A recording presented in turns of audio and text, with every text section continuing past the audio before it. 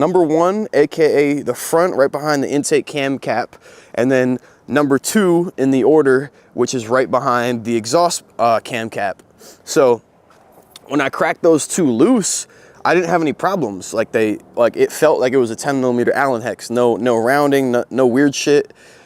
And when I got to the 3rd one, which is at the front of the exhaust valve cover, like where the intake cam cap for the exhaust side, or I'm sorry, the exhaust cam cap rides, something started to feel off. Like it started to feel a little wonky. And I didn't realize until it was too late that I started to round the threads, or round off the head. So what I ended up doing is I bought a snap-on tool. It's a part number SAD M10E. So it's not a Torx, it's not a triple square. And what's the other thing that it isn't? Oh,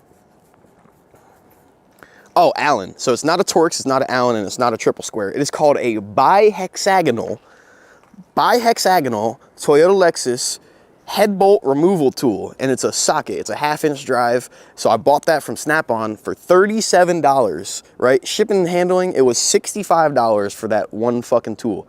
Anyways, what I ended up doing is I removed all the rest of the head bolts in the proper orientation and the proper pattern. And then what I did is when I got to that last head bolt, aka number 3 or number 14, because there's 14 of them in total, what I did is I took the Snap-on $65 fucking head bolt removal tool and I hammered it in. Dude, I was fucking hammering that thing in for like, yo, I was hammering it in for like fucking 5 minutes straight. I probably pissed off some neighbors, but it's all right.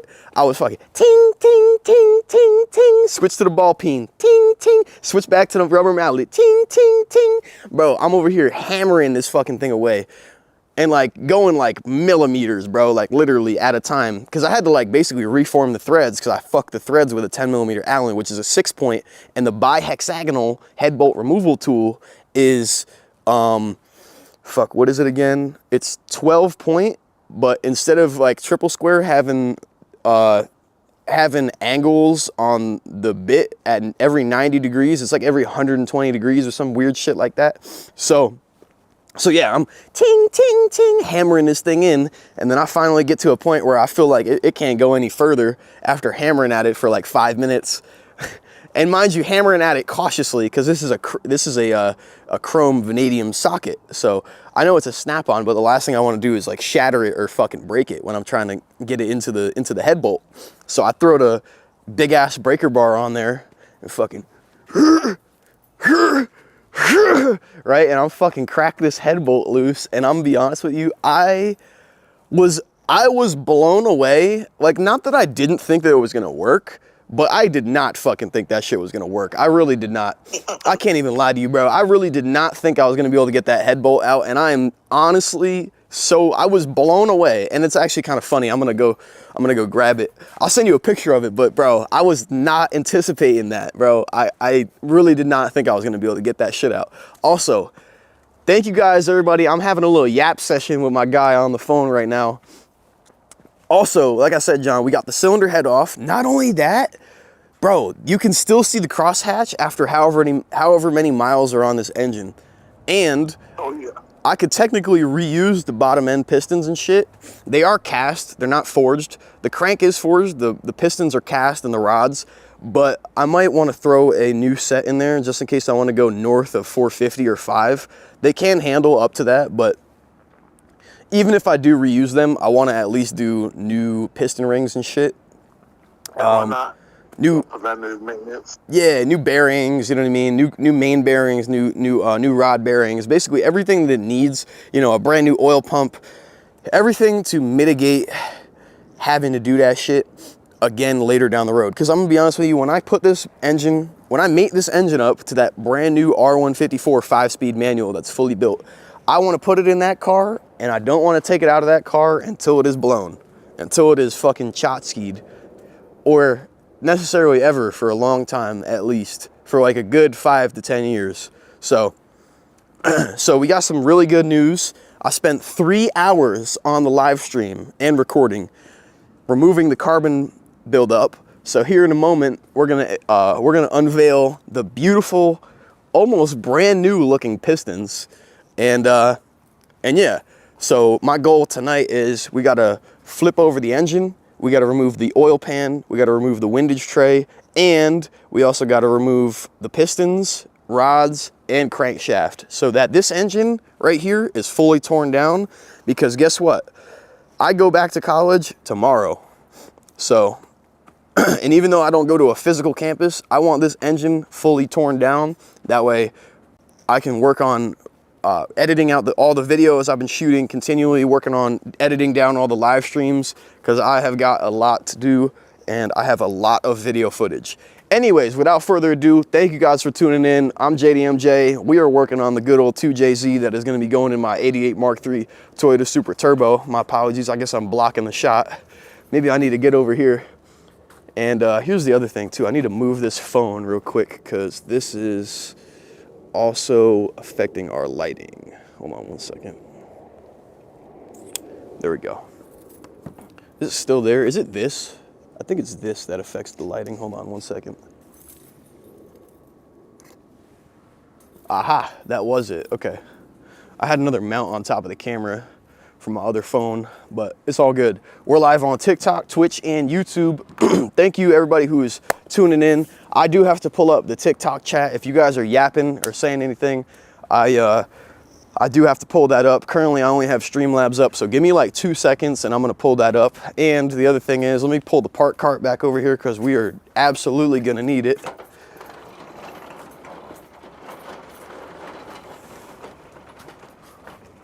All right, so ladies and gentlemen, here we got the part cart. This is where I've been throwing all of our extra parts. And yep, there we go. You can see we got the 2JZ GE VVTi cylinder head. We've got the cams removed, the intake is removed, the exhaust is removed, the cam gears are all removed. The cam caps in the front are also removed. I have not removed the subsequent rest of the valve train in the head. So it's still got springs, it's still got keepers, it's still got the valves, intake and exhaust, and then the shim buckets are also there. I wanted to wait, that way I can individually put them in their own bags, each set of the valve train, so 24 separate bags. Without further ado though, we gotta take care of a couple of things. All right. Yeah, the TikTok live has been being weird recently. So every time, oh wait, no, it works again. Oh, no way. All right, awesome. Okay, so we got the TikTok live pulled up. Let me go ahead and pull up Streamlabs, and then I gotta minimize this real quick. There we go. Okay. All right, so we got the TikTok chat pulled up. We got the Streamlabs pulled up. Let me just let me resize Streamlabs real quick. All right, cool. All right, so like I said, we got the TikTok pulled up, we got the YouTube pulled up, and Twitch.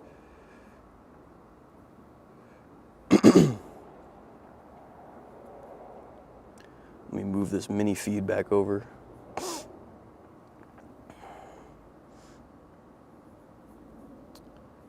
Give me 2 seconds. Editor, layout editor. Let's go back to this one. That's more like it. Perfect. All right, now that looks way better. So yeah, what we're currently working on is the good old engine. So my goal for tonight is get the last accessories off. I do have the, actually, you know what? Let me go ahead and unveil this so we can take a look. And we're gonna take a look at those beautiful, shiny new pistons. Not new, but you know what I mean. They look brand new. They're basically new. They're freshly broken in, you know what I mean?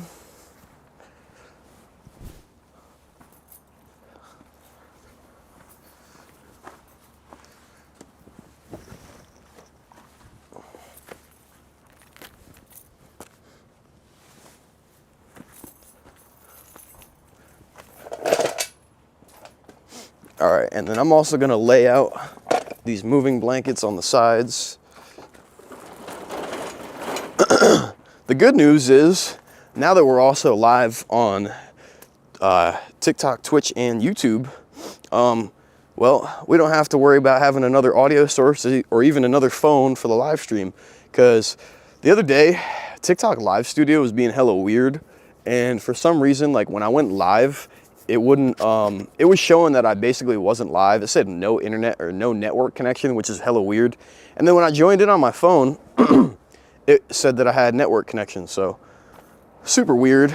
Anyways though, like I said, I'm gonna stop yapping and get to working on this because it is getting dark and it is getting cold.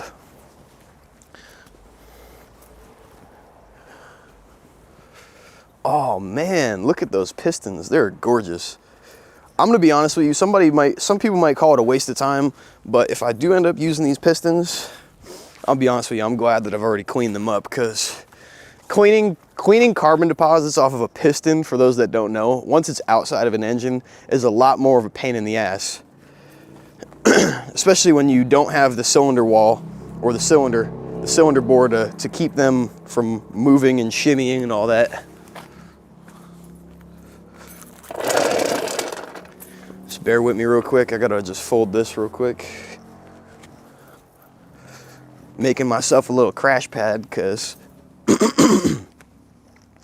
might just make a mess tonight.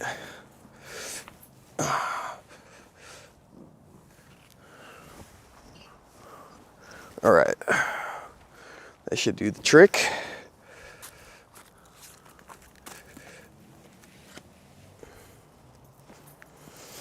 That should do the trick. All right, so we got our drop cloth, we got our movers blankets, and then I just got to do the same thing on the other side. Okay, move this bad boy over a little bit more. Okay, now we can bring the park cart back into frame. Is that a good shot still? Yeah, that's a pretty good shot. Okay, I think I can probably go a little bit more leftward with the camera, like that. That's good. What is that? Oh, is that just my shadow? That is my shadow, okay. So, I'm gonna move the park cart to like right here. Let's see, how's that look? Yeah, that's perfect. I'll probably go a little bit back with it too, actually. All right, that's perfect. So let me go ahead and fold this other mover blanket and let's get back to working on this damn engine. Oh, and I also have a harmonic balancer puller. I'm not gonna pull it off yet, so we can get a little last couple rotations on this engine before I really tear it apart. But I also have a harmonic balancer puller, so we should be able to get that bad boy off with minimal issues, hopefully. Otherwise, the crank is not coming out.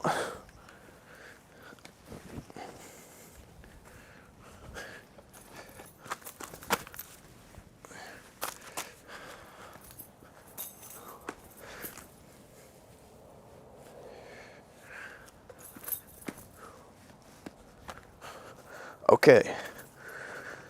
All right, we got a nice little crash pad of movers blankets, a tarp, and excuse me, several drop cloths laid down.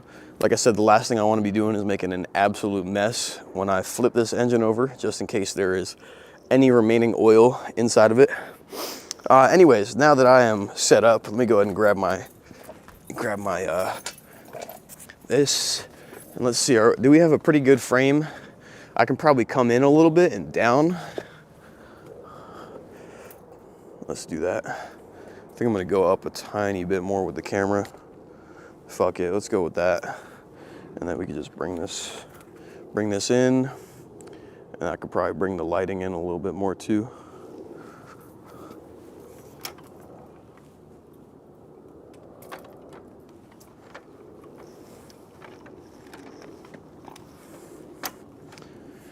Okay, let's see, is this a good shot or am I tripping? Maybe up a little bit. Okay, let's see, how's that look? Pretty good, not too bad. Maybe I can come down with the whole camera rig, because I'm mainly gonna be working on it like this. like over here. Is that good? I probably can even come in a little bit closer with the camera. Sorry, y'all, bear with me. For those that don't understand exactly what the hell I'm doing, I've been shooting content of this teardown for probably the last week or two. So you are watching this live. However, this is also going to be a YouTube video, which will be going up on my channels, official JDMJ on all platforms, TikTok, Twitch, YouTube, and Instagram. So like I said, if you guys are interested and you like JDM cars, make sure you go ahead and drop a follow, as that right there is my car that this engine will be going inside of. And for those that don't know what this engine is, this is a 2JZ GE VVTi engine out of a Lexus GS300. I pulled this engine out of a 2002 Lexus GS300, made it to an automatic transmission. It had a little bit of rear end damage. However, we were able to get this out entirely solo. Would I recommend you to do it? Was it 100% safe? Not exactly, but if you don't have any friends like I do, and you don't have as many people to help you out at all times, go do it solo. I am 22 years old. If I can do this, you can do it as well. Anyways, without further ado, I'm gonna go ahead and get into this. We have a couple of things that we do have to remove. I might end up taking off the oil adapter plate, which brings it directly into the block. I'm gonna take off this AC compressor. We got the engine mounts on each side of the engine, and then I believe we've got the water pump. And that is the only quote unquote external things besides the pistons, block, oil pan, windage tray, crankshaft, rods, and pistons that remain in and or on this engine. So like I said, I'm going to work on tearing this down tonight, at least as much as I possibly can. And then if we pluck out these here towels, I'm gonna go ahead and show you guys real quick. We have our 6 cylinders, and they actually look pretty clean.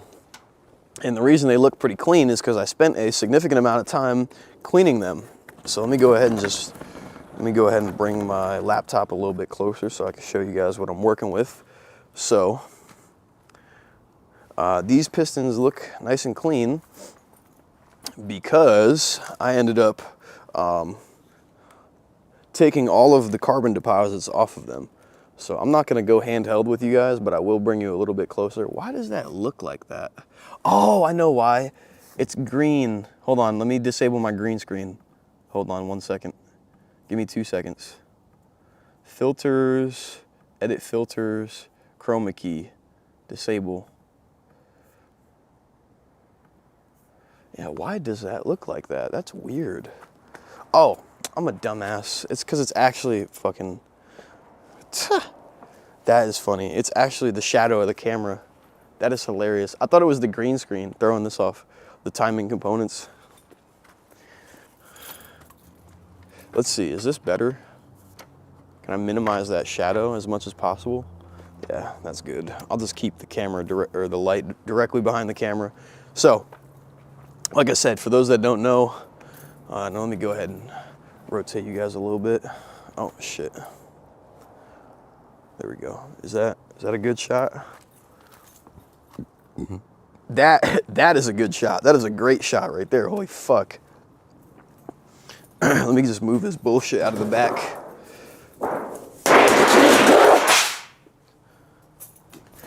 So we got our tools. We can go ahead and just put these over here. And then this is a bunch of cleaning components, or whatever, you know what I mean, cleaning materials. We got a couple of spray bottles in here. We got a couple more cans of brake clean. We got some gunk engine foam degreaser. And we've also got a fresh pack of some towels. So I'm just gonna move this over here out of frame because not really gonna need to see that. And then we've also got I think it's like almost a gallon. I don't know how much these cans hold, but we got acetone and we got mineral spirits that I picked up from Home Depot. So this should help with degreasing and cleaning parts as we see necessary. So I'm gonna go ahead and throw these in our container.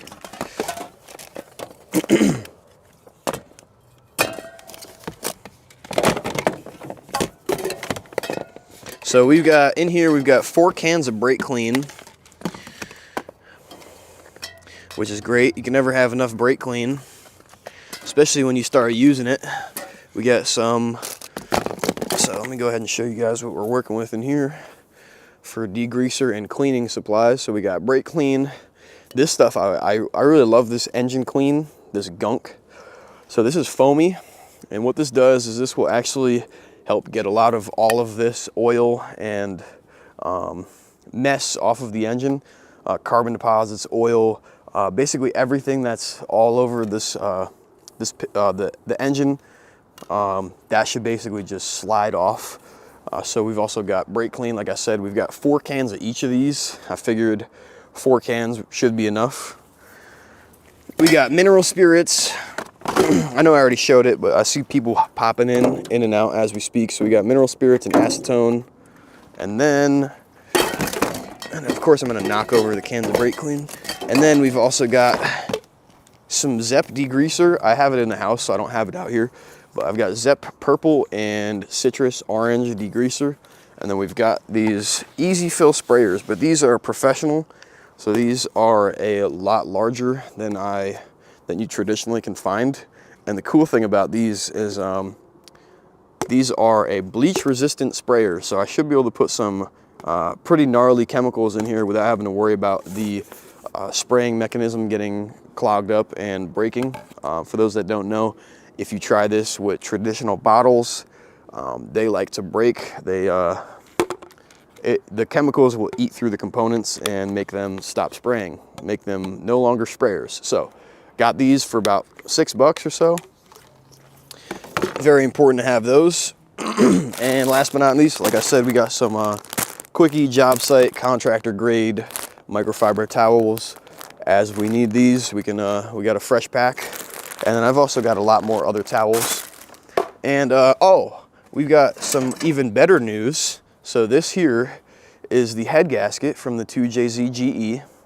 Now I'm gonna be honest with you, the fact that it is in this condition and the fact that I know that this is the factory Toyota head gasket is amazing. I'm gonna be honest with you, the fact that there's no blown head gasket means so much better things for this engine. And I'm gonna be honest with you, the condition of this head gasket is almost impeccable. Like, this thing came off so easily, and I really was not anticipating it to look this clean. Typically, when you take off head gaskets, they look a whole lot worse than this. So the fact that this is malleable and clean, this multi-layered steel head gasket, man, not that I'm going to, but if you really needed to, I would trust reusing this. Don't reuse your head gasket. If it's a MLS, maybe, if you're really, really desperate, but wow, not anticipating it to look that good. Anyways, enough with the yapping about the head gasket, because we've got something even more important. So give me 2 seconds while I glove up here, and I'm gonna show you guys how the cylinder head looks. What's that? What engine is that one? What engine is that one? Oh, this is a Toyota 2JZ GE VVTi engine. So obviously the VVTi comes from the head, and then the bottom end is inline 6 forged crankshaft that weighs about 60 pounds, cast pistons, cast rods, and then just about everything else has been removed up to this point. The other day I did about a 3-hour live stream and I removed all the carbon deposits on the pistons, and I will show you guys that here in a moment. Just give me a moment, because I gotta glove up, and then I also have to make sure that I can show you guys without hanging up the camera or yanking on the HDMI port. So just give me like 2 seconds and I'll actually try to show you guys how everything's actually looking. All right, let's see, how far can I get away with dragging this? What is this caught on? Oh, I see what we're caught on. Oh, we're caught on the tripod. Okay, so I can't get super close because I have HDMI and power cables running to my camera. Let's see, hold on 1 second. Bear with me, y'all. Bear with me, because of course everything is back there from when I moved it the first time. Oh, hold on. Come on, man. Bear with me. I I need to move my cable. My lighting tower that I have right now is, of course, on top of the fucking power supply for the camera. Let me just drag this over. That should be enough. And then, hold on one second. We're gonna lose video feed, but it'll be right back. Hold on.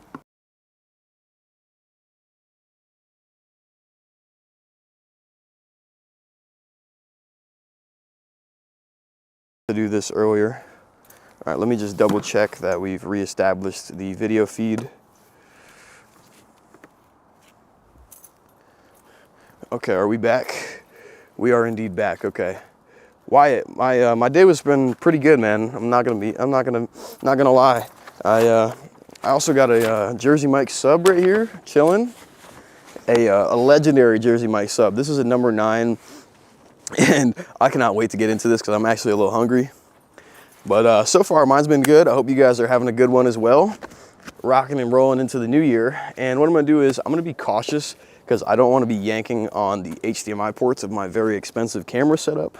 But I will get as close as I possibly can to the engine so I can show you guys how things are looking. And then also, I don't want to lose the power supply, so let's just pull that over here. All right, and then let's see how much can I get? Let me just pull this over here. All right. Need to get a better thing for putting my whole laptop rig on instead of my garbage can. All right. Hey, look, we can actually get, all right, dude. So these are said cables that I was referring to. That's the little stream setup. We got our lighting. Anyways, though, this is how the pistons are looking. So inside of here, you can see the crosshatch. The factory crosshatch actually looks pretty damn good. So the crosshatch that I'm referring to, let me just go ahead and manually focus real quick. So you see this right here, how you can see the crosshatch. So that's actually wonderful news. And then the pistons, I already removed all the carbon deposits. So on every one of them. So cylinder 1, cylinder 2, cylinder 3, cylinder 4, and so on, cylinder 5 and 6. I can't go that far, but that's about as far as I can go. Here, the only things that are remaining are crank pulley, this is water pump, and last but not least, AC condenser, or I'm sorry, AC compressor. And then coming around the right side, bear with me because I'm going to shadow us real quick. And then over here we've got the oil plate. So this is where the oil filter screws on to the little magical bits right there. We got our engine mount on the left side of the engine. And then let me spin over here. And this is a little bit in the dark, but over here you can see the other engine mount, and that's basically it. That's all that we've got left. And then down here on the bottom, which soon will become the top as we start working on this and getting these pistons out, we've got the oil pan right here, and then right above it, some people call it a girdle. The official name for what it is called a windage tray. And this windage tray, let me go ahead and grab a seat real quick. The windage tray goes from all the way back here at the back of the block all the way up to the front. And this is one of the reasons that the 2J is so strong and is capable of holding so much power, is because the windage tray, aka girdle, whatever you really want to call it, I don't really care. That provides a lot of additional structural rigidity from the rotational forces and the engine quite literally trying to rotate and or shake it apart. So, like I said, this is a hell of an engine. These engines right here are known for making anywhere from 800 horsepower, 5 to 8 on the low end, to 1,000, 1,500 plus, 2,000 horsepower on the high end. So, like I said, this is a very, very capable engine. And for those that don't know, I am a proud owner of a 1988 Mark III Toyota Super Turbo, which, you know, I might as well show you that too while I'm here. Hey John, hey Jay, what y'all up to? What's going on, Blood? I'm live right now doing a little live stream of the engine teardown. What's up, bud? So for those that don't know, that is my good old 88 Mark III Toyota Supra Turbo. It is a pre-89, more specifically, it is a 88. It's actually a late year 87, but I call it an 88 because it truly is an 88 Supra. And then, like I said, this engine did not come in that car, so I got this from a Lexus GS300, a 2002 Lexus GS300, an automatic trans, and it will be coming a manual once it gets rebuilt. Will be made to a manual R154 5-speed JZX 100 transmission, which is fully built. I'm talking upgraded shift forks, upgraded thrust washers, upgraded bearings, you name it. The engine is fully built, or I'm sorry, the engine will be fully built and the trans is already fully built. Also, nice little shout out to Aaron and the guys over at Drift Motion. Let me grab my stool. Big shout out to Aaron and the guys over at Drift Motion. I am not currently sponsored by them, but certain aftermarket car manufacturer and distributors and parts acquirers, I guess is what I'm going to refer to them as, make a lot of holding on to this passion very, very capable. Without them, we would not be able to rebuild and maintain these cars and take care of them and keep sharing this passion for, the fuck was that? For many years to come. So like I said, without further ado, big shout out to Aaron and the guys over at Drift Motion. Big shout out to Real Street Performance. Big shout out to, I know the list goes on and on, CX Racing, Summit Racing, Vivid Racing. Big shout out to all the parts distributors and aftermarket tuning companies, HKS, that make sharing this passion and keeping these cars alive, running and going strong. Big shout out to them, because without them, we would not be able to do it. And it means a lot. GTA Online. Yeah, I'm gonna go ahead and turn you guys down. All right, I'll be back. Am I going to put it into a car? Yeah, it's going in that car.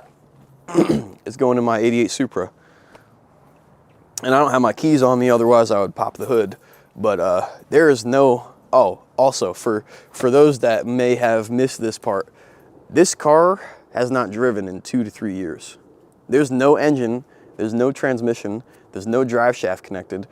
This car has nothing inside of it right now. And that car is ultimately where this 2J is going to be ending up.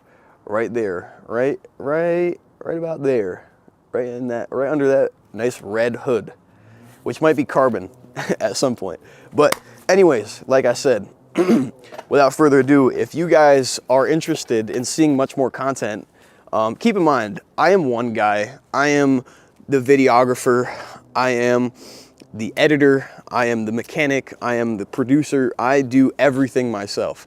As you can see, hey guys, hey, can all you guys come out? Yeah, you guys that are hidden behind the truck, come on over here. That was a joke. That was a joke for anybody anybody's head that went over. This is all me. I do this all myself. So if you guys are interested in supporting the content, whether you drop a like, whether you subscribe, whether you comment, share it with people, even if you drop a follow on my socials, I really appreciate it, because like I said, I don't have a shop, I don't have power out here, I don't have lighting out here. And you guys being able to support me just by giving me views or sharing the content or just even simply watching and enjoying the content means a lot. And you know, it allows me to continue to keep doing this stuff. And like I said, I do not have a shop. I don't have a dozen people working on this engine. It's not done, it's on my channel, we're not doing it the way it's done on TV. It's not done like Motor Trend does it. So not only that, but I do not have a Motor Trend budget. In fact, far from that. So, without further ado, I am JDMJ. Thank you guys for tuning into the video, and I really appreciate it. Thank you everybody who is also tuning into the live stream, as I shoot all of these live, and we are currently live. But thank you guys very much. It means a lot, and this engine means a lot. So, I'm gonna give you guys a quick, brief backstory. So, my 1988 Mark III Toyota Supra Turbo, which is right here, I picked this car up on the East Coast, back when I lived on the East Coast, more specifically a cold place called Norwich, more specifically in Connecticut. and this car came from the East Coast. It was originally on the West Coast, but when I was, when I was 19 or 20, I purchased this car. I purchased this car more specifically for $10,000. I may or may not bleep that out, but I bought this car for 10 grand. It was in very good condition. It had about 130,000 miles on it.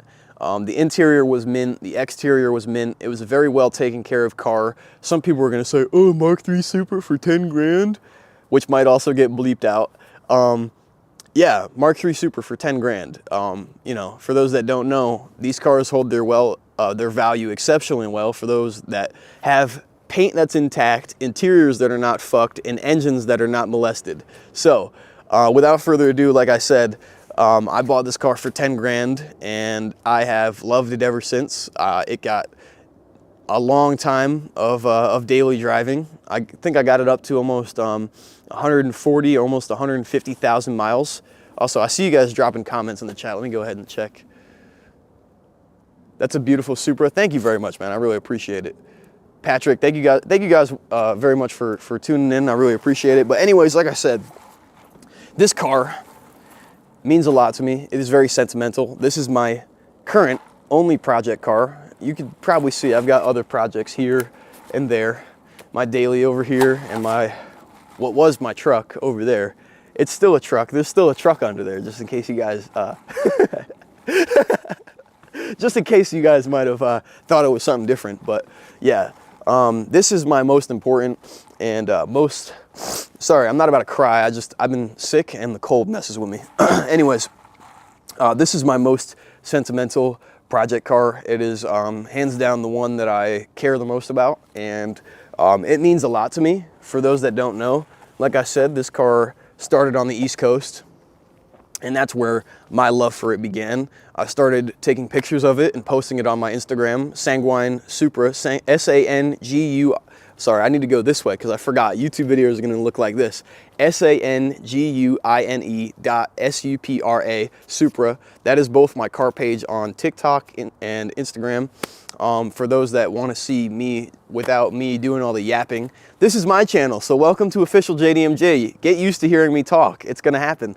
Anyways, if you want to watch my content without me yapping, go on over to Sanguine Supra and you guys will get to see that.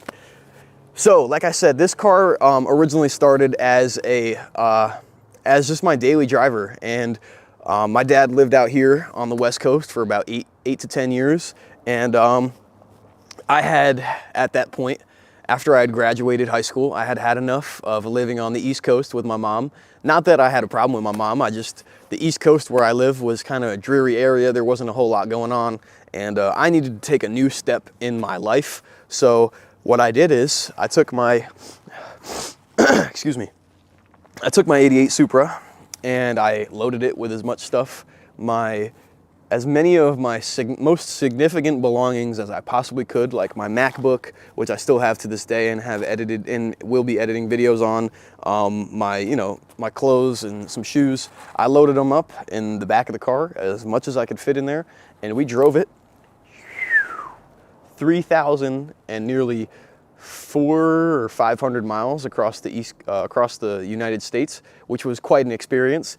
And once we got here, it stayed running and driving for quite some time until me and my dad decided that we wanted to turn it into a whole new beast and breathe a whole new breath of fresh air and life into the car. And subsequently, like I said, it was a 7M GTE. For those that don't know, the 7M was the final iteration of the legendary M series of engines that Toyota produced, if I'm not mistaken, from the 50s and 60s up till 1980-ish, 88 or 89, almost to 1990. So it was a legendary run of engines. I believe it went, I don't know exactly what numbers it started on. It might have started on the 1, 2, or the 3M. I do know that there was a 5M, a 6M, and then ultimately a 7M. And then the 7M, the one that came in this car originally, was the only one that was ever turbocharged. It was a 7M GTE. And it was mated to an A340E 4-speed automatic, if I'm not mistaken.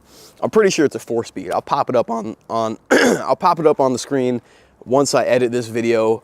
More information on the transmission and the engine that came out of this car originally. But like I said, me and my dad decided that we wanted to breathe a whole new life of fresh air into this car. Now, if you do the math, 1988 minus 2025, I believe, is almost 36 or 37 years now. I was not exceptionally well at math. I do not care exactly what the number is, but it will be ding on screen somewhere here. So that engine was roughly 30 plus years old and had never been taken out. It was stock for all of its life and it needed some maintenance. So we decided that we were gonna pull that engine out and at least do a rebuild on it. Because I bought a 6765 turbo kit, a billet turbo kit from Aaron over at Drift Motion. What would you say if there was a 2J and a K truck? Oh man, what would you say? Oh my God, a 2J and a K truck would haul ass. Especially, you know what's funny too, is you could probably take a stock 2J and put it in a K truck and it would probably haul ass. It would probably weigh a lot more, but a 2J and a K truck, brother, that thing would move. Also, for those that don't know, I am responding to comments as we are live. So if you guys have comments, questions, or anything, go ahead and drop them in the chat. Once again, I am live on TikTok, Twitch, YouTube, and we are also recording, as this will be edited and uploaded later to my YouTube channel. For those that don't know, yes, my channel currently has minimal subscribers and 0 content. You know why it has 0 content? Because I've been busy shooting it before I have to go back to college. So I will be editing and uploading content over the next couple of days, and I have something that I want to show you guys real quick before I get back into working on the engine. Now, I'm almost done with my absolute yap session, but I wanted to show you guys the most important part of my YouTube, I don't know what to call it, my YouTube journey. So over the last couple of days, between working on this engine, I have also been working on my YouTube intro. So here on my phone, I'm gonna go ahead and show you guys my YouTube intro. Give me a second because I have to adjust something on my camera. Oh, look at that, the 2J cup holder. Oh man, coming to a store near you. Okay, let me go ahead and flip my monitor out just so I can see what I'm looking at. And then let me adjust my ND filter. Let me adjust this ND filter. That's weird. I don't know why it does that. Oh, maybe I gotta turn up my brightness. That might help. Ta-da! All right, cool. So right now I'm gonna play for you guys my YouTube intro. And what am I going to college for? Why? I'm currently going to college for for audio production, of all things. So when I was a lot younger, I was very interested in making music and learning how to make music. I used to ask my parents for DJ equipment. Believe it or not, I didn't necessarily understand what I needed, what it took, what knowledge there needed to be. So now I am going to college for audio production. So I actually do a lot. So I figured learning the video on the side. Also, for those that, here, let me also just show you this for reference. So I figured I can go to college for audio production, and then on my own accord, I have built and or bought just about everything to make this here legendary camera rig. So this is the camera rig. I know it looks a little off. I don't know why. I think it's the variable ND filter that just messes with the colors. Yeah, there we go. So yeah, this is the camera rig. And then I also have a better shot of it real quick. So this is the camera rig that I shoot on. So I have been building out my camera rig for a significant amount of time now, getting different lenses, getting different accessories, a cage, a top monitor, a rod system, a base plate, a dovetail system, and I am almost done. I'm this close to being able to go out and shoot content with it for a very long time. So, so basically, I figured that I can marry the two concepts of audio and video production to level up my content to a whole nother place. And like I said, without further ado, I'm now going to show you guys my YouTube intro that I've spent the last couple of days staying up very early in the morning to get finalized. So let me just go ahead and adjust the variable ND filter. Let's just go to minimum. And this also has audio, so I'm gonna go ahead and make sure you guys can hear it.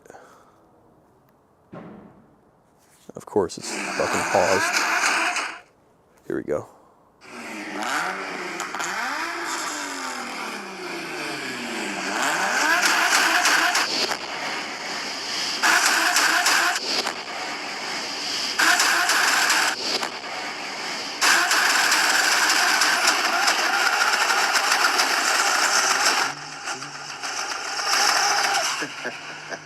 There we go. Oh, now there's an interesting one. But I think that's... So, that has been what I've been working on behind the scenes. Well, not necessarily behind the scenes, but you guys know what I mean. When I haven't been working on the engine, I've been working on... Excuse me. I've been working on getting the YouTube intro finalized. So, now that the YouTube intro is finalized and I've got a logo and other things that I've been working on, like channel art, I can start editing and uploading videos. Because I want them to be professional. I want them to look as good as I possibly can get them. Also, just in case you guys haven't realized, I put a lot of effort into making content. I mean, for crying out loud, it is cold out right now, and what time is it? Almost 6 o'clock at night, okay? And I hate to sound like a dickhead, but I don't have to be doing this. So I hope that you guys do understand the level of effort that I do put into some of these videos. Shooting, editing, and uploading them is a arduous, time-consuming process. And not to say that I absolutely do not dislike it, but I do want some people to understand the amount of effort that goes into doing this. So without further ado, I'm not gonna keep yapping about this because I need to get some work done. So what we're gonna do is, so here I have the top end of the engine. We already have the cylinder head off. The cylinder head is on the park cart over here, and I will go ahead and turn the camera so you guys can see that. So here is the cylinder head. This is a 2JZ GE VVTi cylinder head. That's sick. How long did it take? How long did what take, if you don't mind me asking? Oh, my apologies. How long did it take to make the YouTube intro? I got you. The YouTube intro, I'm gonna be honest with you, it took me a good bit of time to edit it and to make it look and to customize it to the way that I really wanted it to look. It probably took me between the last 2 or 3 days. Well, let me put it this way. I stayed up till about 7 in the morning from yesterday. Not concurrently, but I probably spent a good 6 or 7 hours just working on it yesterday. And then I probably spent another 4 or 5 hours working on it previously. So I spent a significant amount of time just on the YouTube intro, which, mind you, that is a 24-second clip. That is a 24-second clip. And I spent probably a good 11 hours on it, but it was definitely worth it, as I now have a YouTube intro that looks a lot more professional and is gonna level up my content to a new standard. Anyways though, enough with me yapping. I need to actually get some work done, and I do not say that to discourage anybody from asking me questions. I just mean that so I can start doing some stuff to this damn engine. So we're gonna pluck this last remaining bit of the wiring harness out. Let's see, is this connected still? I think it is. It's super grimy in here. Let's see, that's gonna be a 14 millimeter. That's already disconnected. Let's see, what else is holding this here AC compressor on? Another 14 mil. Okay, so I'm gonna grab my impact wrench. Also, I gotta give a shout out to Milwaukee Tools. I am not at all sponsored by them. I wish I was, but I have to give a shout out to Milwaukee Tools. More specifically, I have a special name for this bad boy here. This is the Nutbuster 9000, ladies and gentlemen. And it's the Nutbuster 9000 because this thing has 9,999 foot-pounds of torque. No, all jokes aside, this is a 1/2-inch friction ring high torque, or I'm sorry, yeah, is that right? High torque impact wrench. More specifically, part number 266-20. So this thing is the sole reason I have this engine out got the engine out of the GS300 and why I have it sitting here. Very, very important tool. And then, like I said, I'm pretty sure this is a 14. Bingo, 14 it is. So we're gonna go ahead and slap this on the impact. So we got our good old 14 mil socket. Look at that, look at how good the camera quality is, man.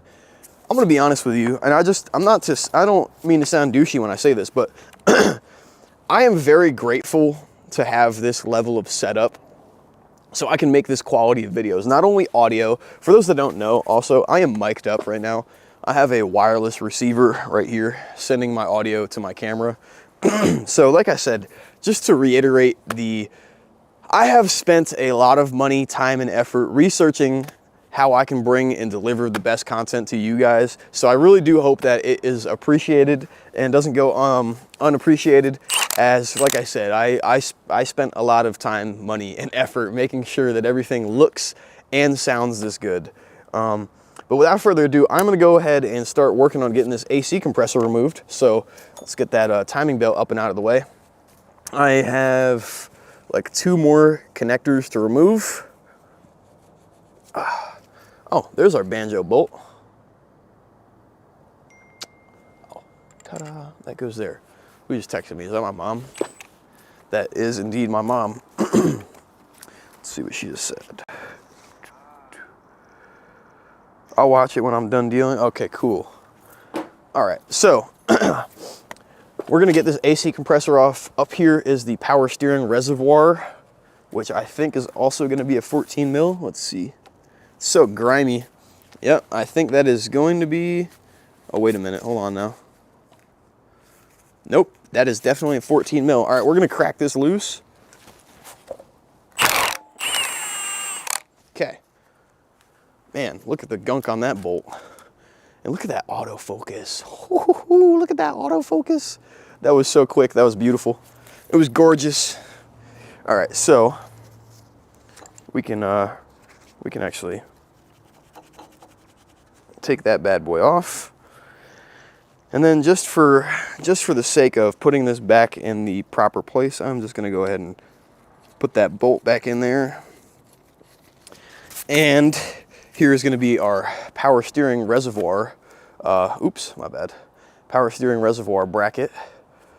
So I took the bolts off and put them back. 7M A70, thank you for tuning in. I know you see my good old A70. I love this car.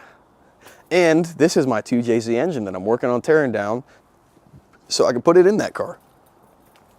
So, like I said, the other day we got the cylinder head off. I spent about 3 hours getting rid of all of the carbon deposits. So these pistons look basically brand new.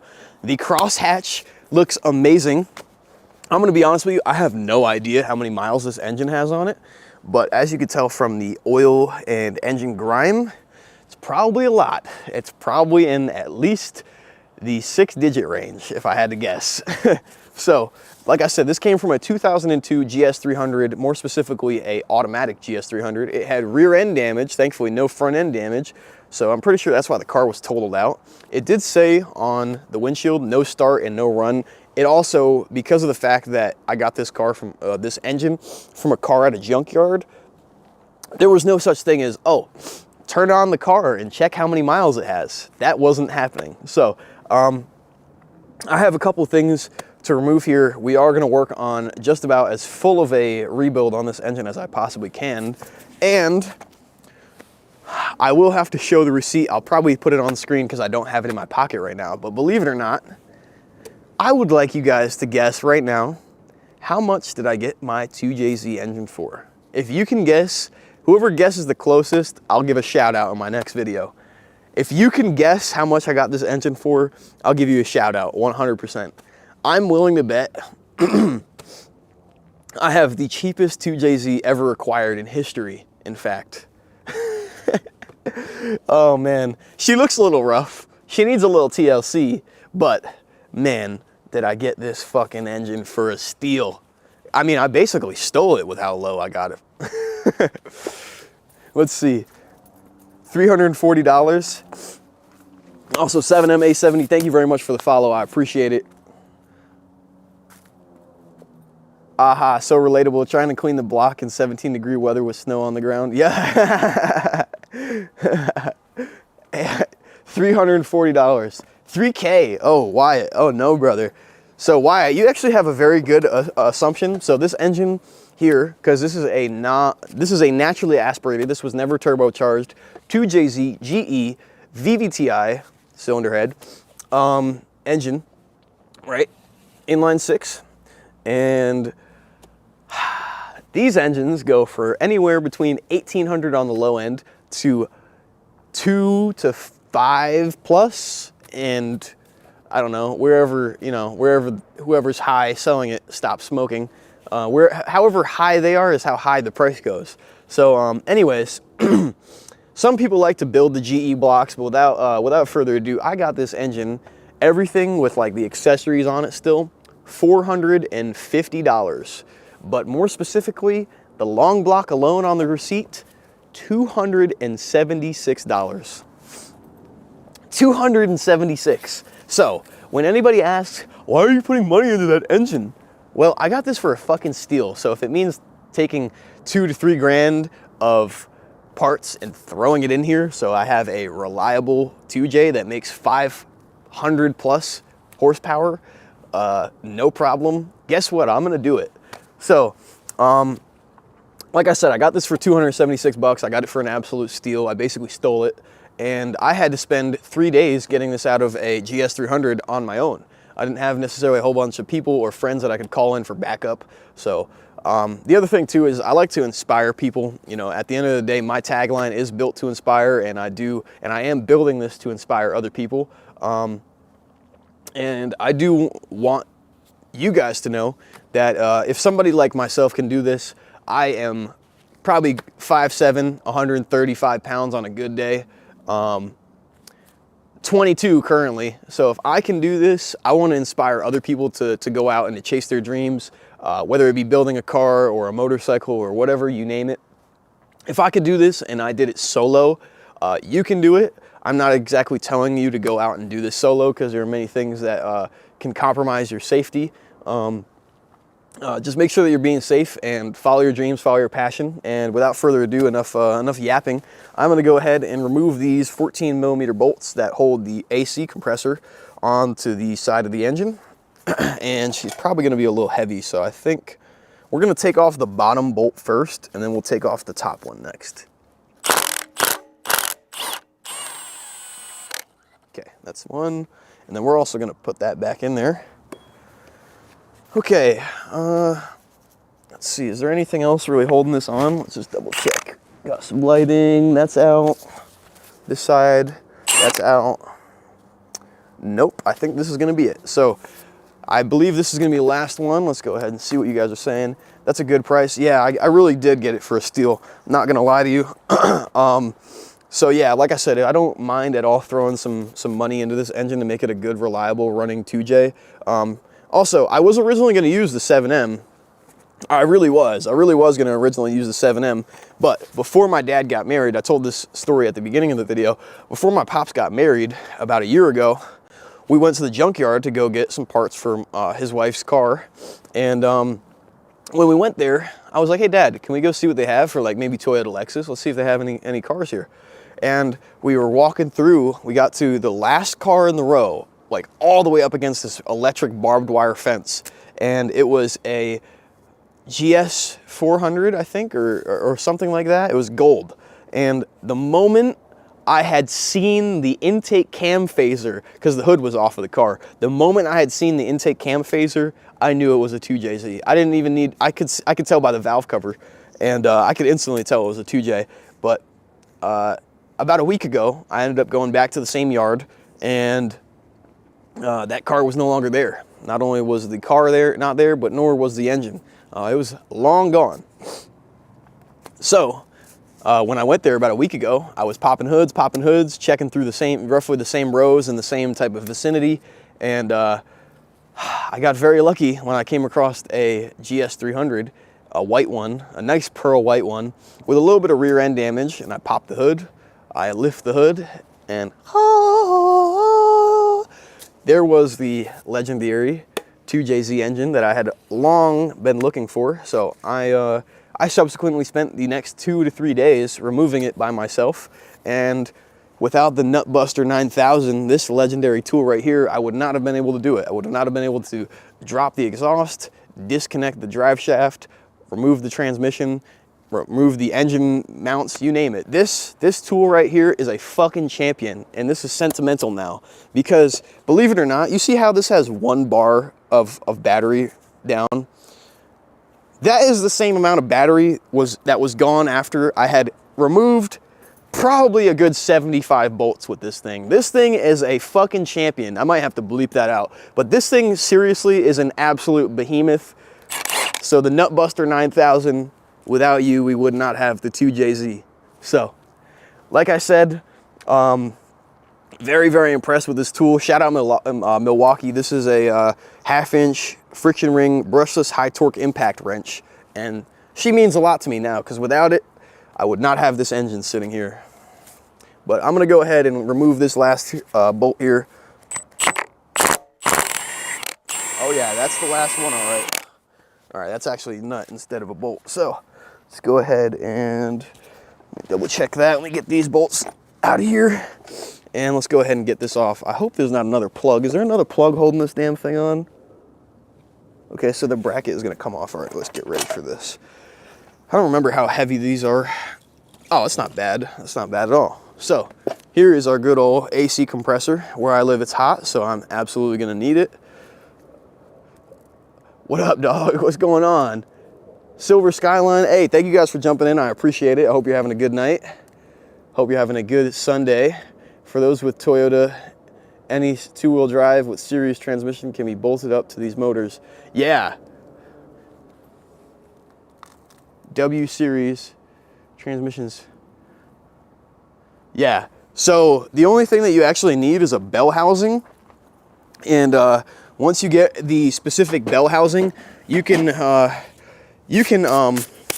mate this engine to a lot of different transmissions. In fact, I know there's Getrags, there's the this is the R154, which I have, which originally came in the Mark III Supra. Mine was automatic, but once again, shout out to the guys over at Drift Motion. Shout out Aaron.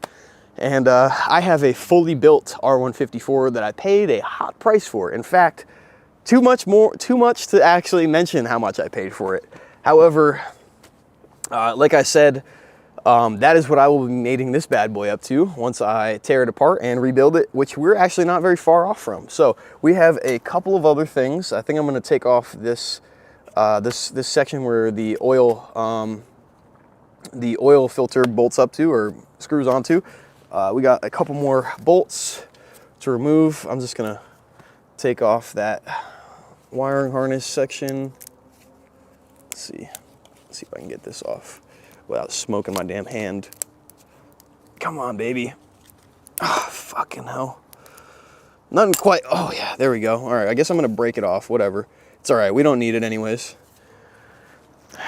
Seriously, we actually really don't need it, so it doesn't matter. I don't have my wire cutters. Otherwise, I would just chop this right now, but whatever. We're just gonna move this down here for now. Damn, that's dirty. That's some dirty threads, brother. Holy shit. And then, yep, this was here. Wow, brother.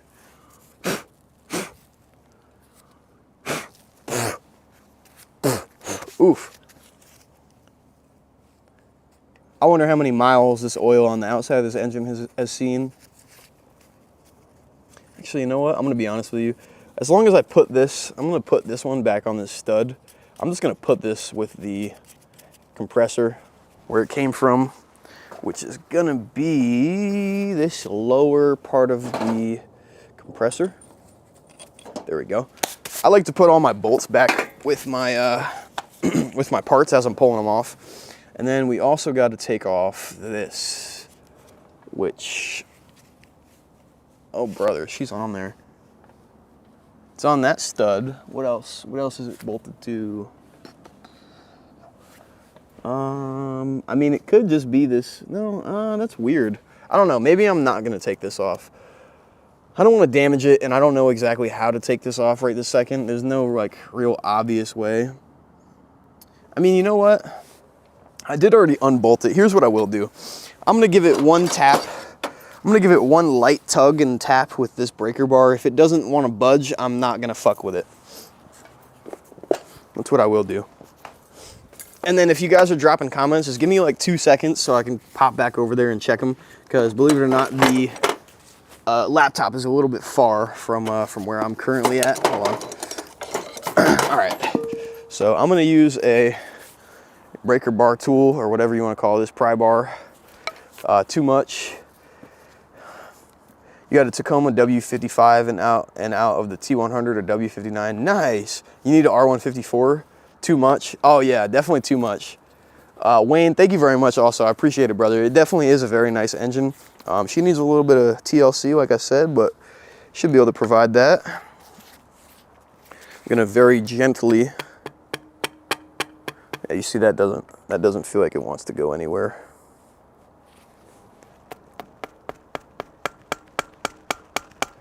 Yeah, that doesn't really feel like it wants to go anywhere. We'll give it a couple light taps. Yeah, that does not feel like it is going anywhere. I mean, actually, hold on. Let's see, because that kind of...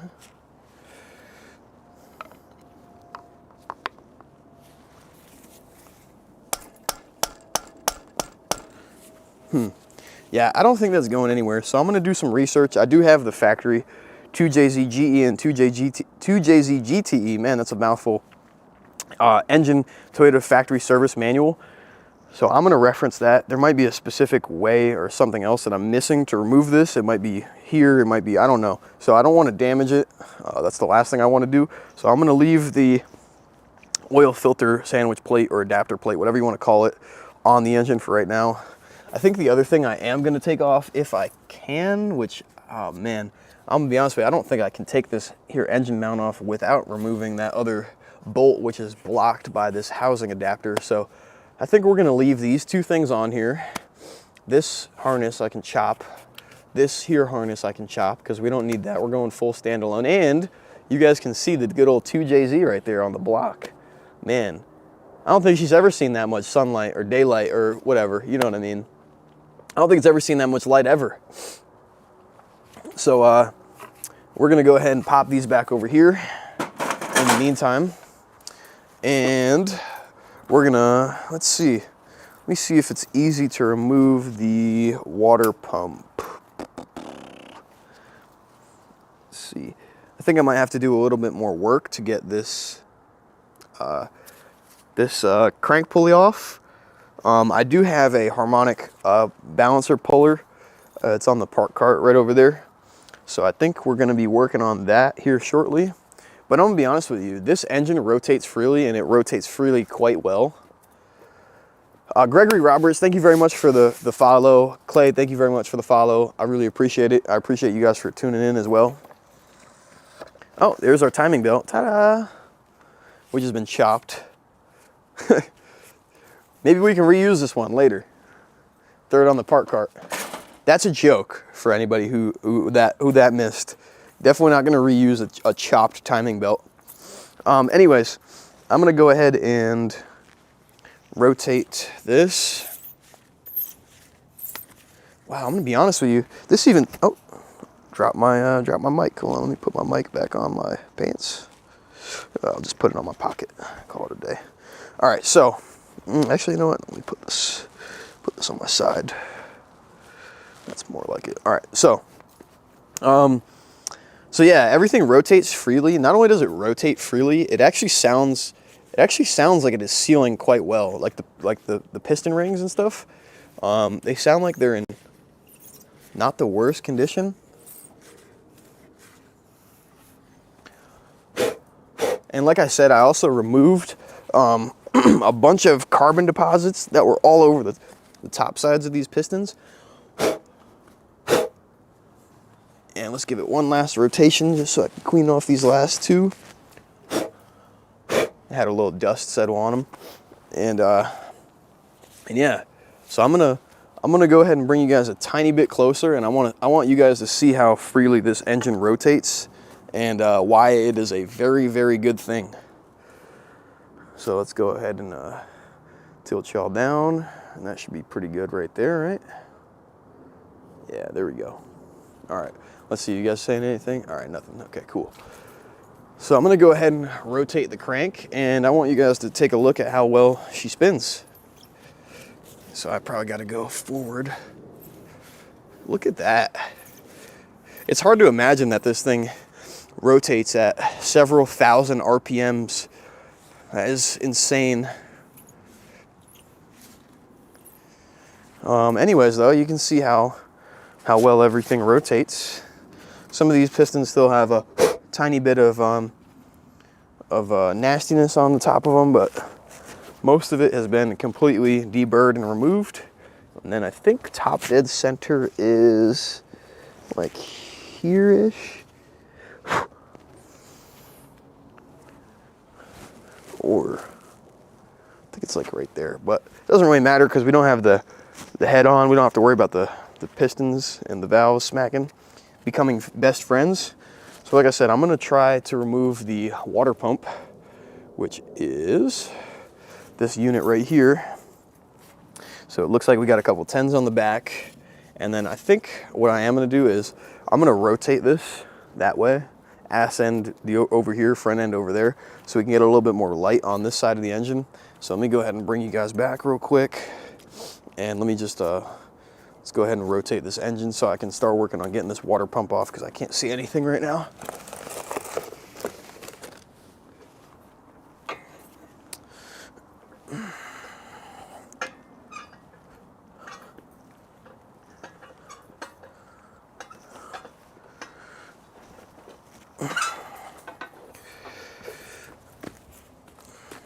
There we go. Okay. There we go. Okay, so now we got this side of the engine. Follow from you, SRT4 TG. Thank you very much. Put some WD-40 in there. Yeah, I actually have some penetrant oil that that I do have to toss in there. Let me see where I have that at. That's actually a good idea. I'll be honest with you though, it does sound like it's sealing pretty good, which is good. Not bad. I can't. Oh, there it is. There it is. That's what I'm looking for.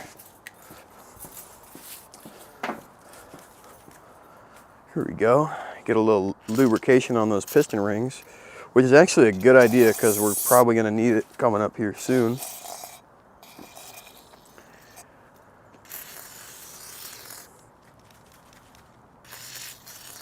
There we go. There we go.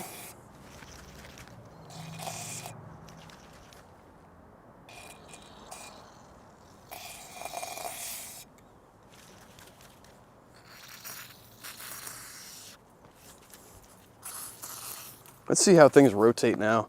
Obviously, I know shouldn't be doing a whole lot of rotating this, but I was actually quite impressed with how, yeah, look at that, brother. Hell yeah, that's even way better now. Nice, dude. Nice. Yeah, no scoring, no scraping. Just good old piston and walls. Which, like I said, I'm very surprised that the crosshatch looks this good after this many miles. So the other thing too, follow from you. Thank you very much, man. I appreciate it. SRT4. Build that bitch out. Oh yeah, she definitely is. What mic do I have? I currently am mic'd up with a Rode Wireless Pro. So I have, this is one of the transmitters, and then on my camera I can show you that one too. So it's actually kind of dope because you guys can probably just barely see the mic. I have it up here on my hoodie. You can also just use this without it unclipped, but it's a little bit heavier, so I like to throw this thing in my pocket. And then I have a backup right here. I'll show you. right here, it actually is pretty dope. This is why I like the Rode Wireless Pro. It is a little pricey. I think it was like 300 bucks. But here is a charging case, and then there's also an accessories case. So here you can plug in your transmitters, right? And then this is even another one. So for example, I could bust this one out and you'll hear it connect. So for example, this is my other mic, but I'm not gonna use both of them because it's probably gonna throw you guys off having two separate audio tracks. But yeah, so that's what I currently use, and then they're also numbered. We got numbers in here in the bottom. So, but yeah, I like to use these just because they work really good with my camera, and I also have other Rode products, so I like it. And then the cool thing is the case has got pass-through charging, holds a charge, so they're kind of like AirPods in the sense that you throw them in the case and they charge. And then here, I'll just show you real quick just because I have it already here on the camera and I can show you. So this is my receiver. So as you can see, we're good on battery for a probably a good couple of hours. And then you can see it just picking up my my audio coming from my transmitter I have on my side. And this is a 32-bit float. So everything sounds great. You don't have to worry about adjusting levels and all that fun stuff. So that's one of the reasons I picked up the Rode Wireless Pro. You could also pick up the DJI if you want like a wireless mic system. But the cool thing I really like about this is I can be like 200, 300 meters away from this, the one that's on the camera, and you guys will still be able to hear me like perfectly. Build that bitch out. What mic do I have? Used to have a Toyota Celica. It once got stuck at wide open throttle and nearly killed my brother and I. Damn, dude. That sounds crazy. That sounds insane. That sounds honestly pretty damn sketchy. Like not a good time. Gotta follow you, humble guy that likes cars and working on engines. Hey, I appreciate it. 92 4-cylinder 120. Thank you very much for the follow. I appreciate it. Once again, if anybody else in here has not followed yet, I am JDMJ. And hey guys, can you guys come out here? Can all the guys behind the truck come over here?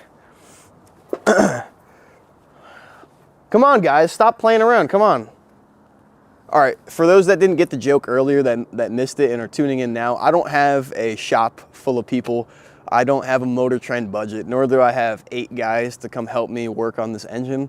So if you guys, if you guys do enjoy the content, feel free to drop a like, subscribe, comment, share it with people. Follow me on any of my platforms. I'm official JDMJ on all of them. That will be YouTube, Twitch, TikTok, and Instagram. And I'll probably branch out to some other programs, to other platforms. However, that's the main couple that I am working on building, growing, and posting on. Once again, I do have a strong passion for JDM cars and tuning, and obviously a lot of it kind of stems from my 88 Mark III Toyota Super Turbo that I have back here, which originally was a 7M GTE automatic from the factory. And I got this engine for a steal. I got this engine from a junkyard, a GS300 automatic by myself. I had a little help getting it back here, but the fact that I got this engine out, you know, my tagline is built to inspire, and I truly do believe that this will be a build that will inspire a lot of people. Like I said, I am 22 now. I am about 35 days away from being 23. So this means a lot to me to be able to do this at my age. I know a lot of people don't have these type of opportunities, and when you do get these type of opportunities, it's important to not miss, to not let them slip up, and to take advantage of them. Like I said, I am very busy. However, I go back to college tomorrow.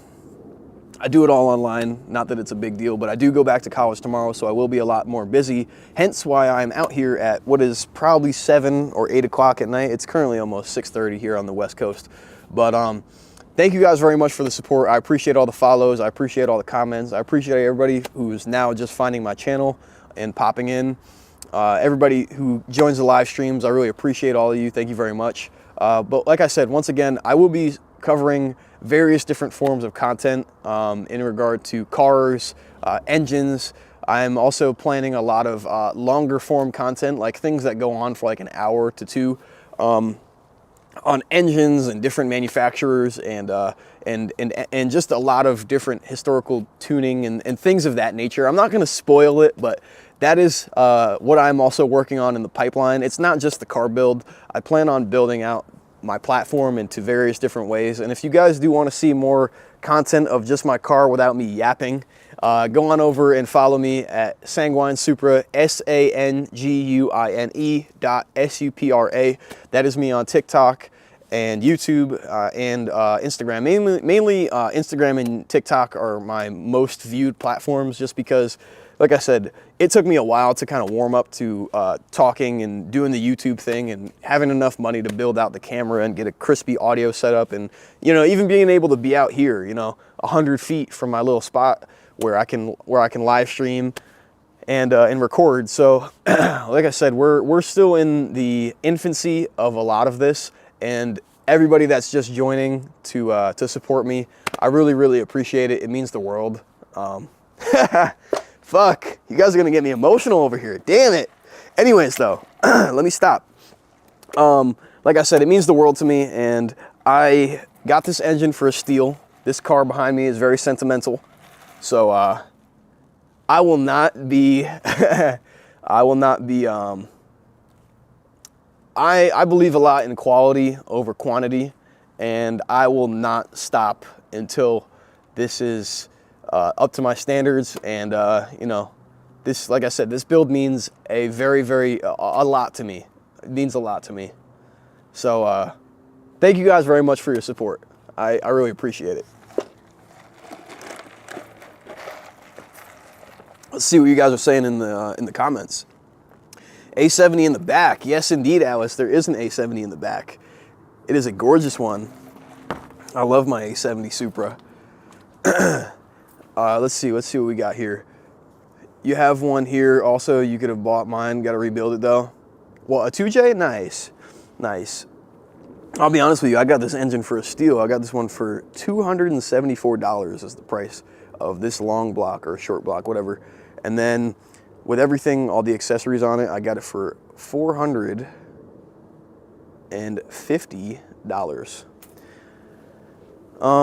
Justin, thank you very much for popping in. I appreciate the follow. Thank you very much. Alice, thank you very much for the follow. I appreciate it. You want to build an LS3 real bad? Oh yeah, I know the LS3 are nice. Those things are known for making good power. Nice. You're supposed to be building your R33 right now, but no motivation. I know it. I definitely understand that. It takes some time to get right. Hey, make sure you document it. Make sure you take pictures. Make sure you do video if you're comfortable with that. Because I'll be honest with you, this is a hell of an experience, and I feel like it should be documented. Not just for myself, but like if you're comfortable with doing it, do it. You know, who knows how many times in your lifetime you're gonna get a chance to do this. And it's the same sentiment that I have, and I tell my mom and I tell my pops all the time, like, you know, not everybody gets these opportunities, you know, to be able to do this. And the other thing too, and this is a very strong and important reason why I have a big love for these cars and why I am working my ass off to try to get this build as nice as I can, as nice as I can get it, is because, well, I'm going to be honest with you, internal combustion engines are, they've reached their peak. Several manufacturers have said that internal combustion engines can no longer further be developed and improved, and I don't know 100% of the validity on that, but I do have a feeling that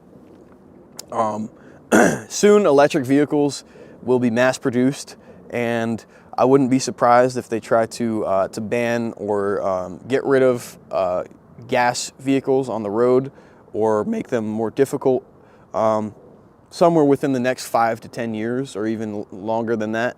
But that's another very big and important reason why I have this. I grew up watching the Fast and Furious, the 2JZ, no shit. And let me tell you, man, 2JZ, no fucking shit. No shit. So, yeah, without further ado, that's some of what inspires me to do this build and to do it as best as I can, you know? So, 2JZ, no shit, baby. Anyways, though, we just got the AC compressor off. So now what I need to try to do is pop over here and get this water pump off if I can. Oh, brother, that looks rough. Okay, that's just, okay. All right, cool. That's just gasket material. I was going to say that looks chotched. Okay. Also, let me know, how do you guys like the wide angle? This is a 20 mil lens that I have on the camera right now. Is this good enough? Like, is this good? Because like I was thinking about investing in a 24 to 70 or 28 to 70 so I can zoom in and out. This is currently a prime lens, so I can't really zoom in and out. I have to physically move the camera closer or further away. But let me know if it's good. You know, let me I appreciate the constructive criticism. You know, how good the audio is, how good the camera looks, how good the editing is. So not only now, everybody who's on the live stream, but everybody who watches my videos, feel free to drop in the comments how I can improve, because I'm always open to improvement, and I really appreciate it. Let me go ahead and read some more of these comments. Ain't got no money, but if I did, I'd be building out my boat right now. Nice, hell yeah. I grew up with JDMs. My father has had a BN-R32. Nice. There's tons of JDMs where I live. Hell yeah. That is awesome. Yeah, I just seen an R32 recently, the other day. Thomas Fackender, follow. I appreciate the follow. Thank you very much. It is also what camera? What camera? I am currently using a Sony a7 IV, and oh man, I love this camera. Do you see that? The way I jump into frame and it automatically snaps the focus. I do at some point need to upgrade to a Sony FX3, a dedicated video camera, because unfortunately where I live here in the desert, it gets hot as all blazing. So when it is hot as hell in the desert, I'm gonna have a slight issue recording and shooting video for extended periods of time. So I do need to upgrade to a Sony FX3. However, this is a Sony a7 IV. It is known as a hybrid shooter. You can shoot pictures and videos with this camera. I love it. It's about 32 or 34 megapixels, full frame sensor, interchangeable camera lenses. And then I have mine fully rigged out. I'll show you a picture of what mine looks like. Shit, I'm getting cold. Let me go ahead and pull up a picture of what my camera looks like real quick. And then I'll also show you guys some of how it looks. So this is currently how my camera rig looks. Let me go ahead and adjust my ND filter. Oops, my bad. Sorry, hard to operate this damn phone with gloves on. So yeah, this is how my camera rig currently looks. So some of these accessories I don't have on here right now, but when I go out and I shoot, I don't use SD cards because they're expensive. So I have a external monitor recorder by Atomos. It's a Ninja. And then that is my favorite lens. That's a, yeah, that is my favorite lens. So that's a 50 millimeter 1.4 Grandmaster lens by Sony. Very, very expensive lens, but it looks very good. And then I also am using a 20 millimeter ultra wide. So that's how we can get a nice frame right here. And then I've got a top handle, which is all my gear is from Tilta. So Tilta camera cage for the a7 IV, Tilta, you name it, base plate, Tilta carbon fiber rods, you name it. Some Condor blue cables somewhere in the mix. But yeah, I have a lot of passion for the camera build, and it has been coming along quite well. And then I'll also show you guys, this is an updated picture from yesterday. So I went to my dad's house. So I picked up this side handle, this wooden side handle, which is also from Tilta. It's adjustable on the axis, forward and rearward. And then I also got a cage. I don't know if you'll be able to see it, but there's like a little metal frame that goes around my monitor that I can mount other things to and clamp the cables down to. So that is pretty damn sweet. Anyways, I'm gonna go ahead and get back to working on this. Let's see, you guys saying anything? Camera and audio looks great. I wouldn't change a thing. Thank you very much, I appreciate it. If you have a Sony E-mount or a Nikon Z, you can get a Tamron 35 to 150. Okay, I'll have to check that out. You have a Sony a7 III. Yeah, the a7 III is great. The only difference between, and then the other thing too is, keep in mind that I shoot all my content in 4K. When I'm live, Twitch and TikTok only goes to 1080p. So keep that in mind. All my videos will actually be uploaded, edited, and uploaded in 4K. So, like I said, I put a lot of effort into making sure that everything sounds and looks as professional as I possibly can get it. And then Nice. Yeah, I appreciate it. Thank you very much. Nah, you're good. You're good. It's no problem at all. It's only, you know, it's only getting colder out here. So it's not even that bad. It's only like 6:30 right now. When you're building, you're locked in and don't like to stop what I'm doing. You're gonna head out. Hey, thank you very much for tuning in. I really appreciate it. Alice, thank you very much for the follow. I appreciate it. It means a lot. And thank you guys once again for your support. If you guys are watching this later, I am JDMJ, official JDMJ, the only real one out there. And thank you guys for tuning in. I really appreciate it. I am not at all ending the live or ending this video. However, I just did want to show some appreciation. It means the world to have an audience to be able to share this passion with. So thank you guys very much for the support, whether it be, you know, joining the live and showing love, dropping comments, dropping likes, dropping shares, whatever, subscribing, you know what I mean? It really means a lot, and it allows me to continue. You guys watching my content for free allows me to continue making content. Let me just put it that way. And at some point, I don't currently make merch or anything. I'm not monetized. I don't make money off of these videos, but at some point that would be a goal that I would like to achieve, because this is a strong passion that I have, and it would be amazing to be able to continue making content and leveling up the content that I can make, or even throwing more money into this build, or, you know, building out the truck, and, you know, who knows what the future holds. But I really appreciate your guys' support. It means a lot, and thank you guys very much. Thank you guys very much. I really appreciate it. Anyways, though, we just got the AC compressor off. Here, whew, starting to get a little cold. We have the water pump, which I don't know if I can get that off right now.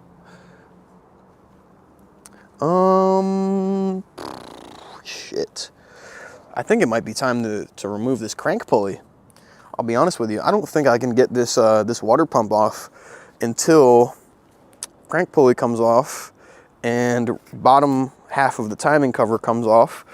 And then let's see, because is this bolted in here? No. Okay, I already took that bolt out. Yeah, because it's bolted up back here. So yeah, I think I need to pull out the harmonic balancer puller kit, which, man, oh man, magical to have it on hand. We got one right here. Alice, thank you very much for the roses. Holy shit, you just sent 62 roses. Thank you very much. I really appreciate it. Holy shit. You'll tune back in a little bit, catch you in a little. Hey, thank you very much. It's Batty. Thank you also for tuning in. I appreciate it. Matt D, thank you for jumping in. I hope you guys are all having a great night. Whew, I might have to go grab my other jacket here in a minute. I hate to sound like a bitch because it's probably like only 45 degrees, but man, it's starting to get cold out here. 52? Bullshit. 50. What does it say it feels like? Feels like 46. Okay, all right. I was going to say. You know what? That is exactly what I'm going to do. I'm going to grab my jacket real quick, which is funny because I know that now, now the mic is so good that I can probably go all the way inside and come back out without you guys, while still yapping, and you guys not have to experience any cutouts. I want to be honest with you, it's kind of magical. It does kind of feel a little weird getting used to talking to the camera, or like when people think that you're talking to yourself. But, oh yeah, I forgot I locked my door. Hey Siri, front door and patio light on. Hey, thank you. All right. Anyways, though, yeah, it does kind of feel a little funny when you first start shooting content, because like you have to like talk to the camera, and it kind of feels a little weird, like, you know, just like talking. It's almost like talking to yourself, really. People really do think you're crazy sometimes. Whew, it's nice and warm in here. Anyways, I'm pretty sure you guys still can hear me, but I'm gonna be honest with you, the fact that I can do this is awesome. Like, seriously. All right, got a big boy jacket. Oh yeah, now we're talking, baby. All right, let me go ahead and turn these lights off, and we can pop back out now. Whew. Okay. All right, now that I got my big boy jacket, now we're talking. Also, I am skinny. For anybody who says, oh, 45 is not that cold. I am skinny, dude. I am probably 8% body fat on a good day.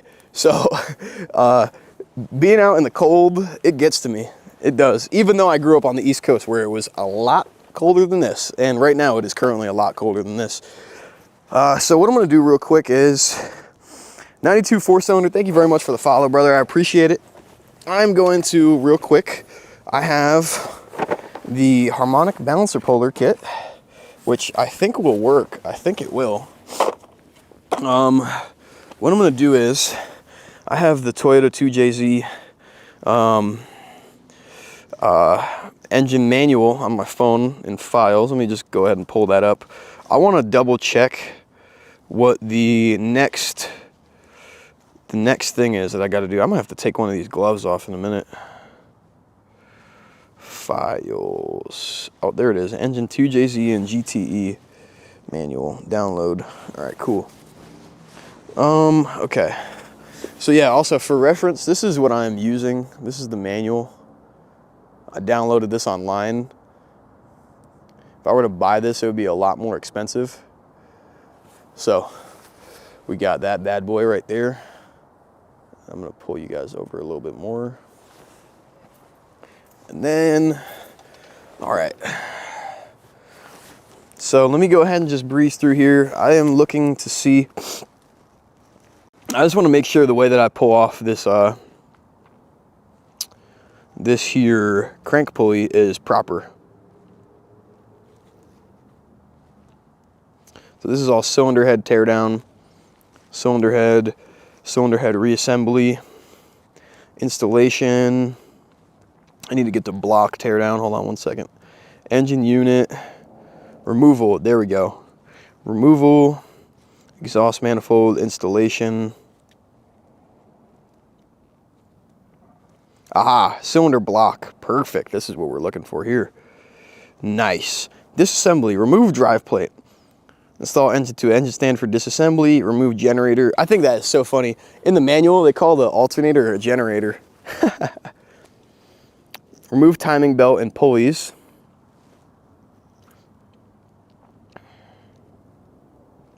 Okay, remove timing belt and pulleys is see page EM15.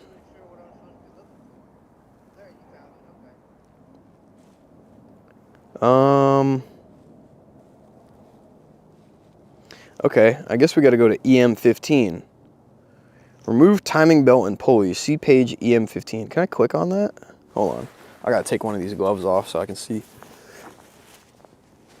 I'm gonna have to take a break here too in a minute. I hate to interrupt because I'm live, but I have a sandwich I got from Jersey Mike's, and I'm gonna be honest with you, I'm starting to get a little hungry. Let's see, EM15. Can I click on that? Maybe not. Okay. All right. Whatever. So I'm on EM68, which is, what page is that? So I can come back to it. EM68 is on. Oh, how funny. Page 69. Okay. All right. So let's scroll back to EM15. EM1, EM3, EM4, 6. 11, 13, 15, right here. Okay. Remove engine undercover, drain engine coolant, remove radiator assembly, remove drive belt fan, fluid coupling assembly, and water pump pulley. Okay, so the water pump pulley should come off too. So that's just a couple 10 mils. Do I have to do something on the back? Okay, no, it's just 10 mils. All right, cool. Let's grab the 10 mil real quick. Let's get this water pump pulley off. Also, I really, I'm gonna be honest with you guys, the fact that I can do this all live, like the way that I've figured it out, and the fact that I've got power and like lighting solutions is really awesome. And I really enjoy being able to bring this content to you guys, especially live. Like the fact that I can do this live is like a whole nother level of fucking awesome. And at least in my book it is. All right, so let's throw this 14 mil back onto our set. And we've got 4 10mm bolts to remove. So I'm gonna go ahead and whack these off real quick. Whack them off.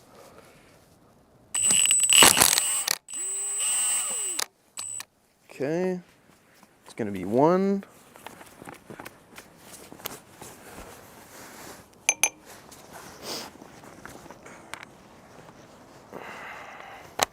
Okay, we're gonna do this in a cross pattern just in case they're torqued some specific way.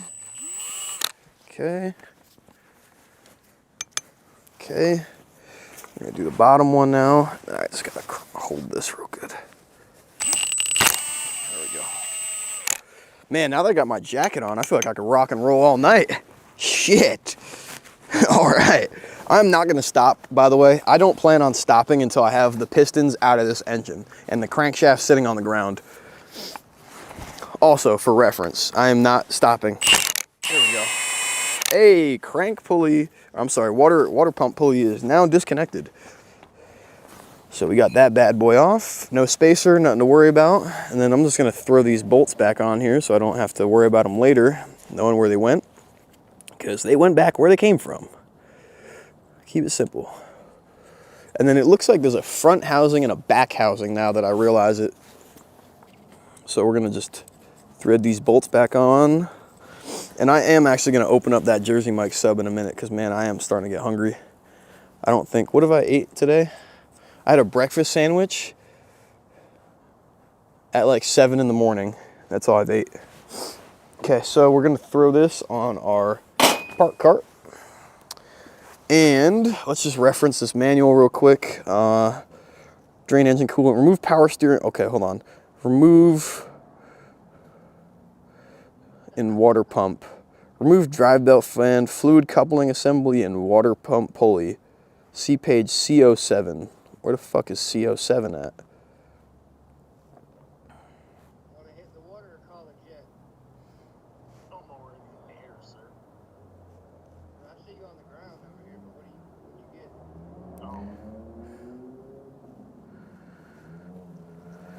get? Remove number 3 timing belt cover. How the, oh, wait a minute. Is this 3 pieces? No, this is all one. This is all one piece. And I can't get that bolt out. And is there another bolt tucked up under there somewhere? Yes, there is. How the fuck are you supposed to get that off?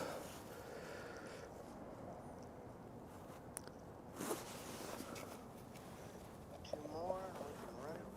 Well, that don't make sense. That's the first thing in the manual that doesn't actually make sense.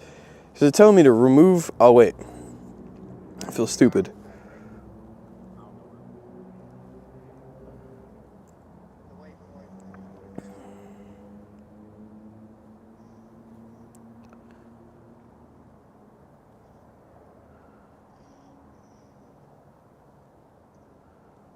Remove crankshaft pulley.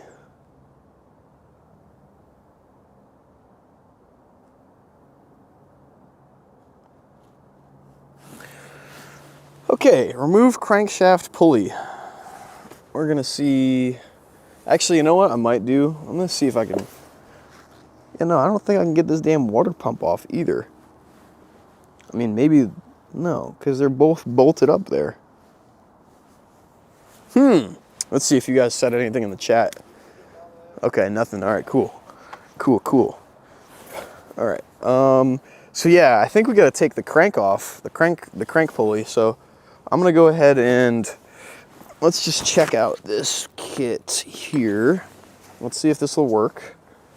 And then let's see, how the hell do you use this bad boy is the real question. So it looks like it'll go something like that, is my understanding. So bolts go in there and there. And then we've got the main bolt that goes through. Let's see. Okay, so I think this is gonna be the press out bolt. Let's just double check. Yeah, that does appear to be the press out bolt, okay. And let's see, what does this look like in there? Oh, brother, that goes to fucking Narnia. Okay, let's just go ahead and thread this through. What is this? Is this a 14? No, it's got to be like an 18 mil or a 16. Let's see, because I can, let's see, is it a 17? It is not a 17, it's an 18. 18 is not an 18, it's a 19 or a 20. Let's see if it's an 18. It's a 19, ah, okay. All right, well, we can throw that on here and tighten this up quickly.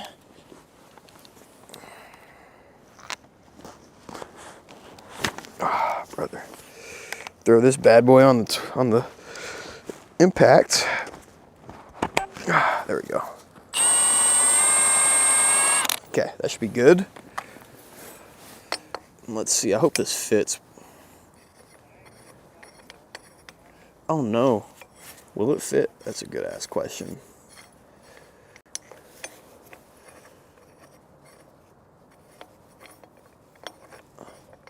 Oh no. Shit, that might be a big problem. Oh fuck, I did not think about that.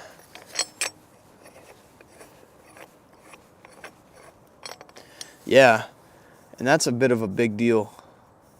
That's a wee fucking bit of a big deal right there. Shit. Okay. All right, or am I dumb? Am I just being dumb? Hold on, let me just make sure here. No, because it looks like you're supposed to crank.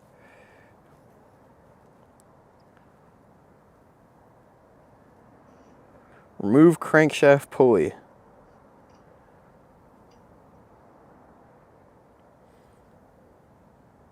No, that's proper.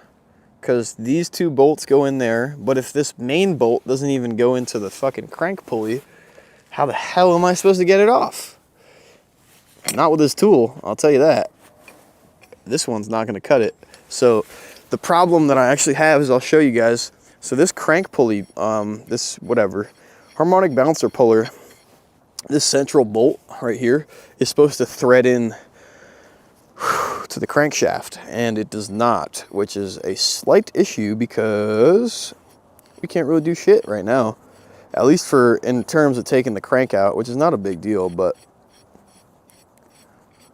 ideally I was hoping to get more of it done. This is just too small. I mean, I might be able to go to Ace Hardware tomorrow and possibly find something that could work for this, but that's a big, big maybe. So maybe I'll hold on to this. We'll go to Ace Hardware tomorrow because I think they're going to be closing soon. And it's already almost 7 o'clock here. So I think I'm gonna put this back in here because that's not gonna work right now. We're gonna need a custom bolt, I think, in order to be able to remove this crank pulley, because that is quite a massive bolt. That's got to be like a shit. Yeah, and I don't want to pull on this, so let's go back to page 69. Let's just proceed. Let's proceed without doing that, because I can at least turn the engine over, right? And I can flip it over, and I can at least get the pistons out tonight. 69 is right here. Okay. Remove oil filter and bracket assembly. Remove the union bolt and oil filter bracket.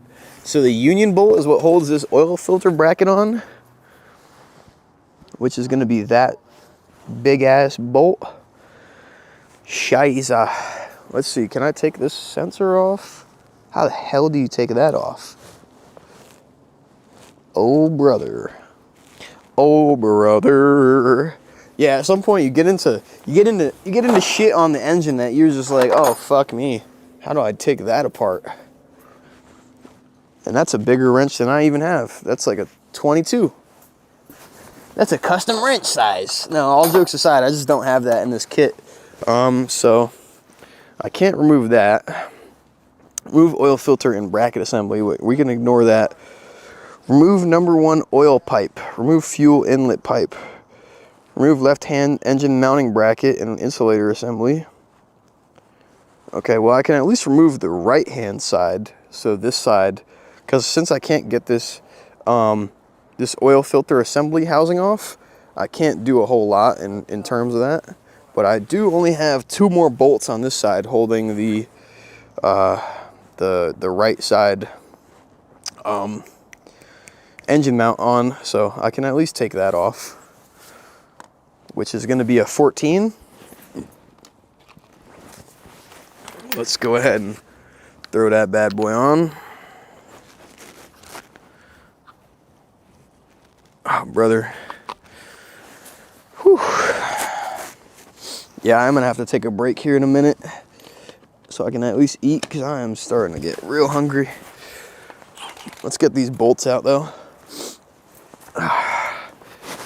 Let's see, it's a 14, right? Yes, it is. Oh, I'm glad I realized I had that on tighten and not loosen.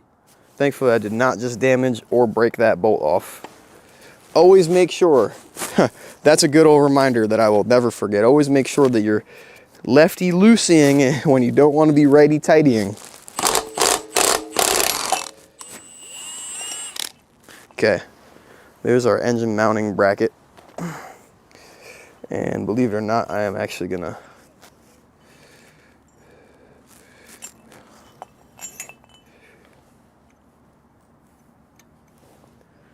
just gonna put that one there, and then this one is smaller, so I'm gonna put it here where that belongs.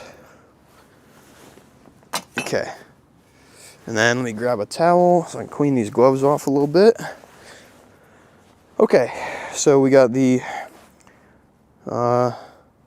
left hand, right hand, I don't know, whatever side, passenger side, exhaust, I'm sorry, not exhaust, engine mount off. Can't take off the water pump. Can't take off the crank pulley, can't take off this stuff.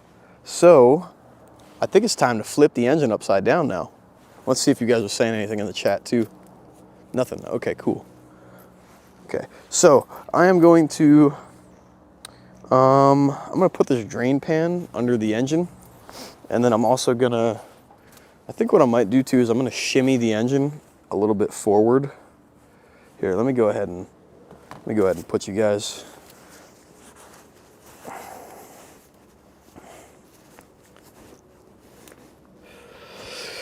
Okay, so we're gonna shimmy this forward, take our pin out, put our pan under here.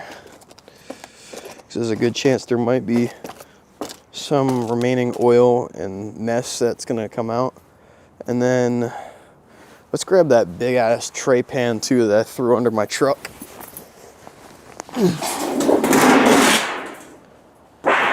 Okay, so we got a little backup just in case we spill some oil. We're already on a tarp, 2 drop cloths, and two what you call it, two mover blankets. So we should be more than good. However, just in case, so we got our pin, and like I said, what I'm gonna do now is I'm gonna flip this here engine over so we can get access to the bottom side and get these pistons out. So we're gonna go ahead and rotate her. Slide to the left. Take it back now, y'all. Oh, brother. Oh, I forgot that. Grab that, put it over here. That is for our upper side.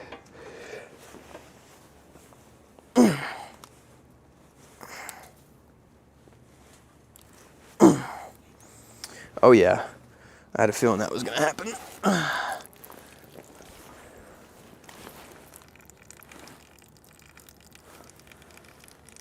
Oil dripping out from the pan. That's slightly concerning.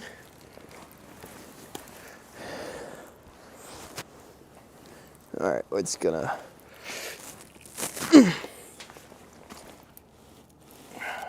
oh shit. Oh, fucking A. I'll rotate that. I knew there was gonna be some oil left in this bad boy. Come on, baby. Fuck. Come on, you son of a bitch.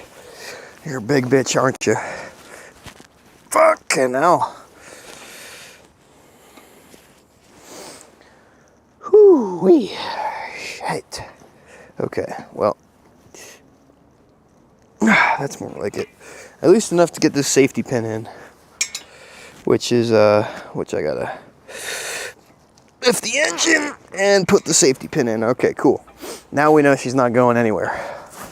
So, these are gonna be, oh, let me get some of this, oh shit. Let me get this oil off of my jacket. That might be there forever now.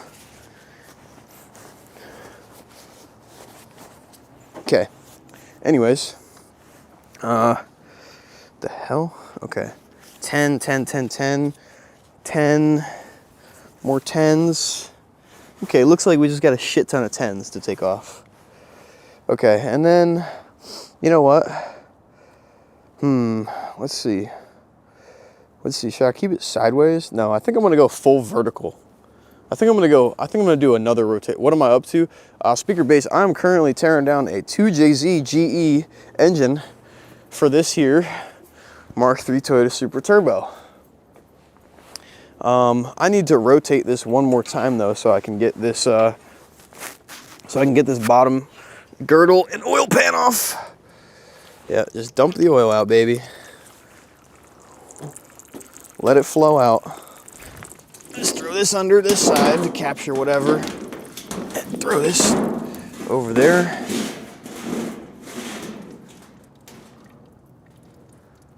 All right, that should be good for now. She's just dumping her last little bit of oil that's in there. Aunt Sev, thank you for jumping in. Wyatt, thank you also for popping back in. Let's see, can I secure this right here, or is this safe? Nada. Okay, so I need to keep rotating it until I got another pinhole.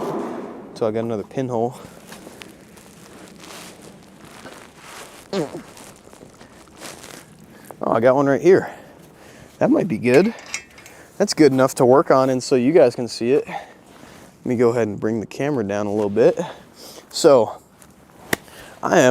this is the part that makes the 2J so strong. Not specifically the oil pan, but what's underneath the oil pan. This is called a windage tray or a girdle. The official name for it is a windage tray. However, a lot of people refer to this as a girdle. Now, I need to, for reference, I'm gonna take a couple pictures. I'm gonna take a good couple pictures real quick just so I remember where these bolts go, because there's certainly a lot coming out. I know that these are all 10s. I just mean more specifically these larger ones that are 14s on this side. I always like to take pictures for reference. Okay, a couple here, a couple on this side, a couple down here, a couple extra ones just in case for good measure here and there. Then we'll take two more from over here. One there, one here, and then a good little top-down one. Okay, it's always good to be documenting what you're taking off, because who knows when you might be putting it back on. Chuck, thank you for the follow, and I appreciate you for dropping some likes. So these are all 10 mils. What we're gonna do is, now that she's pissed out the rest of the oil that was in the pan, we're gonna use the 10 mil on the impact to take these 10 mil bolts off. I think there's a good 15 of them. Or maybe even more than that. So I'm gonna grab a bolt baggie, and so I got some bags from the dollar store so I can throw these dirty bolts in. You dirty bolt, you. So we're gonna open this bad boy up. Man, rubber on plastic. It's like starting a friction fire. Fucking hell. I'm trying to get this bag open. All right, so like I said, I'm gonna use the 10 mil on the good old Nutbuster 9000 to get these here bolts off. Let's see, am I gonna clear the pan? I am gonna clear the pan, okay, cool. So I'm gonna go ahead and, fuck it, I'll just stick this in my, you know what, I could probably just keep it in my left hand. This impact's not that heavy.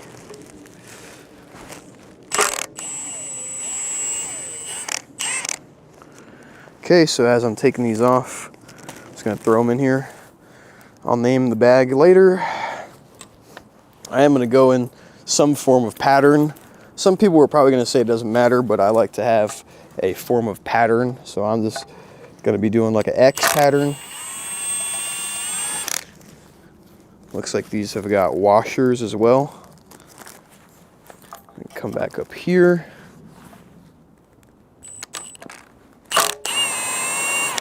Okay, that's number 3.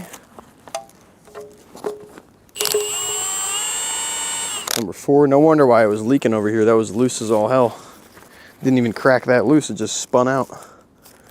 That's why oil was dripping from here. which I was originally concerned with. That's number 4. Now I'm going to start working on this back side. Or did I? Yeah, that's the 4th one. Okay, so let's work on this back side. We're going to go up here.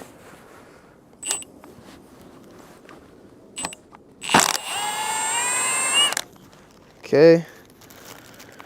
Now we're going to go back to bottom right. Does it really matter? No, probably not. Am I still going to do it? Yeah, I am. Okay. I'm starting to get a little hot though. I think I'm going to take this damn jacket off until I need it again. All right, I need to put some hooks up over here so I can hang stuff, man. Fuck it, I'll just throw it on my truck for now. Okay, so so here, top right, back to bottom left. Okay, keep throwing these in our bolt baggie. And then back to the bottom, which is gonna be here, actually here. And then we'll do top now, top side. It's so funny, these bolts have so much grime around them that I'm gonna like squash the impact down on them. Let's see if you guys are saying anything in the chat. All right, no, it's chill. Chuck, thank you for the follow, I appreciate it. I don't know if I acknowledged it, but thank you very much. Excuse me.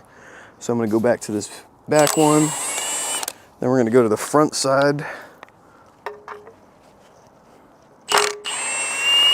Then we're gonna do the bottom. We're gonna do the top.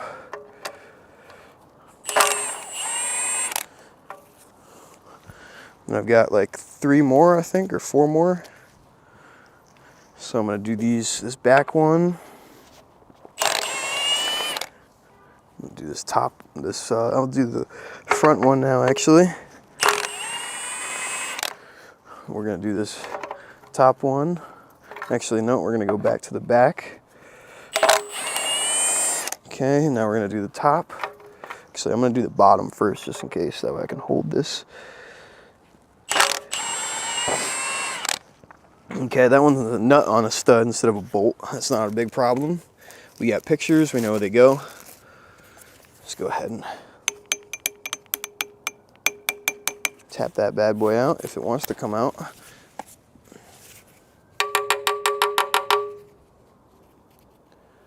Probably gonna have to use my knife to get it out.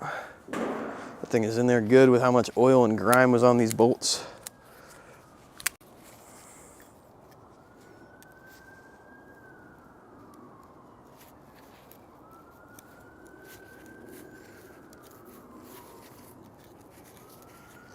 There we go, she's coming out.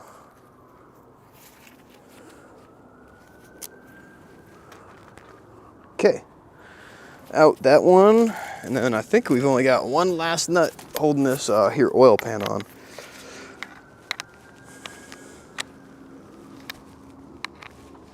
Okay.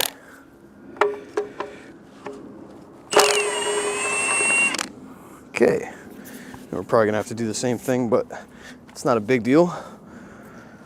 Okay, so what I'm gonna do is I'm gonna give it a little tap with the rubber mallet.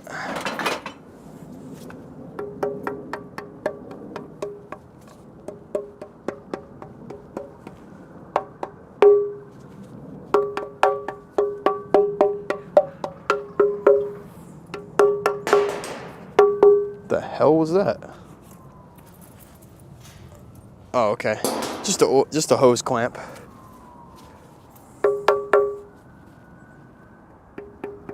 Okay, and then there's gonna be some gasket material, so I'm probably gonna need to pry in there just ever so slightly. Oh wait, is it coming off? Maybe.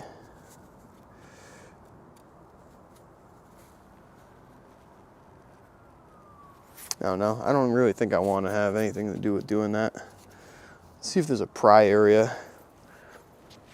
Is there a pry area? No, there's not a pry area. Oh wait, right, maybe right there. Maybe right there I can just a little bit. Nah, I don't want to do that. I don't want to do that. I'd rather not. I have a razor blade though, which I can probably finagle in there. And I have a plastic scraper, which I can probably also finagle in there. Trying to take it off methodically. Like I said, I don't want to be doing any damage. So, just gonna use this little razor blade, cut in the seal.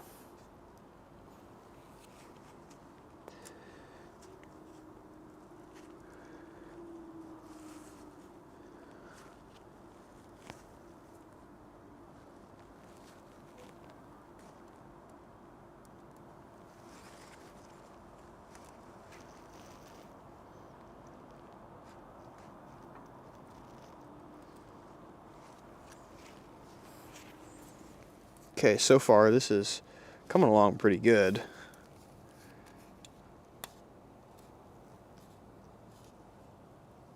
Okay. And I'm gonna go back the other way with this here razor blade. Just kind of trying to cut some of this gasket material so I can at least try to get this pan off without doing any damage to it, because that's the last thing I want to do, because we're definitely gonna need it. I mean, here's the other thing that I do have that might work. Might actually do just the trick. And this I feel more comfortable with than with a pry bar and a hammer. So for those who might wonder what the heck I'm doing, this is a gasket scraper that I'm kind of finagling in between the oil pan, and I think it's actually starting to work. I think I just got to go around it. Let's go ahead, and once we get to this corner, I should be able to get a little bit better. Yeah, there we go. Oh yeah, she's coming along. Yep, this should work. At least I think it will.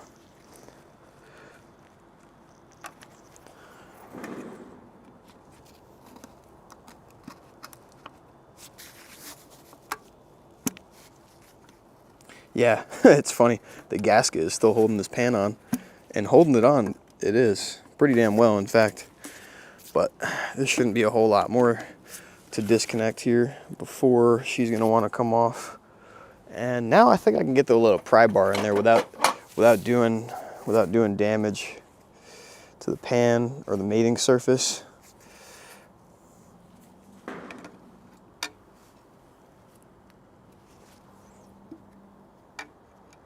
Let's just give her two real light taps. There we go. Okay. There we go. Break that gasket material loose. Then I don't want to be putting all that pressure in the same spot, so we're going to do it over here. There we go. Oil pan is almost off. Okay.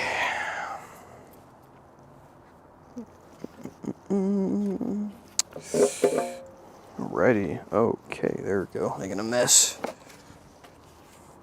Ooh, brother. That's not bad.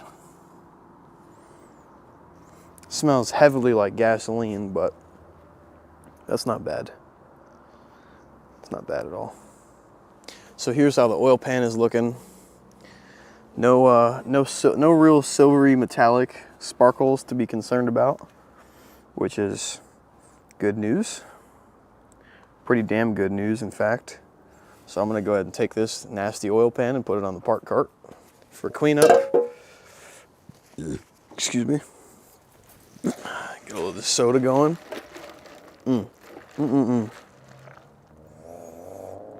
There's our oil level indicator. Here's gonna be our oil strainer, pickup and strainer, which then goes to the oil pump, which I'm pretty sure on the 2J is somewhere up here in the front in the mix. I might be mistaken, but I'm pretty sure. And let's see, is anybody saying anything in chat? You're watching this while cooking? Nice, bacon and toast, hell yeah. Hell yeah. Hey, I appreciate it, thank you for tuning in. So like I said, I just got the oil pan bolts off, so I got them bagged up, and I got some Sharpies in my pocket. So real quick, I'm gonna go ahead and write on here, oil pan bolts. So we got them bagged and tagged.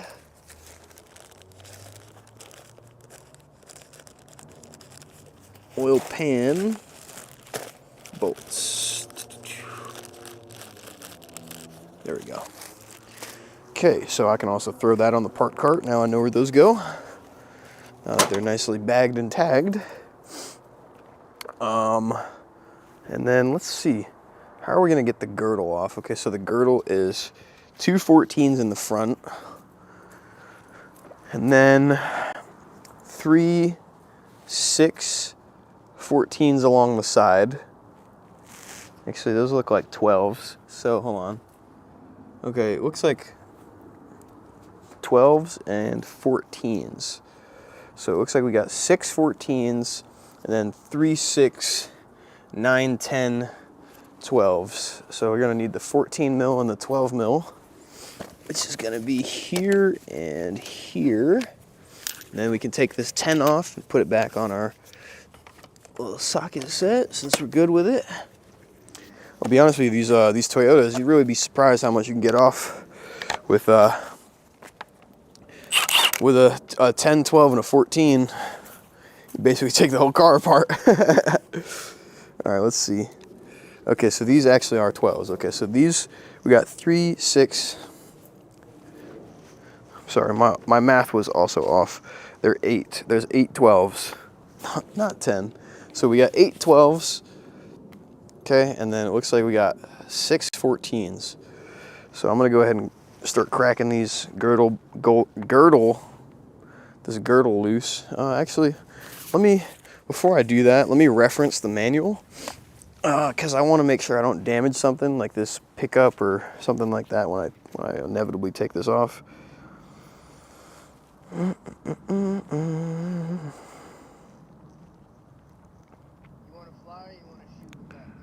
Remove oil pump.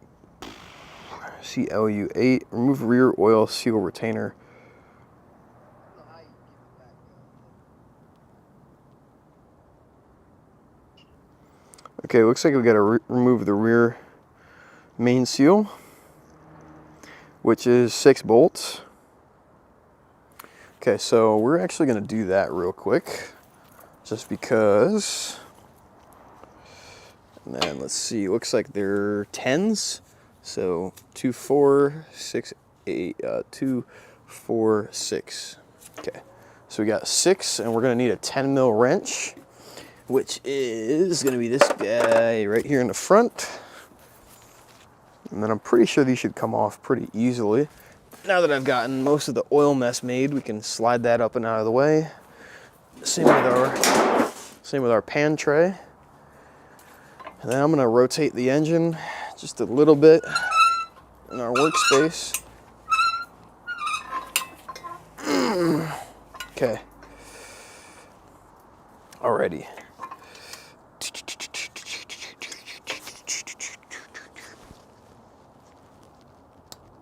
Okay, all right. Looks like these aren't gonna be too much of a pain in the ass to get off. Which they shouldn't be. They're surrounded by oil their fucking whole lifetime of being on this engine, so they shouldn't be too much of a pain in the ass to get off. Okay. Okay, it's number 4. It's gonna be number 5.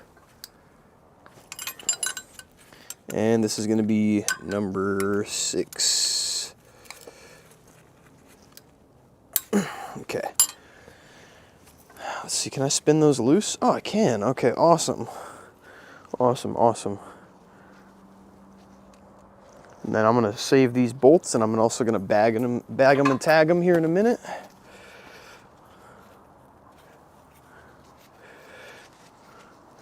So I'll just start working on getting these rear main seal bolts off so we can pluck that off.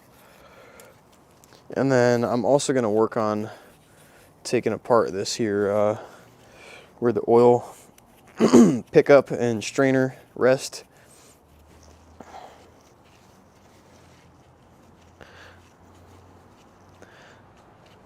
And the other thing too that's always good to remember is if you're ever doing this, it's always good to take a bunch of pictures. It's always good to take a bunch of videos of what you're working on, which is probably what I'm gonna do here in a minute. Ooh, look it, we can see the crank. Hell yeah. And you can see some rods. Nice, nice, okay.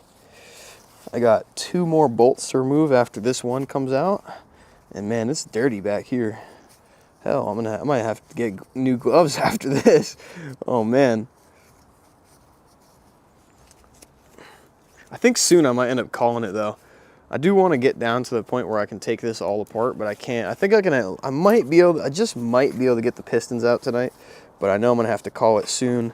I at least got to take a break. I've been trying to stay nonstop entertaining, but I'm starting to get hungry, and I have only ate a long time ago by now. I think I ate at like 7 o'clock. I ate a breakfast sandwich, and since then I have not ate anything. So I got a Jersey Mike sub literally made in the bag calling my name right now. Okay, so we got this last bolt coming out for the rear main seal, and then we're gonna have to pry bar this off. And even if I don't take it off right now, even if I just loosen the bolts, it's perfect. But I did want to get them off and out. That way I don't have to do it later, because it is a messy and kind of a little bit of a pain in the ass. Okay, so these are our rear main seal bolts. Let me go ahead and clean off these gloves, and we'll throw them in a bag and tag them. Can even throw those in there and give them a little wipe down while I clean my gloves off a bit. But yeah, I think I am gonna have to at least munch on this sub. I really don't care if I do it on live. I hope I achieve this tonight. I do too, man. I appreciate it. Yeah, thank you. I do want to get it at least the pistons out if I can. Okay, so we got our 6 rear main seal bolts. I'm gonna go ahead and grab another baggie, throw them in there, bag them and tag them. Here we go. So like I said, we got our 6 rear main bolts. 1, 2, 3, 4, 5, 6.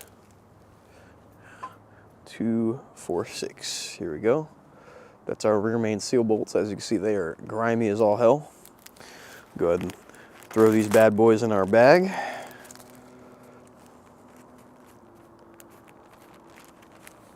Okay, and then I got a Sharpie in my pocket so we can tag these. Excuse me.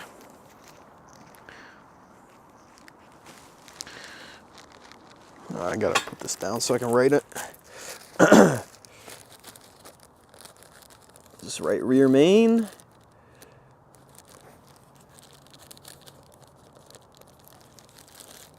Rear main seal. Bingo. Okay. Now we can throw those on the park cart. Okay. And let me take these gloves off real quick because I want to actually reference the manual. And I gotta go pee, and I'm gonna start munching this sandwich here in a minute because man, I am actually starving. But anyways, so far things are coming along good. Like I said, we got the cylinder head off a couple days ago. Just got the rear main seal off. We got the AC compressor off. Water pump we cannot remove. Main crank pulley we cannot remove, aka harmonic balancer. We cannot take that out yet, unfortunately, but we're gonna try our best to work around our limitations and get as much done tonight as we possibly can, because like I said, I have to go back to college tomorrow. College classes start back up and they're gonna have me a little busy, so I at least want to get the engine torn down, or at least as down as I possibly can get it. So bear with me, y'all. I'm going to go wash my hands real quick and I will be right back. I'm actually gonna leave my mic. Actually, I'm gonna turn off my mic real quick.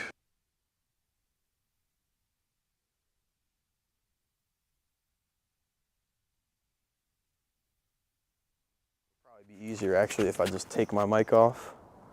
Here's what I'm gonna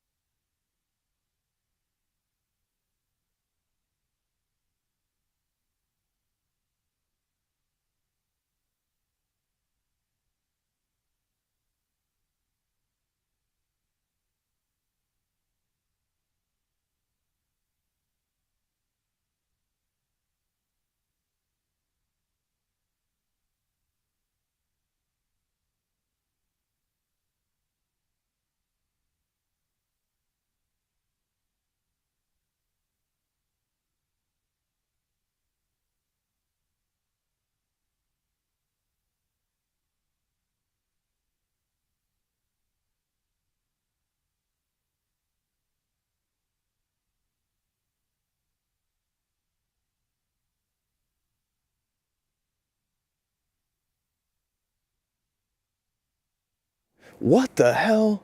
Dude, I did not know there's a mute button. What? You can click the button and it mutes the mic? No way. Hey, thank you very much. I appreciate it.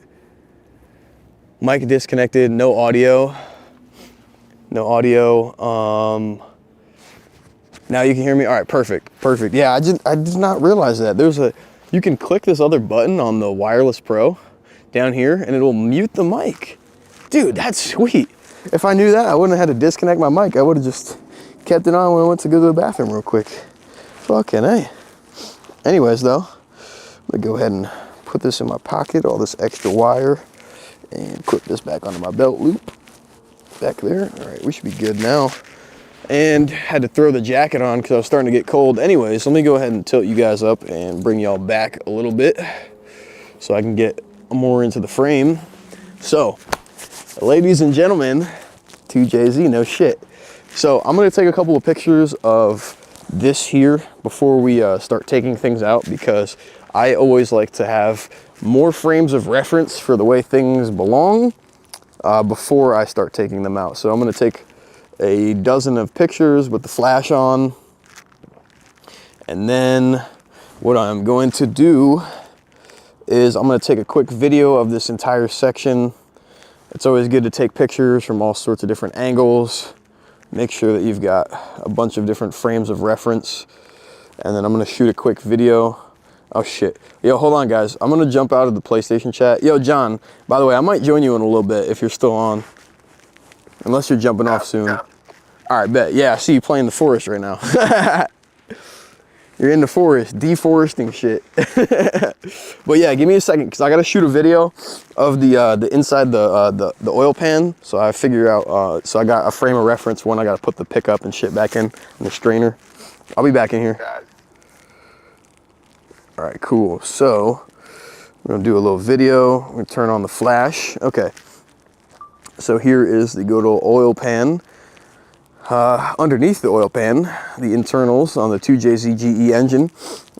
So looks like we got a 10 here, 10 here, 2 10s side by side, another 10 down here, and another 10. So in total, we've got 1, 2, 3, 4, 5, 6, 7 external 10s that hold both this support for the oil pickup and or strainer. And we've also got the oil level indicator here. We've got the pickup connected by what appears to be another 2 10mm bolts. Looks like we've got some interior bolts that actually hold the girdle onto the engine, which I did not realize. So we're going to take off this 10. We're going to remove the other 6, and then we should be able to navigate this oil pickup and or strainer up and out of the way safely, and then we can remove the rest of these bolts, get this oil tray, splash guard tray, whatever you want to call it, up and out of the way, and then we should have access to the remaining windage tray bolts or girdle bolts, so that we can get the oil pan girdle up, off, and out of the way. So that's how things are looking. And I'll probably take another video to accompany this. However, we're just gonna do a once over one last time. Here's how things are looking before we fuck with it for future reference. Anyways, that's been the oil pan internals. So we got a good little video for reference later on the good old iPhone. And okay, cool. And we got no viewers right now, which is not a problem, because I am kind of hungry. I'm gonna grab my damn Jersey Mike's that I got over here. Good thing I got a cold sub, because man, if I got a hot one, it'd definitely be cold by now. All right. So I'm gonna sit over here. You got me? Oh, that's funny. Yo, that's funny. I didn't realize. That's so funny. Sometimes it'll say that there's no viewers in there when people actually are in here. I hope you don't mind. I'm gonna munch on like at least a quarter of this damn sub. I am starving right now, dude. I'm so hungry. I'm so hungry. I've been working my ass off too. It's hard too, because though, like when I go live and I start recording, I try to like strictly stick to working on shit and not fucking with other shit. So I don't know. We might get a little ASMR here in a moment, but I gotta fuck up at least a quarter of this sub because I'm absolutely starving. And I want to get this girdle off and I want to get the pistons out. That is my goal for tonight.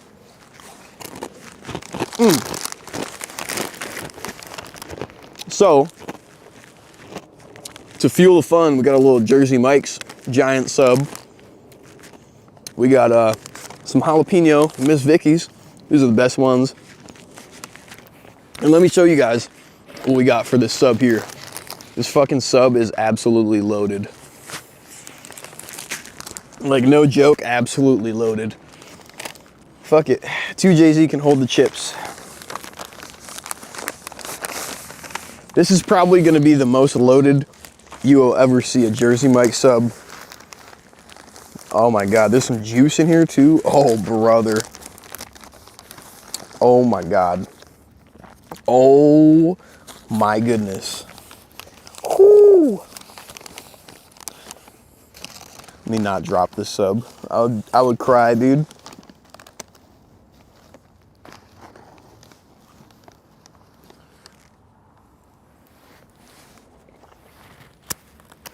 Oh my God. I had the girl really hook it up. So I'm gonna very cautiously wrap this shit back up.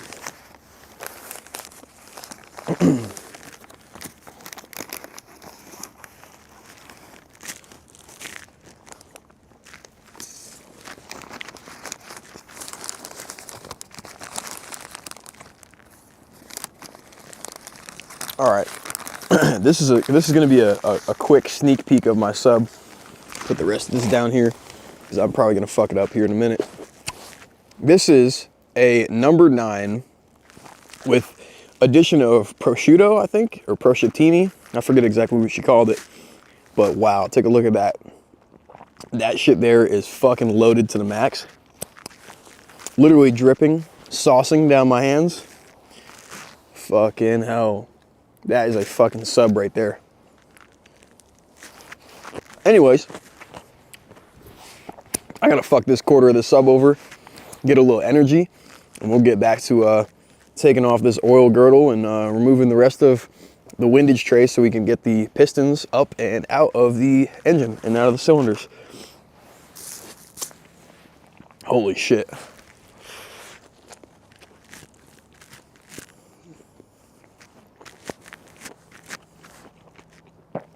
I don't even care. This sandwich is dripping and I don't even care. You can drip all over my pants. I do not give a fuck. I give the slightest thing from a fuck right now with how starving I am.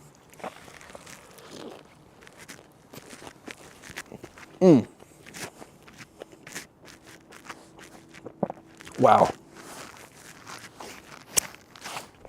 Holy shit. That is fucking incredible.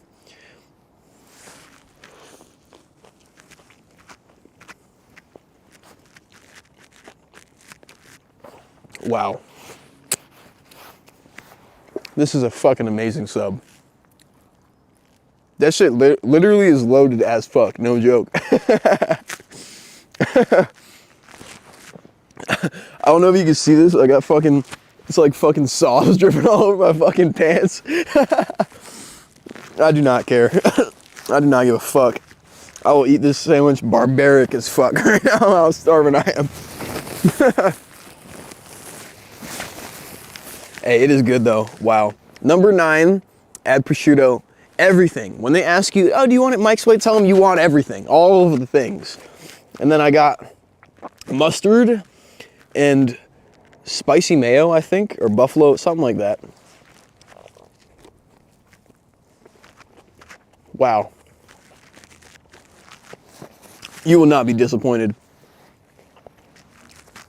I'll be honest with you, this number 9, I always order the same sub every time I go to Jersey Mike's. In fact, I think since I've moved out here, I don't think I've ever ordered anything from Jersey Mike's except this sub. Every time I go there, I get the same thing. It's to the point where I walk in and be like, hey, you know what you know what I'm getting? I ask them what I'm getting.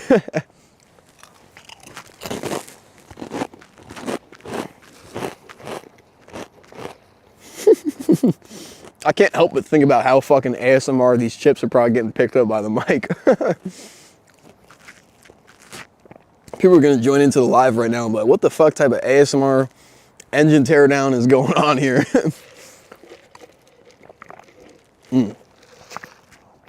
Also, Jersey Mike's has this like agave vanilla soda. It's so good. It is possibly one of the best ones ever. I don't know, Dr. Pepper might have it beat out.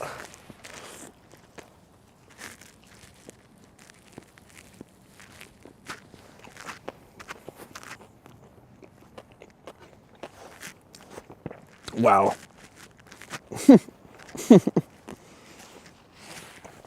I'm glad I got a giant sub because, man, I'm definitely gonna have to fuck over more of this in a little bit here.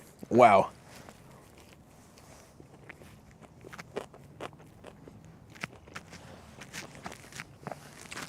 Wow. I can't say anything other than wow. That is fucking so good. Excuse me, but wow. That is fucking impeccable. That is fucking impeccable. Oh, man.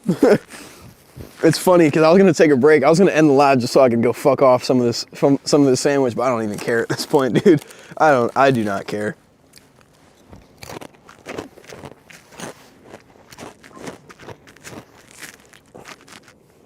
Holy shit.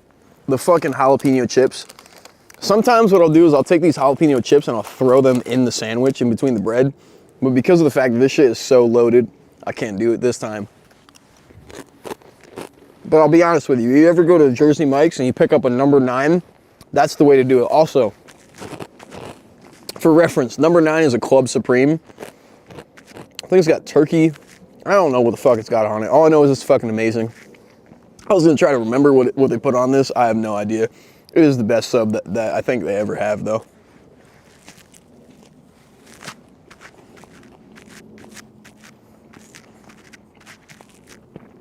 Wow. All right. Thankfully, I'm almost done with this. And that fucking hits the spot. Oh my God. You know what's the funny thing too is? This is only a quarter of that sub, and I've got 3/4 left to eat after this. And I know that since I was starving for probably a good 8 hours since I've ate anything before this is gonna be the best part. This right here, this remainder bit right here nothing is gonna touch this. Nothing is gonna shit on this for the rest of the 3/4 of the sub that I have in there. You always have a minimum of 1 viewer because hey, I appreciate it. Thank you very much, man. Thank you.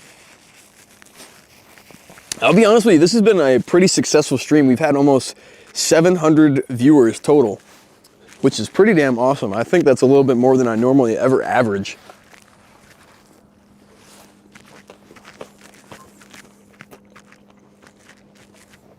I'm glad it's not like 20 degrees out here.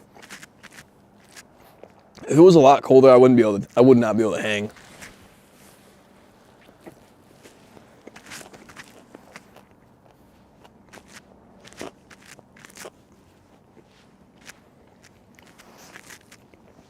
Wow.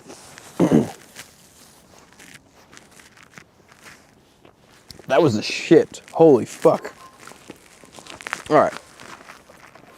Let me at least wrap this sub up and we can get back to rocking and rolling.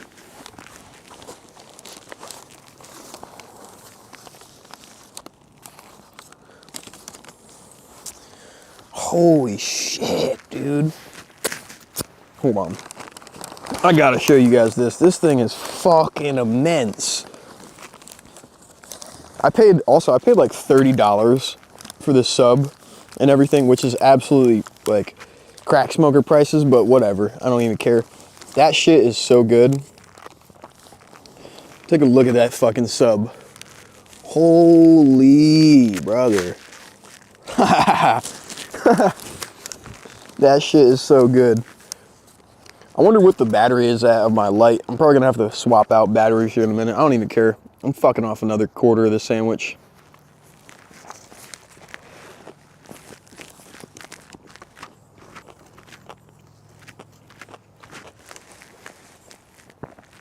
Wow.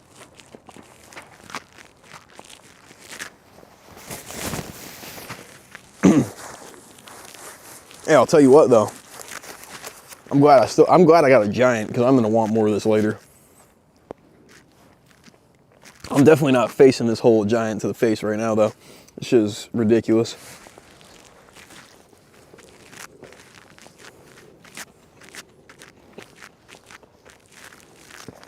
All right, wrap this bitch up.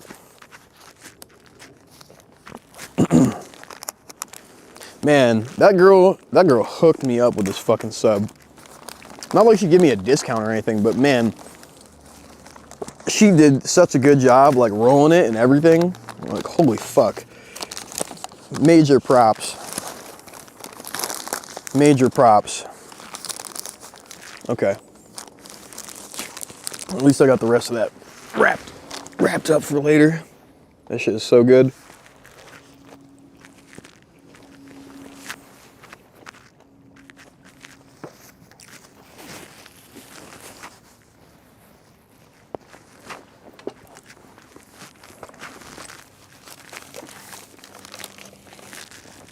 Put this back in this bag. There we go.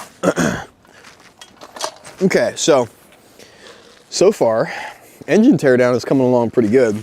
I've been live for about almost 3 hours now. But in the span of those 3 hours, we have made some meaningful headway between obviously the other night getting the cylinder head off, getting the pistons cleaned up of all the carbon deposits, and then obviously tonight talking a little bit about the 2J, giving you guys some backstory on the car, the build, what it means to me.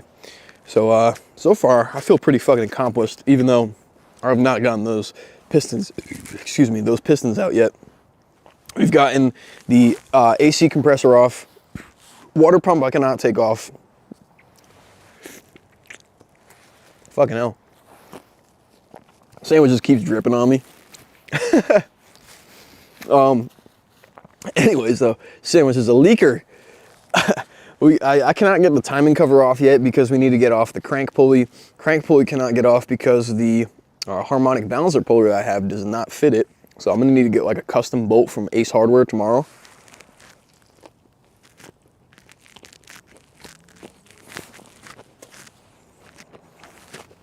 So the crank is more than likely not coming out tonight, but it's not a big deal. I know for sure we should be at least be able to get the pistons out and this girdle off, which is great. So I'm trying to make as much headway as possible before I got to start class tomorrow for college again.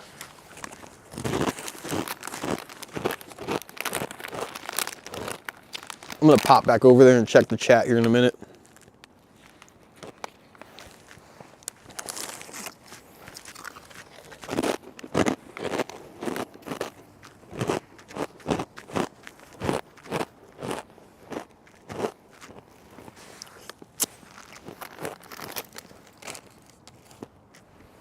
All right, man, I'm glad I took a second to fuck this sandwich off. This shit is so good. You got no idea, no idea.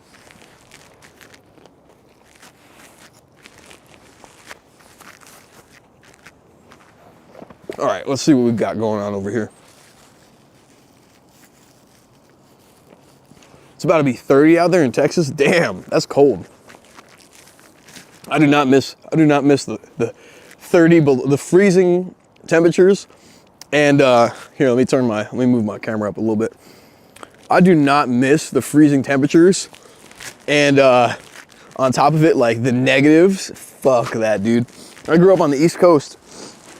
I know I mentioned it earlier, but I grew up on the East Coast and I do not miss that. That cold is miserable. When it's like negative 17, fuck that. Fuck that. I'll be honest with you though, out here it gets so hot in the summer. It gets to like 115 degrees.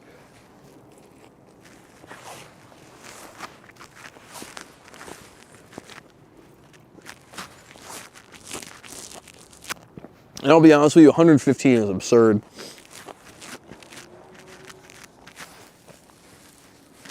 $115 is absolutely absurd. You walk outside, and you feel like you're about to die.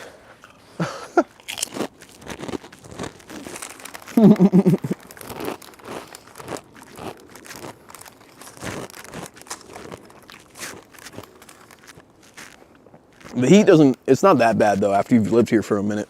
Like I've been here almost 3 or 4 years. Starting to get used to 115. You're in Texas, so I know you know what it's like to have that high heat. Where am I located at now? I live in Las Vegas, brother. No!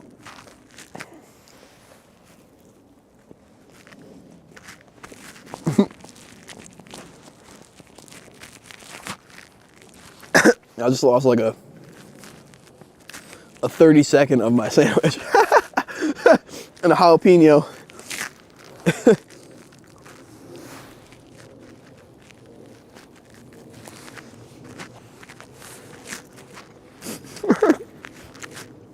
I just probably dropped $1.50 of my sandwich on the ground.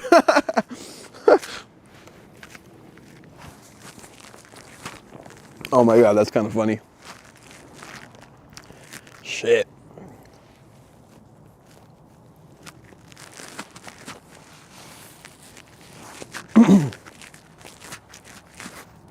All right. What a hell of a fucking sandwich. Excuse me, that's a hell of a lunch break right there, I'll tell you what.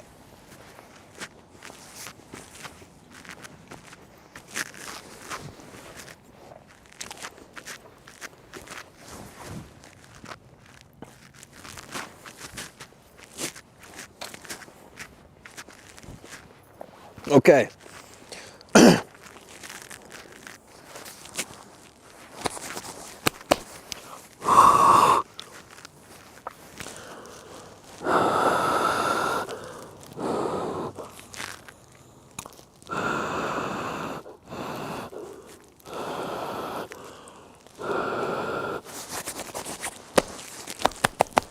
Shit, my hands are getting cold.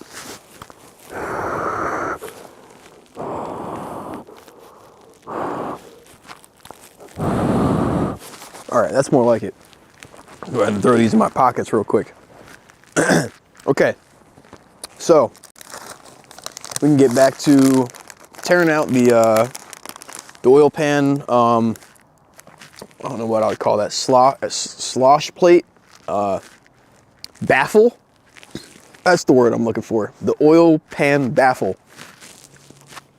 That has the pickup and strainer on it. And the oil level indicator. Fucking hell. My apologies. I don't like talking with food in my mouth. That shit is kind of rude. Anyways though, like I said, we gotta take that out. There's 7 10mm bolts. I took a bunch of pictures, I took video. So we're gonna pluck that out. And then what we're gonna do is, I'm gonna put these bolts back into those bolt holes, just for future reference. There's bolts on the exterior of the girdle, and then there's bolts on the interior of the girdle to remove this off. And then we should see the good bits, the crank and the rods and the pistons. So I'm actually very excited for that. I'm actually anticipating that quite a bit. So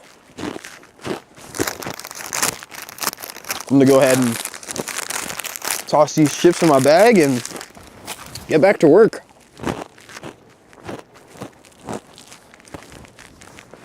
The other thing I think I'm gonna do is I think I'm gonna zip this damn jacket up because I am a little cold. Vegas, oh yeah. Yeah, that's the other thing. Yeah, it's actually funny. I have my hat over here. I was gonna wear this hat earlier, but I decided to swap out. But yeah, I got my Raiders hat. The funny thing is, you know, people, I don't even really watch sports, but people all the time are like, they always talk shit about the Raiders. I'm like, dude, I just bought this hat because it says fucking Vegas on it. Ooh, excuse me.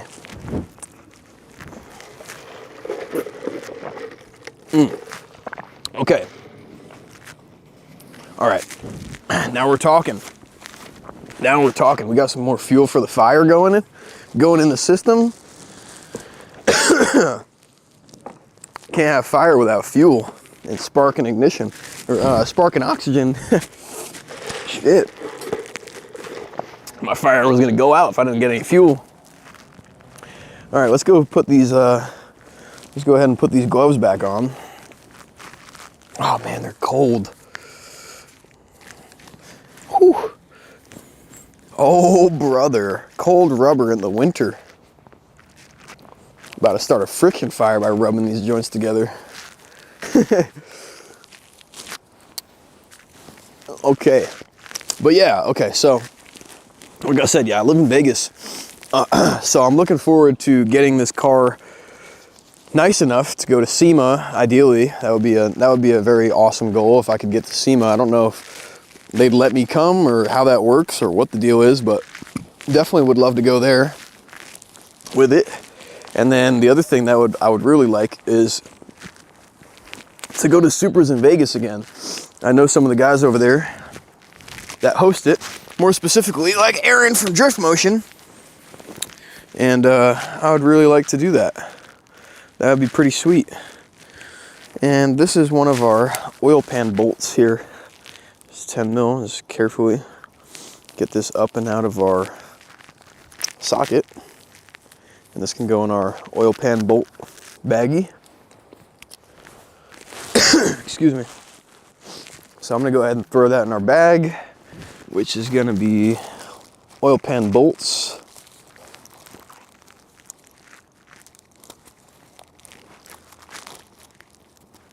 Okay. So that's all of our bolts in there.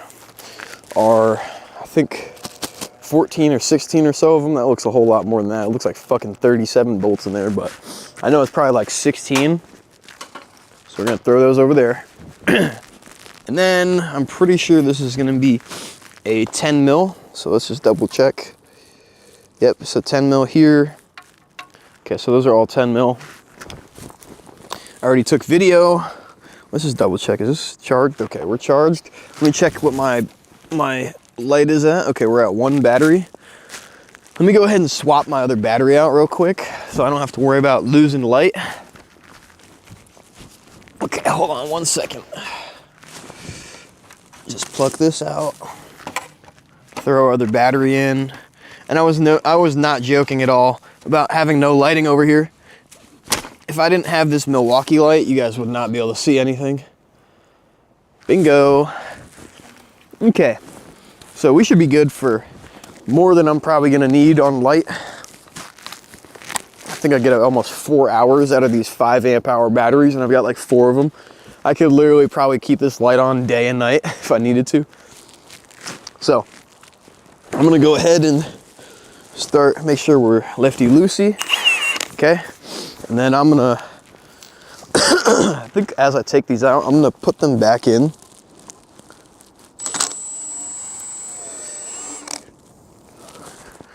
So I'm just gonna hold them in my hand, observe the size of them as I remove them. Okay. These the same? Yeah, they appear to be more than likely gonna be all the same.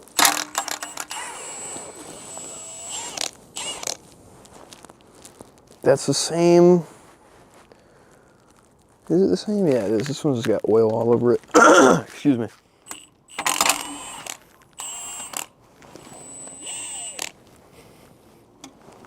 Okay. This one's also the same. Right, the thread pitch is the same. And then, let's see, I think I can get you guys even a little bit closer, get you a better shot of what's really going on in here. Let me just go ahead and tilt y'all down. There we go, that's more like it. And then what's that shadow here? No, it's from the camera. Let me just go ahead and move the light a little bit so get rid of that shadow. All right, does that look good? Yeah, that looks great. Okay, wonderful. Okay, cool. So right here should be good. Excuse me, let me get this drink real quick.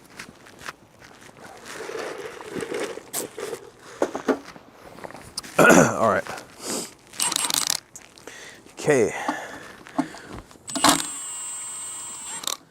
Pluck these bolts out.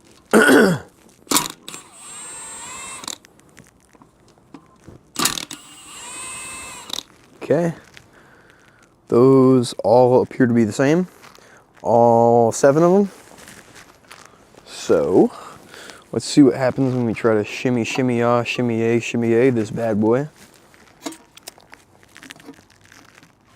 Okay. I think we're gonna need to take off these 10s that hold our oil pickup in here. And let's see, is there anything holding that on? No, it's on there, okay. Then that's gonna be a 12. So I'm gonna put these in a baggie and I'm gonna put oil baffle on it because now I know what they are and I know what they go to. So there's 7 of these, they're all the same. So let me just bag these up real quick. So we got our little baggie. Oil baffle is what I'm gonna write on here. And the other thing too is we can clean those later. I have an ultrasonic cleaner that I picked up for cleaning bolts and such. And we've also got a bench grinder that I've converted into a bolt cleaning wheel, AKA one side of it is wire wheel, the other side of it is cotton. And then this is gonna be oil baffle X7. So when we know that we got 7 bolts in there, and then let me go ahead and get this oil off my gloves. Throw this on there if we need to wipe it down. Okay, so that can go on the park cart. And then we're probably gonna need another one, so I might as well grab another one. Okay, so we got another baggie. And then,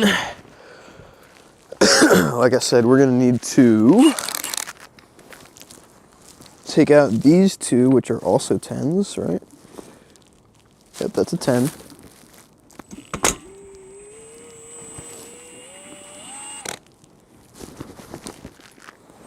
Okay, and I'm gonna put these back on once I take them out.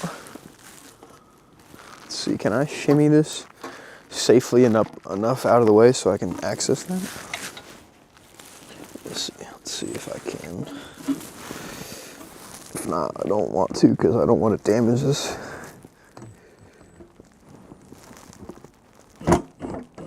Oh, there we go. Okay, that was able to do the trick. Bolt stayed in there, so I can get it off by hand. Then we want to hold on to this so we don't drop our pickup and strainer. And what is that? Is that chunks? What is that?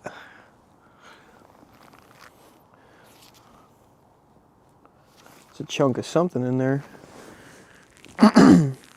which could be concerning. Wow, look at that fucking crankshaft. Holy hell. Wow. Okay, well, I'm gonna take these bolts, as I said before, and put them back where they belong. We've got our pickup and strainer removed. Out comes the baffle, past the level indicator. And got some more oil to clean off my gloves. Looks like the level indicator is, oh, okay. Okay, so the level indicator is this last sensor that is held into the block from the exterior. And I think my mom just texted me. Or my friend, let's see. Just double check, let's see.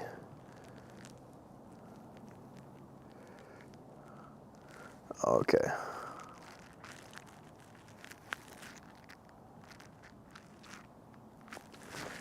Okay. All right, and then, yeah. What we're gonna do is, I'm gonna need 2 baggies. So let's grab another bag. Man, so much better now I threw this damn jacket on. Core is starting to get a lot warmer. Okay, so we got 2 baggies. Let me just double check. Let's see if these ones are 12s. Okay, so these are 12s, these are 12s. So we got 2 12s in the front, 3 on this side in front of the girdle, 3 on this side of the girdle. Oh, sorry, 4. Oh, let me get that oil off my shoe. We got 4 inside the girdle, so 8, 4, 8, 10, right? Back here, 11, 12, 13, 14, 15, 16. Let's just double count. 3, 6, 7, 8, 9, 10, 11, 12, 13, 14, 15, 16. Okay, so we got 16 12 millimeter bolts holding in nearly the front half of the girdle. Then rearward, we've got 1, 2, 3, 4, 5, 6, 14 millimeter bolts holding in the last rear section of the girdle, and we should be able to take this bad boy off in the next 2 minutes. So let me go ahead and get this impact bit swapped out to our 12. We can start working on getting these bolts out, and I'm gonna remove these in some form of unique fashion.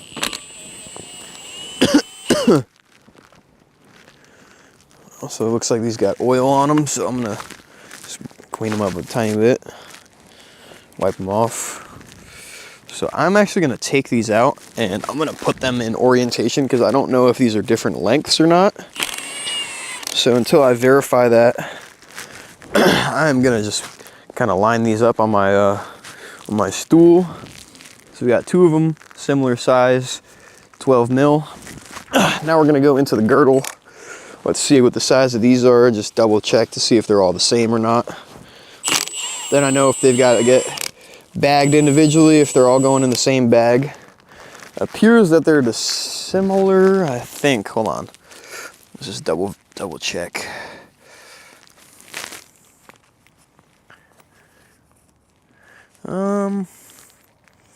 I don't think so. I think they are going to be different. So I'm going to put the 2 front ones there. I'm going to put the 8 ones on the left.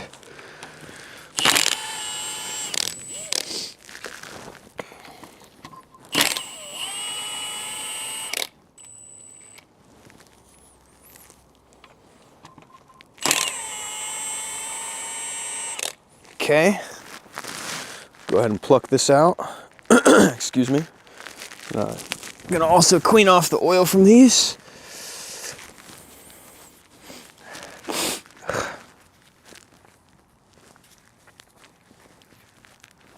Okay, so that's 4 of them. We got 4 more to remove from the inside of the girdle. So I did bottom side, I'm gonna do top side this time.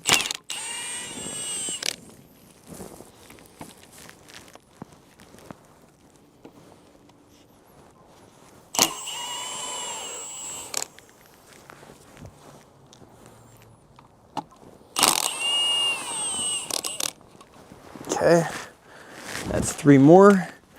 And then we're gonna need to do, I think we're gonna need to take out that oil level indicator so we can get that last one from the inside of the girdle. So that's that. And if I had to guess, it's probably gonna be 12s. Let me just pop down here and double check. Okay, so those are 10s and it is 4 10s. Okay, we got the 10 right here. Whew. Shit.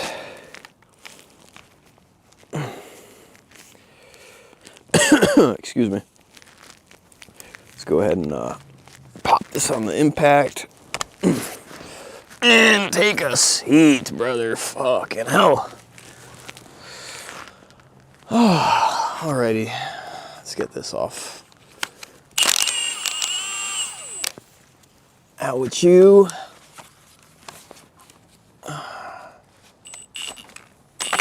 Out with you. Out with these 2.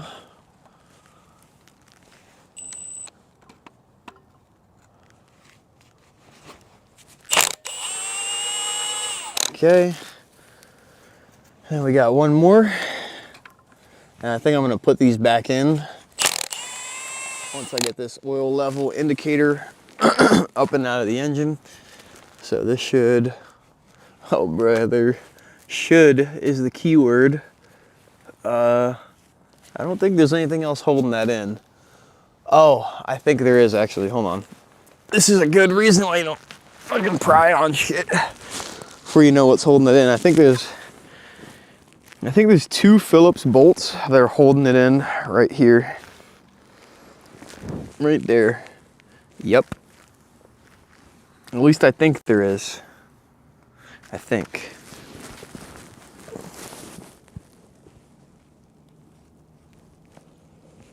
I could try to pry on it, but I don't know. Hold on. Hold on 1 second. Let me figure out what's going to be the best way to proceed. Let's see if anybody else is in the chat too. Let's see what we got going on over here.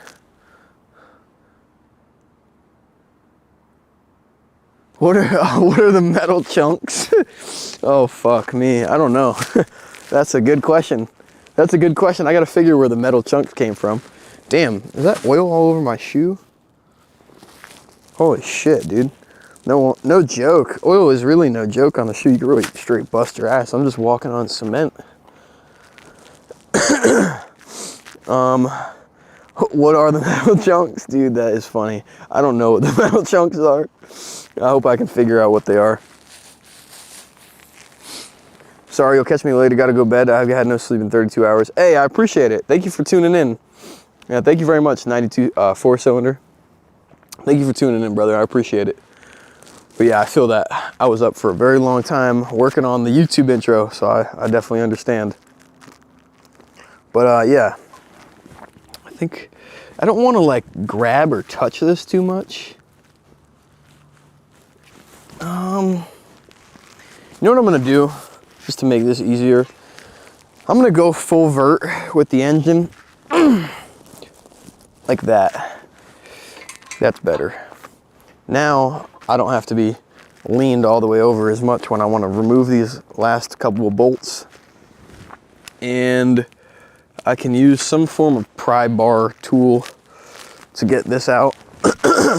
Excuse me. Let's see if this little pry bar will work.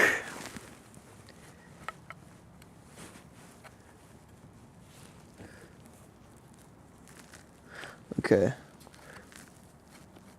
So I don't want to pry too much. I'm just being cautious.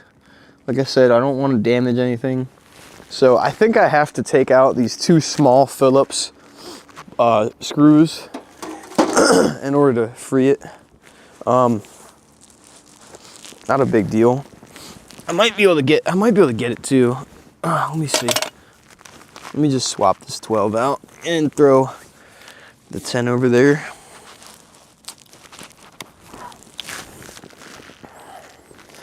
Let's see, can I get that?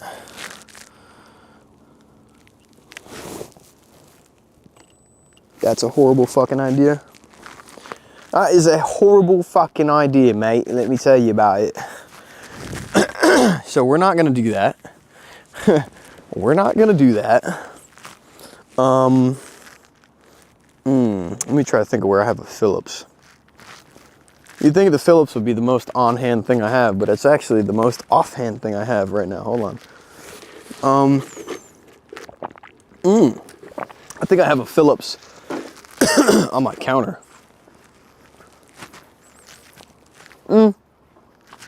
Yeah. Or, fuck it, you know what? We'll leave it in for right now. Let me just grab a 14 mil wrench and pluck it off. Let me get that last bolt out and then we can go from there. I should be able to. Oh, what the hell? That's funny. 14, it's a 12, jackass. I've got a little ratchet right here too with a 12 on it. Let me see. Let me see where that is. That is the breaker bar. Oh, yeah, that's the breaker bar.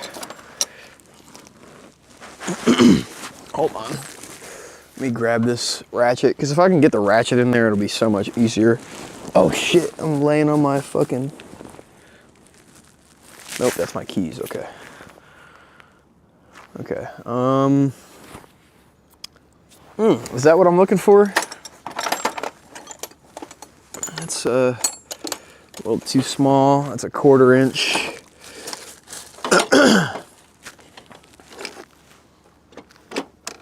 Oh, I know what I can use. I can use this weird ass socket set that I have sitting right here. This should do the trick with the 12. This is a real weird one. I bet I bet most people haven't seen this. This is a an open socket. It's kind of a weird one, like I said. So let me just adjust. I'm gonna move the camera over here. Let's see, does that make that worse or better? Let's see, hold on. Oh no, that looks great. Okay, cool. Excuse me. And then I could probably move this back a little bit. Nick, thank you for jumping into the live. I appreciate it. We're currently working on tearing down the 2J. We are this close from having this girdle off and being able to remove the pistons. So right now I'm just getting a 12 mil in the mix so I can loosen this last bolt.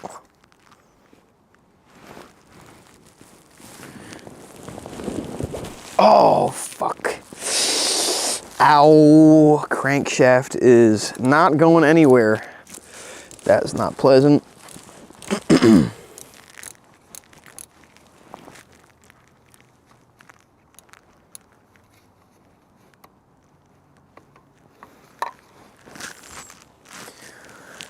Okay, we got that last 12 out. That was gonna be a pain. At least loosened so I can get it out. Throw that back on there. Get this oil off my gloves and we can get this last bolt out that's holding the girdle on. At least on the interior. And then we've got 6 more 12s and 6 more 14s to remove.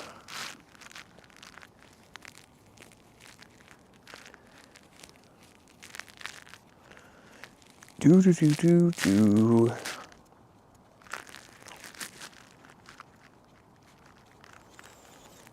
Couple more threads left and she'll be out.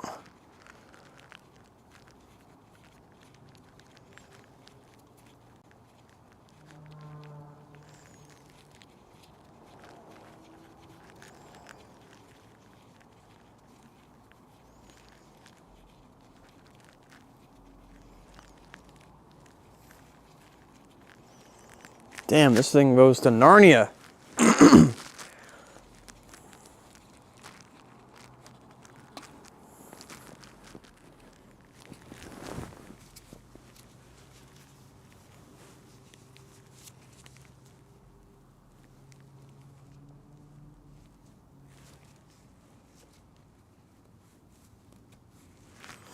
Okay. So those are our 14, I'm sorry, 8 12 millimeter bolts removed. We've got 6 more, which I'm gonna pluck off real quick. Here, here, here, here, here, here,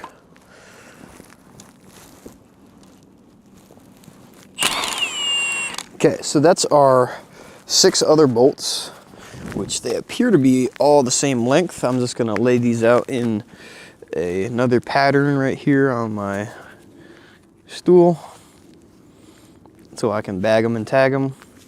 And then we need our 14 mil, right? Because these are 14 mil if I'm not mistaken. Yep, that's a 14 mil, all right.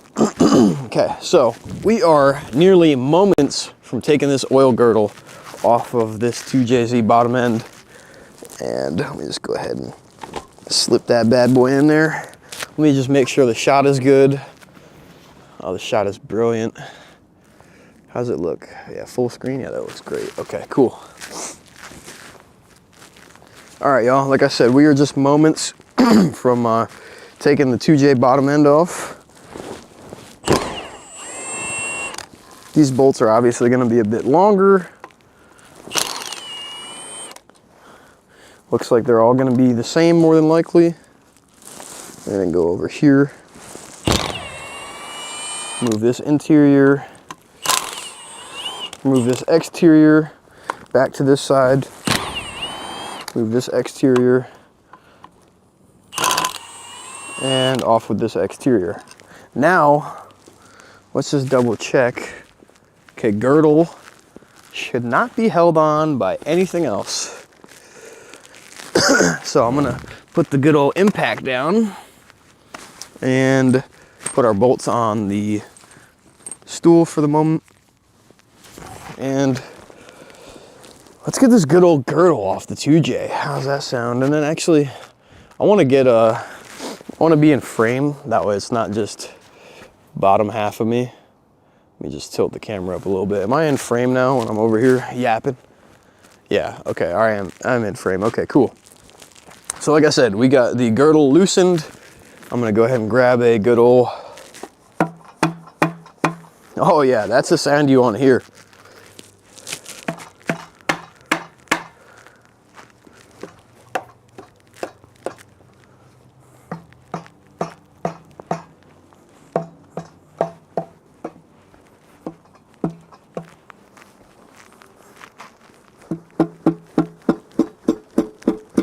Oh, off she comes.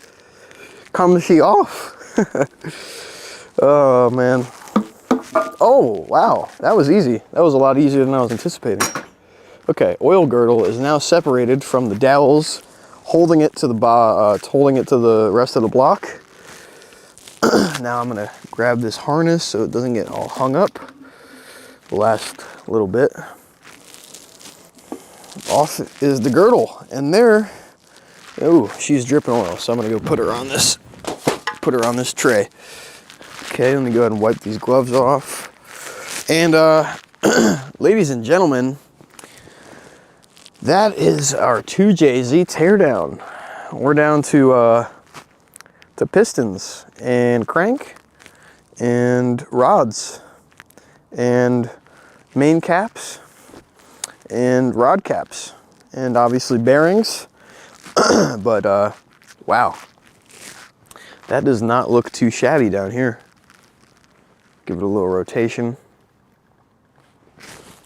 Well, let me drop my hood real quick so I can listen to hear how things sound. Oh wow. Wow. How does that look? That looks good. That looks good. We're gonna keep rotating it. So what I'm doing right now is I'm actually inspecting the journals. Doesn't look too bad. These over here don't look too bad.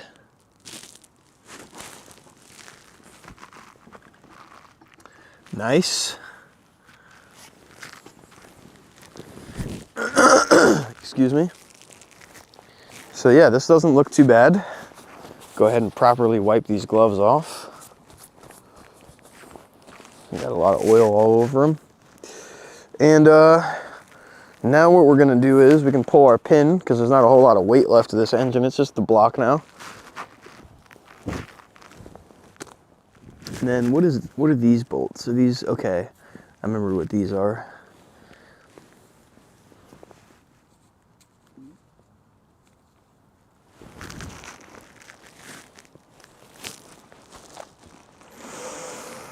Wow. All right. I'm gonna go ahead and grab the camera, show you guys how things are looking. Get you a little bit closer. Let's see, is anybody in here in the live? All right, no, okay, cool, that's no problem.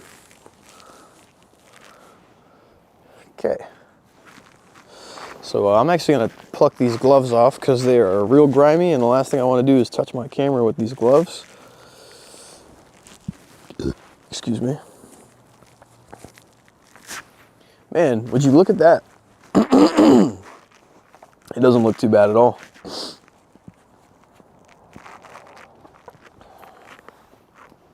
Put my gloves over there. And I'm going to just grab the camera off the tripod real quick so I can show y'all how things are looking. All right. Then I can't go super close just because I don't want to pull on the HDMI, but just make sure we got enough slack here. All right, cool. So here's how things are looking.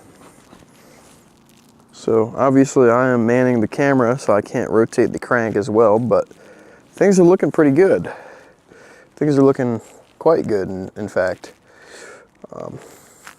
No obvious significant damage to the crank journals. The rods, I can't fully inspect them now, but the rods look pretty good now that we've got the oil girdle off, or windage tray, which is I think the official name for it. But yeah, there's only like 2 other things on the engine that we really need to take off before we can fully disassemble it. Mainly we got the crank pulley, which is right here, and then we got the engine mount and the oil filter adapter plate where the oil filter mounts up to. Unfortunately, I cannot take that off currently as I don't know how to, and I want to do some research on it so I don't damage it. We took off the compressor.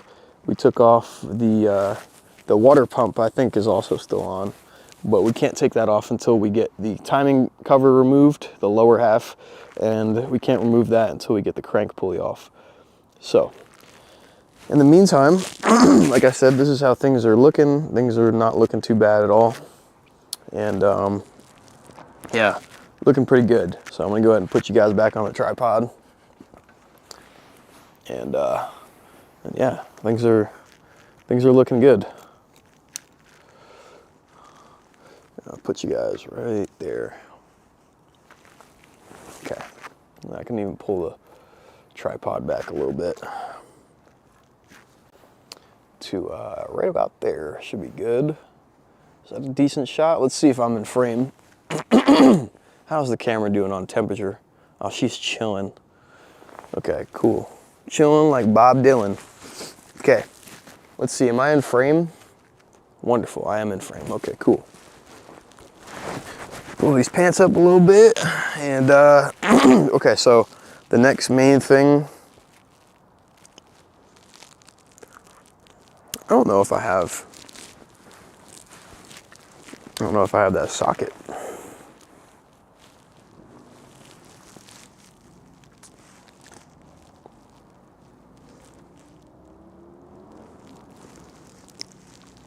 I don't know if I can get the pistons out right now because I think I need to have a different socket. I don't know if I have that.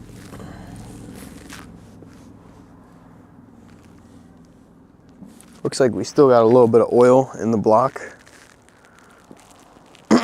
which is not bad.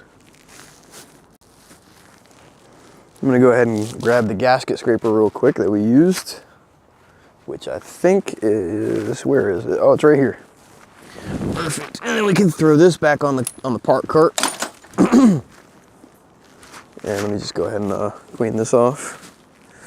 Where's that rag that I just had a minute ago?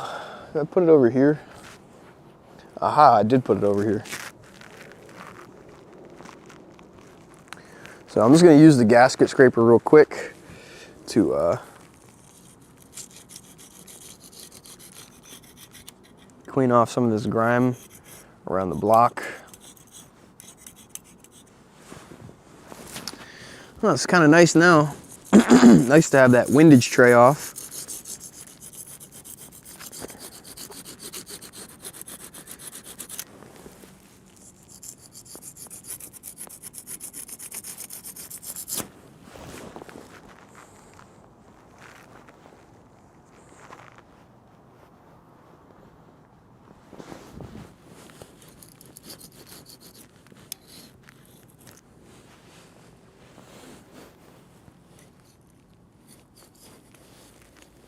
So right now I'm just removing some of the gasket material around the bolt holes, and then I'm going to start removing the last little bit that goes around the block where the windage tray seats, or the girdle, whatever you want to call it. Got a bit of grime on this side to scrape off. Inside does not look too bad at all though. Rear main seal can be plucked off at any moment because the screws are now removed.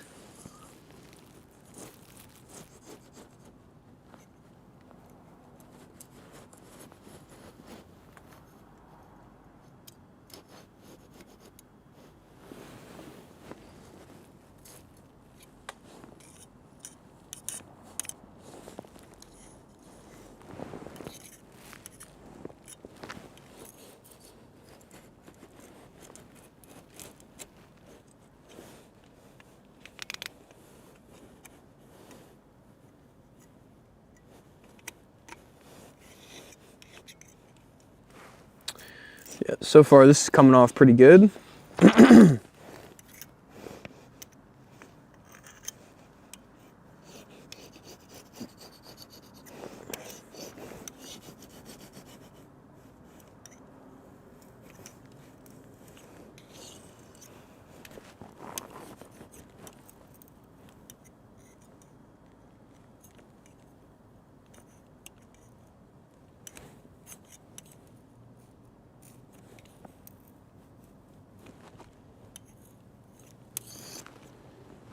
Okay.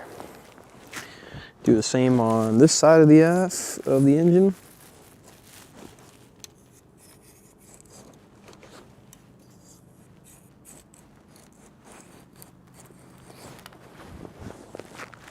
So far this is coming off pretty easily.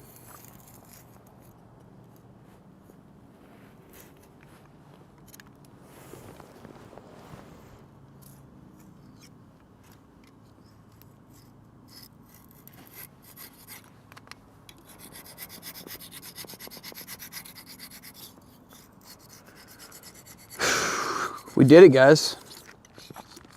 The windage tray has been removed. I don't know if I'll necessarily be able to get these pistons out, which was my original goal for tonight, but it's not a major deal.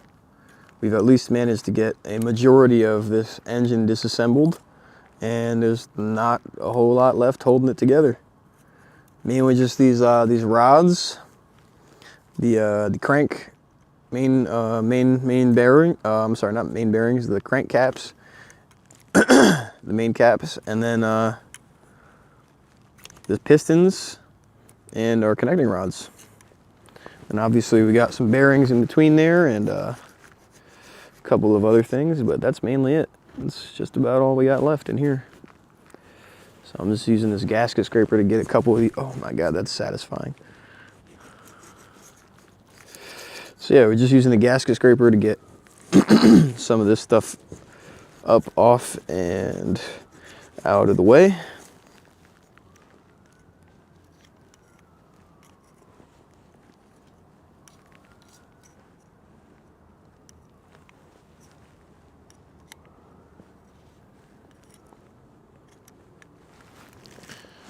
Okay, go ahead and wipe our gasket scraper down. Do the same over here on this end.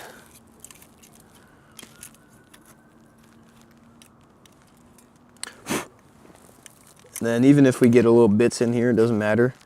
All of this is going to be coming apart. The block is going to be bare, so even if some of this debris falls in here, it's not going to be a major issue because we'll be cleaning it all out.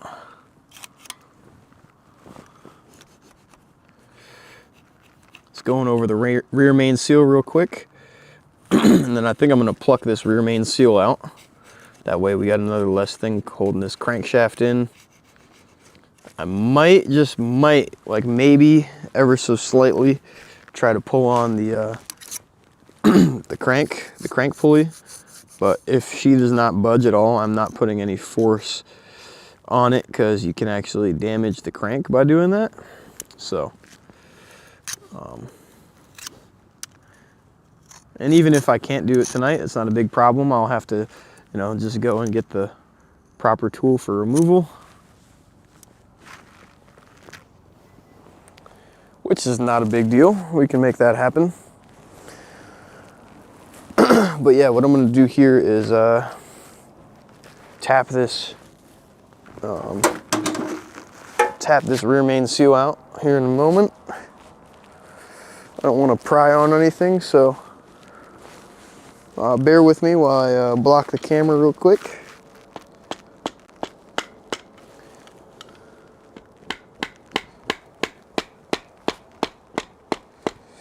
So out and off, we have our rear main seal coming out.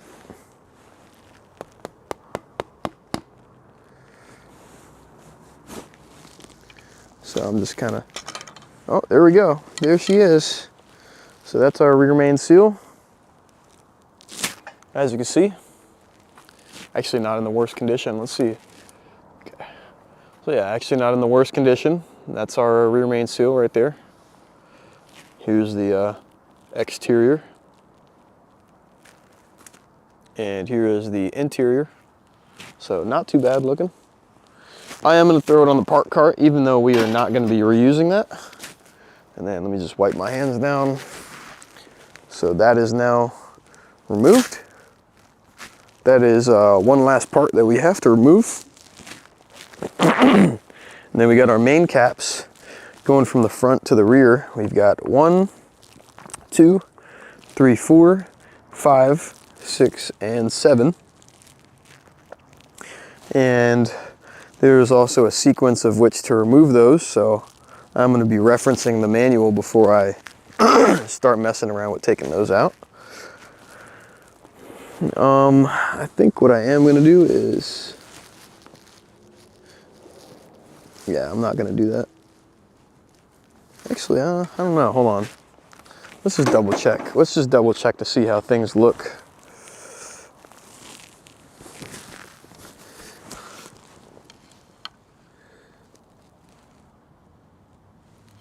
What is this? Oh, this is the front main seal, okay.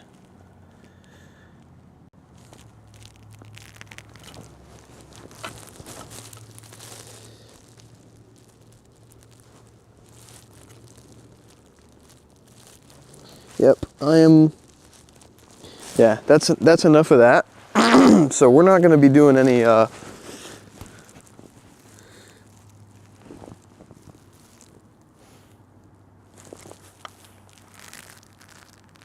that's enough of that bullshit there. So we're gonna get the right tool to do this because I don't want to damage something. More specifically, the crank. So we're not gonna be using a pry bar to take that out. Not happening. Anyways, we're gonna put that back on the park cart. I got a couple of things to to sort and organize in regard to bolts. Let's just double check. We still got audio coming through. Yep. Okay. So we're good. And yeah, I don't know what the hell type of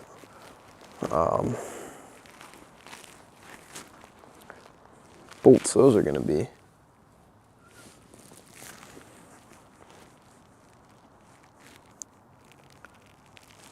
Let's see. Excuse me.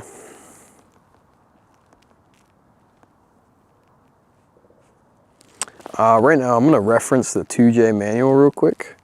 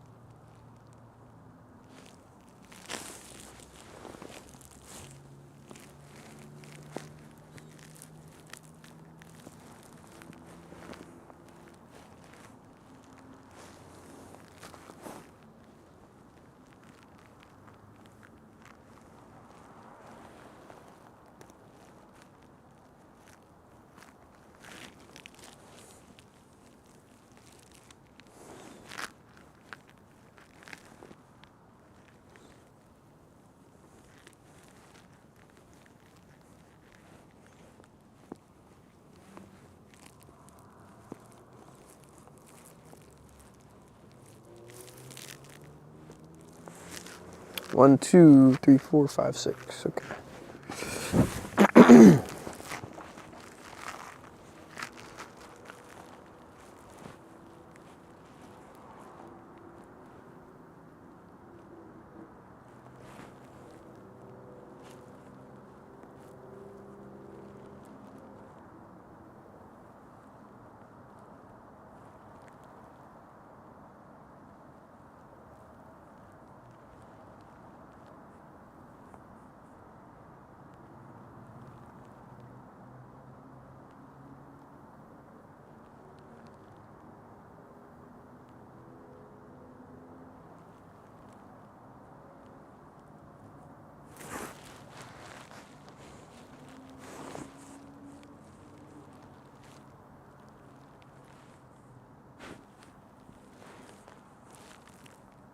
So right now I'm trying to check to see if these are a special, something special. You know what they might just be? I think there's a good chance that they are 12 point. So I'm gonna briefly check.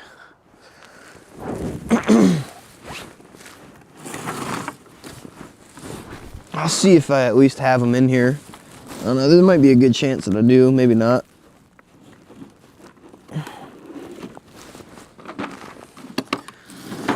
Whew, shit, excuse me. So that's all standard. And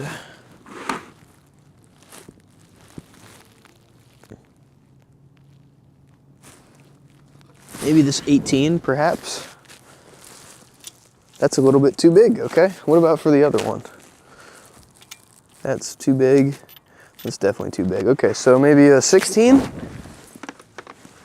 And if not, maybe it'll be a 14 and a 16. So let's check. 14 for the big guy. Too big. 16? 16. We're gonna try a 15 too. It's got a little wiggle, but it might be a 15. Let's just check. Whoa, that's kind of weird. What the hell?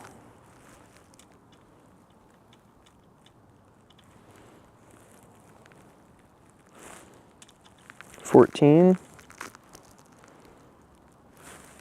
Okay, so we can put these other two back.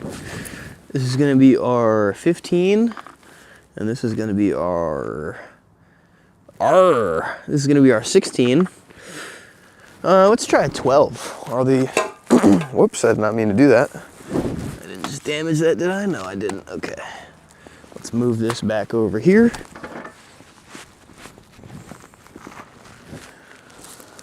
Let's check these. Okay, so these appear to be a 12, so our connecting rod caps appear to be, our bolts appear to be 12s, and our main caps appear to be 14s.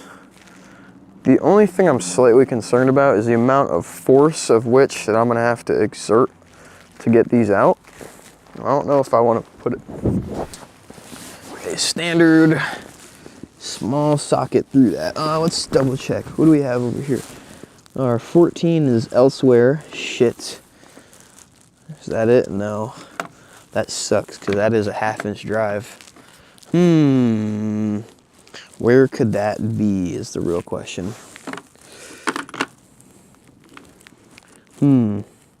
Well, we got these two. These are a 1/4 inch drive.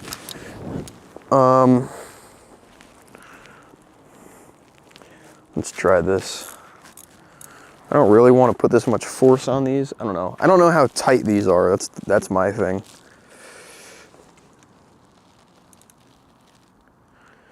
Okay, so this is number 1.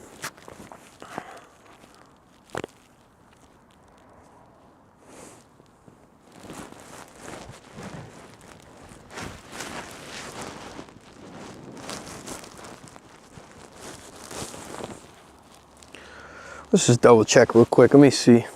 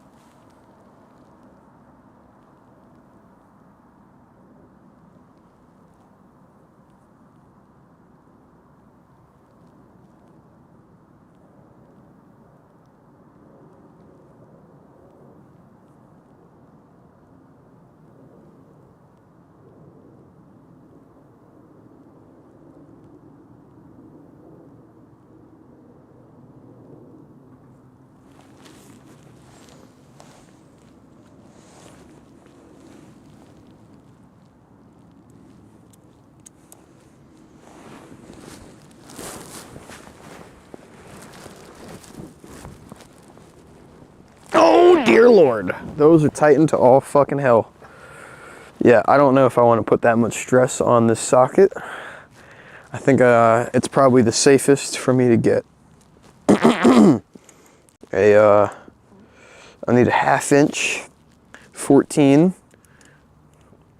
12 point. I could probably go to Home Depot real quick. Is there anybody blocking my driveway anymore? No. Okay.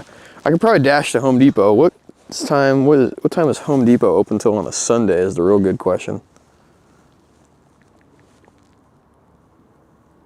Oh, they're closed. Shit. Oh, they closed at 8? No shit.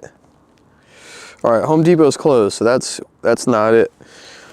Well, I'll be honest with you, we might have to call it here because we need a 12 point. Wait a minute. Hold on. I think I might have something that we can do this with. 14 is gonna go here. Put this back in here. I remember I grabbed a bunch of impact sockets from my dad's house before I started working on this. So let's just check, excuse me, if we have a 14. Oh, brother. Oh. And these are all gonna be 6 point, aren't they? Yeah, it looks like they're all 6 point. So I probably can't do any more work tonight because I need to, let's see, what is this? This is a 16.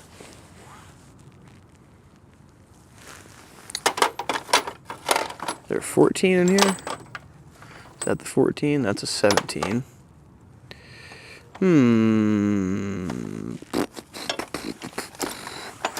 Is this a 14? This is a 13.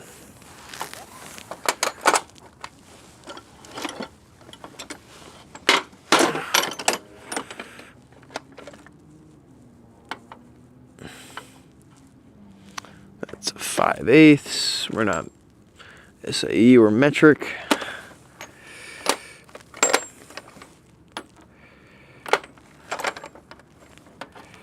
That's a 1/2 inch.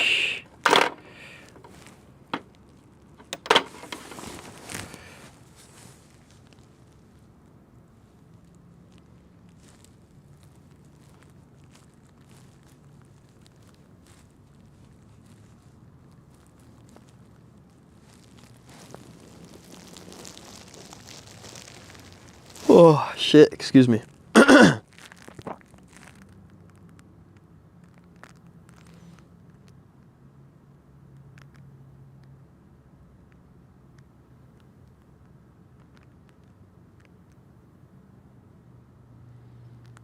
Oh. Well, I could always do that. I could always hit them with a little parts breaker. So, like I said, ideally, okay, so this is a 1/2 inch. Do I have a, oh, I do, brother. Wait a moment now. I didn't know I had a breaker bar that was this size. Hold on. We got a 14 right here. Bingo, baby. Bingo, bango. All right. So I'm gonna go grab the parts breaker real quick. Parts breaker. What a terrible name. What a terrible name, huh?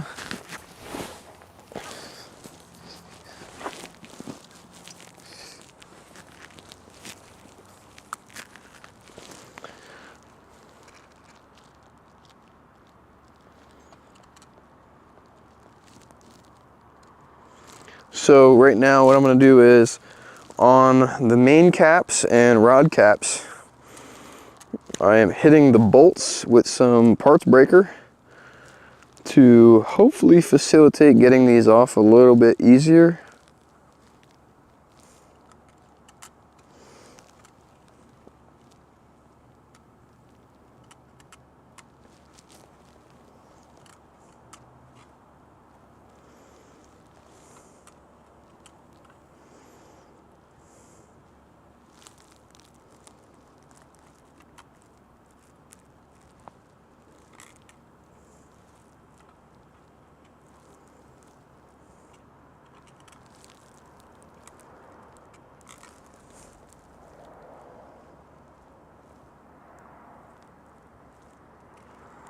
Okay.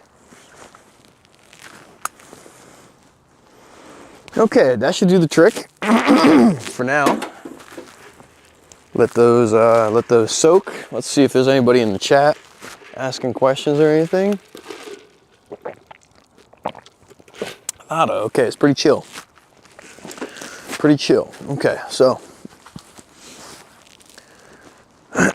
we need to start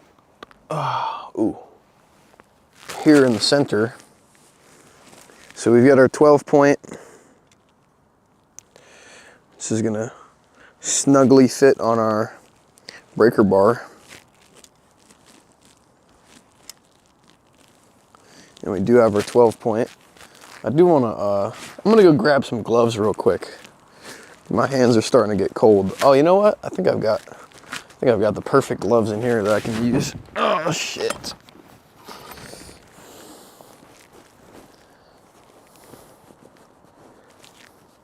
Oh, they're cold, dude. They're freezing. All right, let me throw this hood back up. And zip my jacket a little bit more. All right, so ladies and gentlemen, we are currently about to try to crack loose our main caps. Oops.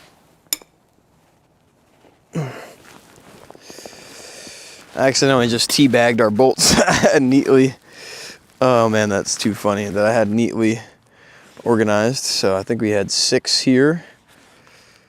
Yeah, 6 here, and then we had 8 there. So I'm just gonna ever so slightly move that out of the way. Oh, it looks like we got another one that fell. Could put that back up here.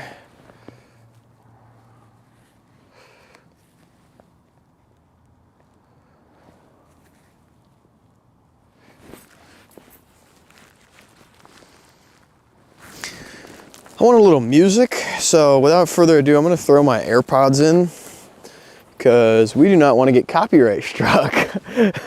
So I'm gonna, do I have my AirPods? Oh yeah, they're over here charging.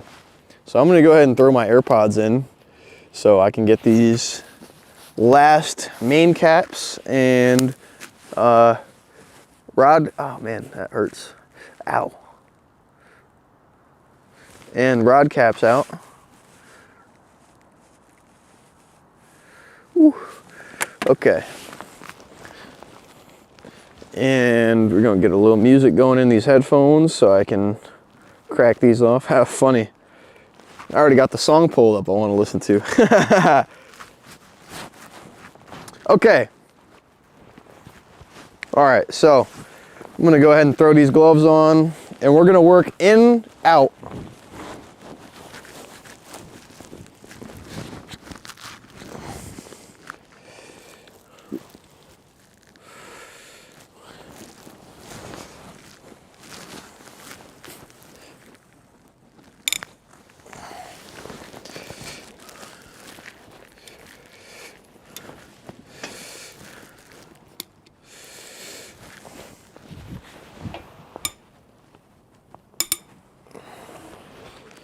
Two-tone Himalayan marble in the paint. And I spend it to the bank. He look like he getting pranked. See me and I send it back a thanks. Smoking with the upper rank. Hey.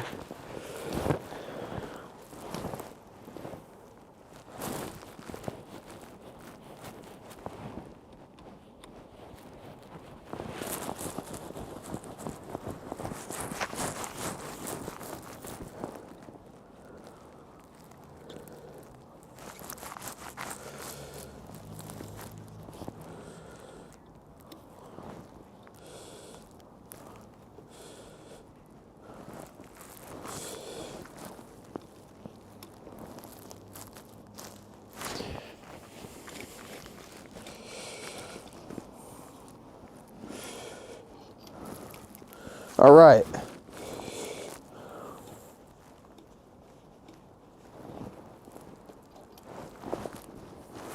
Looks like this should be able to do the trick, baby. we're gonna be able to get these pistons out right now.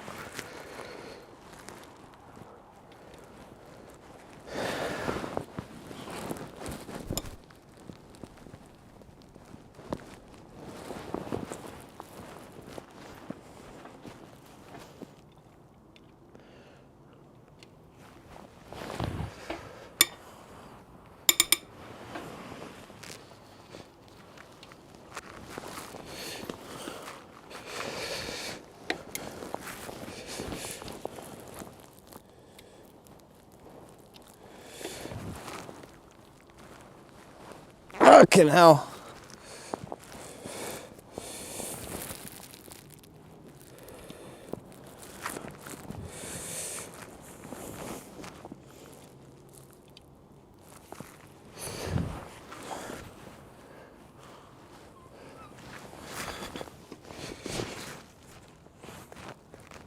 Come on, baby. There we go.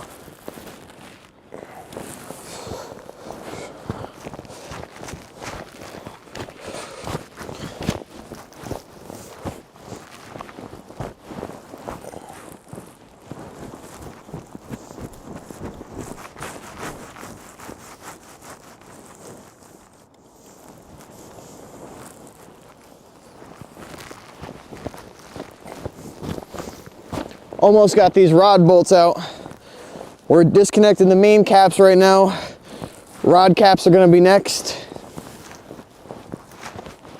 Sorry if I'm yelling, I'm listening to music now.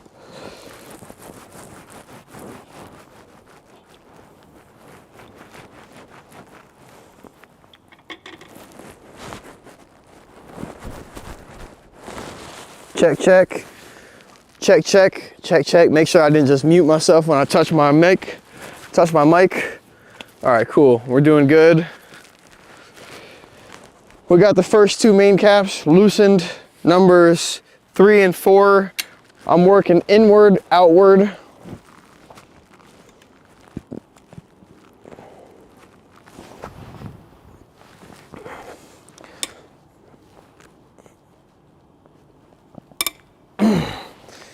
I'm gradually loosening one side, loosening the other side, and then going back to the previous side and loosening them.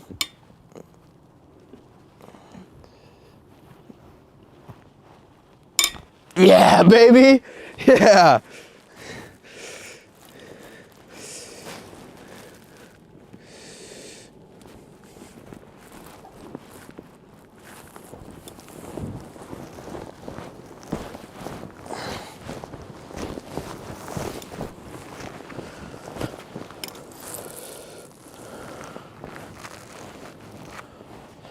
Oh shit, I did not mean to do that.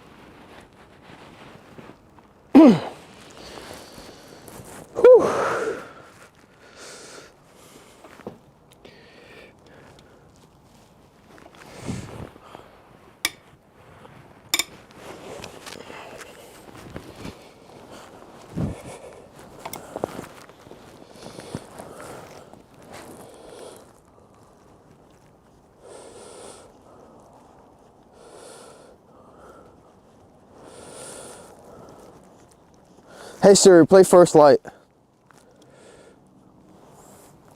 Light by Xavier Wolf now plays on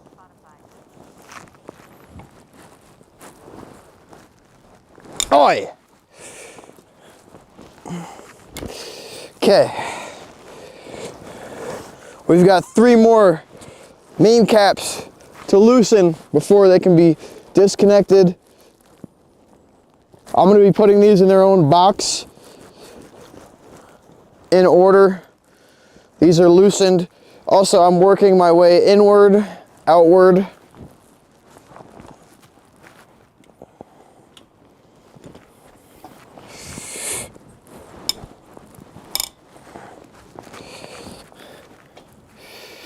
Run, found out that was baloney.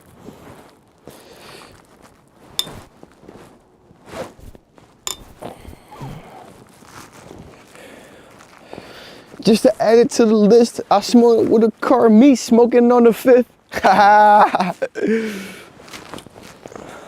Let her book a little trip. I don't remember nothing, but I bet I won't forget. If a let up on me, let the old boat rip. He thought I was sketchy, wide sand on his hip. Stays too tuned, hit a pop when I dip.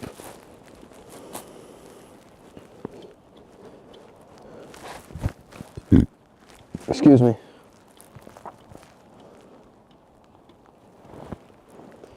And only one skimp.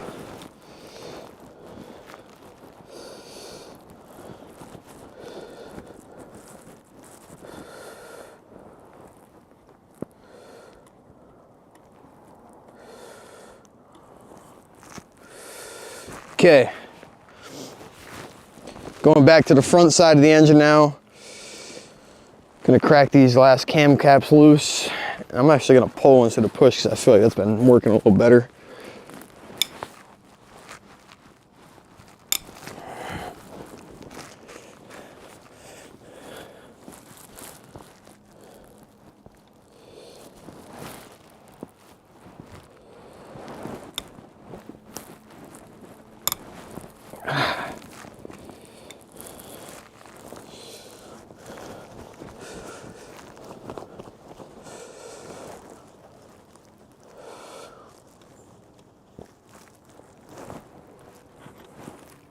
Okay, that one's loose.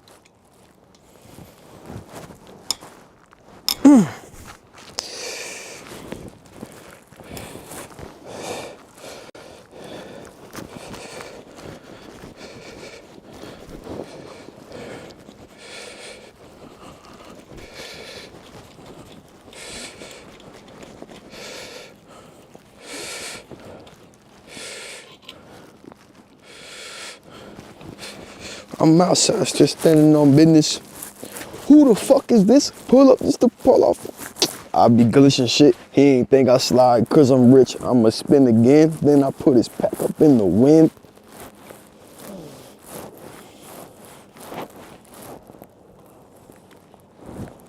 All right, all the rod caps, or main caps, my apologies. The main caps are all now loosened. Now we're about to change to a 12 mil and we're gonna loosen the rod caps. So conveniently, these happen to be in the middle and I'm gonna be working my way outward. So I'm gonna go ahead and switch this out to the 12.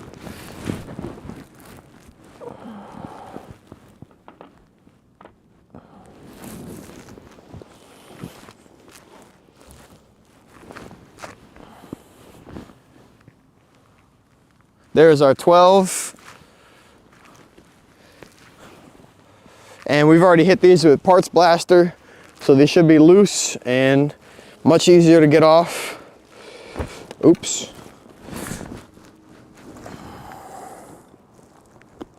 There we go. Got that bad boy on the breaker bar.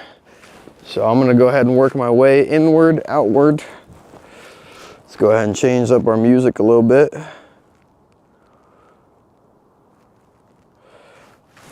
Play a little SB.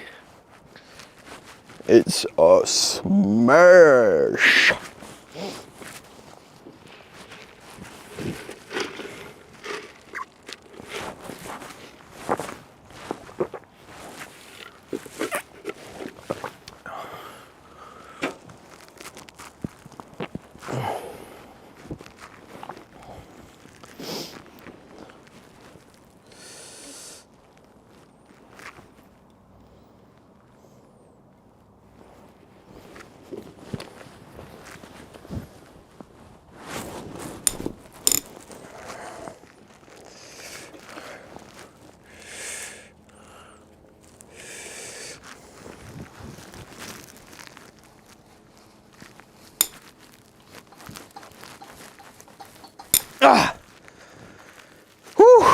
That was a tight one right there.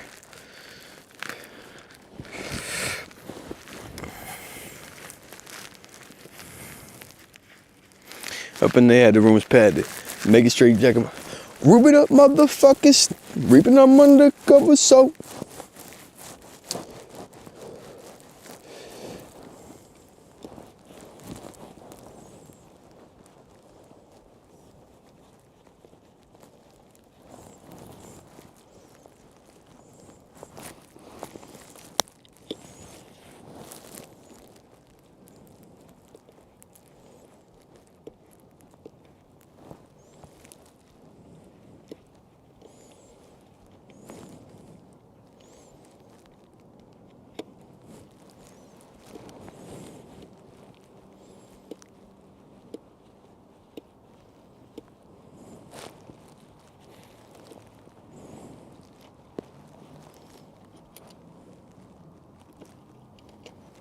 Okay, that one's loose. Keep working our way inward, outward. Not cam caps. We are currently working on rod caps right now. Main caps have been loosened, not taken off yet. However, that will be coming up next. Fucking hell.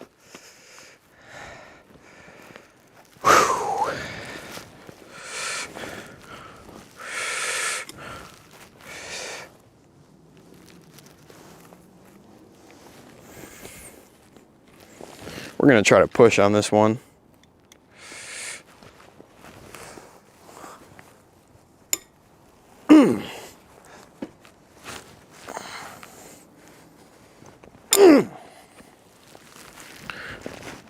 Ah, you son of a bitch.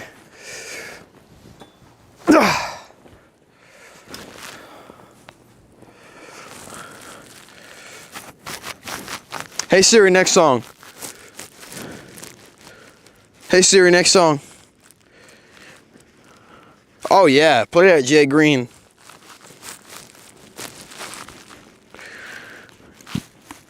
Excuse me.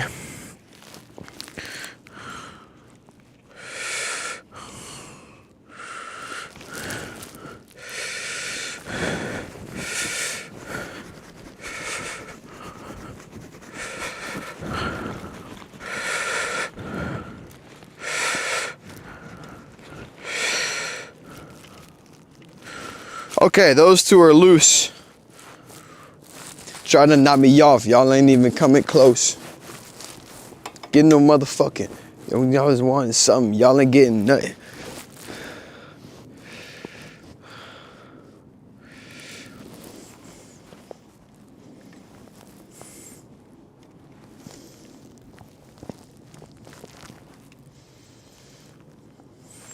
All right. Rod bolts for cylinders and pistons number 3 and 4 are currently loose. Now we're about to be cracking into number 2 and 5.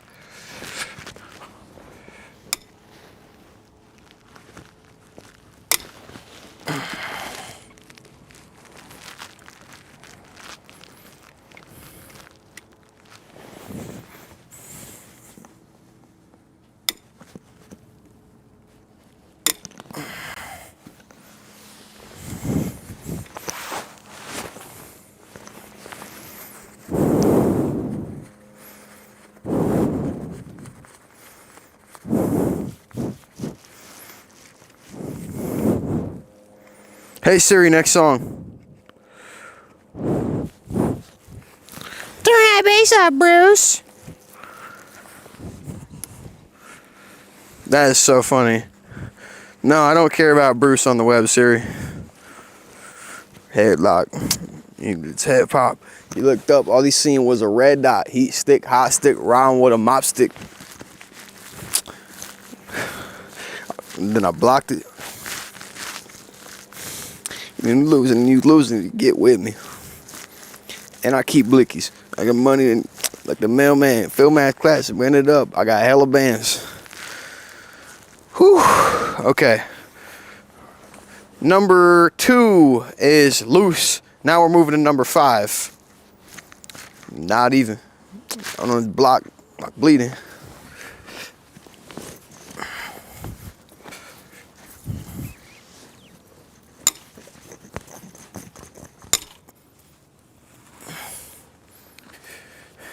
As I look at my wrist, it's about that time, but if I look too long, then I might go blind. What should we forget mine? Split them down a little. You get 5, and we split them in a little. You get yours, you get mine. Fucking hell. Light skin, dark skin, vanilla, and chocolate, thin, 6 slim. I got all the options. You look number 1, ain't even my top 10. So for slossing, about walking, get paid, clocking. Turning down shit I'm on 9. So grew up on Western, I was born. I got 30 bands in the spin the headlock, dead stop kicks. It's gonna make the bed ride, lead hot. He looked up, all he seen was a red dot with a mop stick. Oh man. Whew. Oh, I actually lost my my mic. I'm gonna have to move my mic back up to my hoodie real quick. Bingo. All right, let me take this jacket off. I'm starting to get hot, bro. Whew, shit. Hey Siri, next song. Hey Siri, next song. Hey Siri, next song.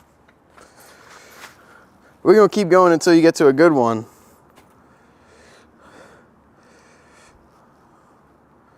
All right, I'll play some Xavier Wolf. I'm down for that. Look it, nobody in the chat. We're chilling, bro.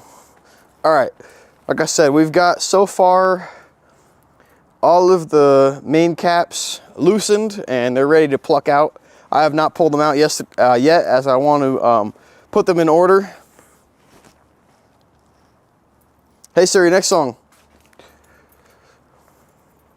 Hey Siri, next song. That's more like it.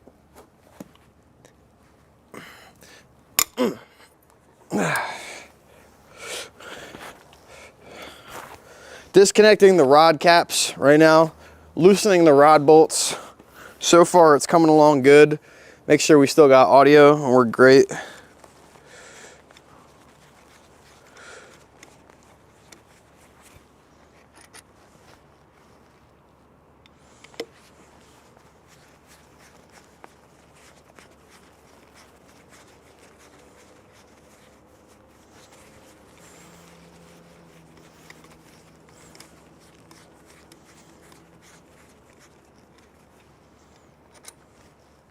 Okay, now we got pistons, aka cylinders, number 1 and number 6 to loosen.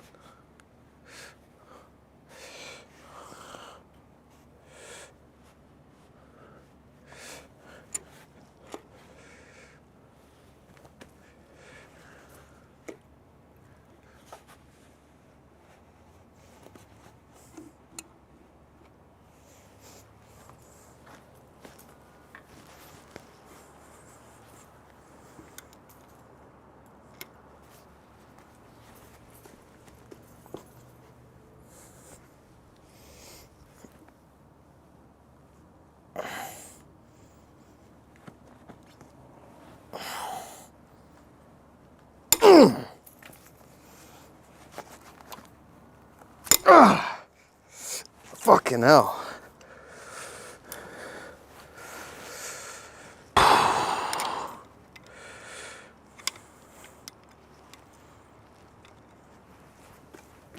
Come on, baby. Come on, baby. Last 4 bolts. Come on. Ah!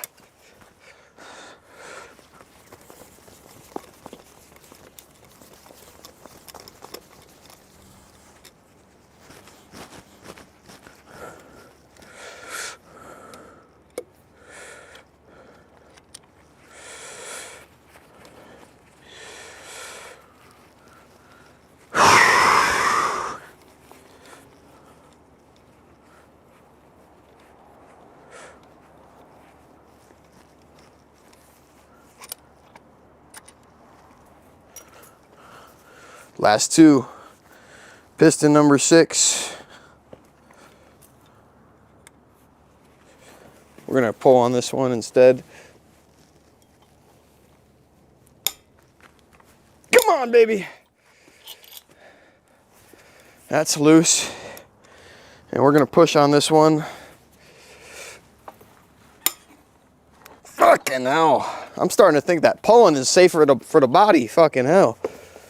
Let me move this pan of oil and shit out of the way.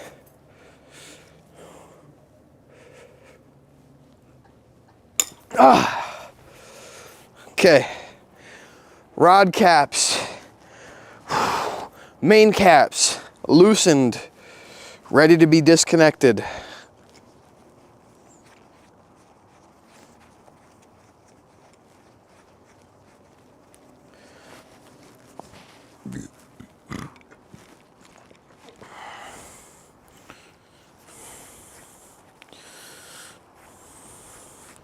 You don't want to really like me. Telescope. Can't free. Trash can bitch with it. VIP. Teeth on the mask. We don't need ID. Okay. All of those bolts are now loose. So I'm going to go ahead and take the breaker bar. We're going to put our 12 millimeter 12 point back into our socket set. Whoo-wee. Okay, and we can throw our breaker bar on the park cart. And now we're gonna need our rubber mallet, which is this bad boy right here. And we're also gonna turn the engine on its side to facilitate getting the pistons out of said engine. So let's do that to that.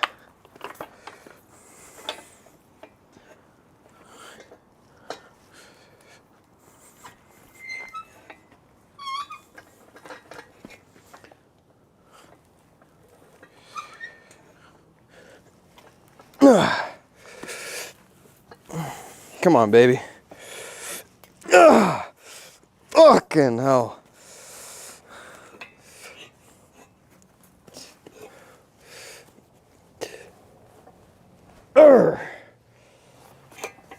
Whoo.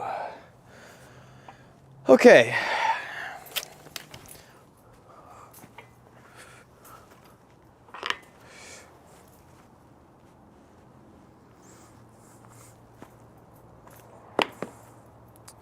All right, so one by one, I'm gonna take these big boy gloves off, go back to rubber gloves, because they're just a little bit more precise.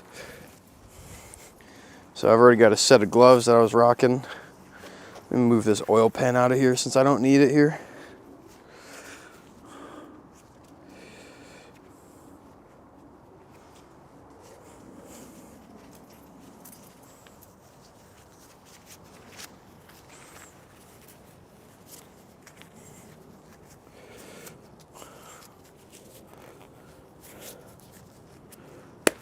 Okay.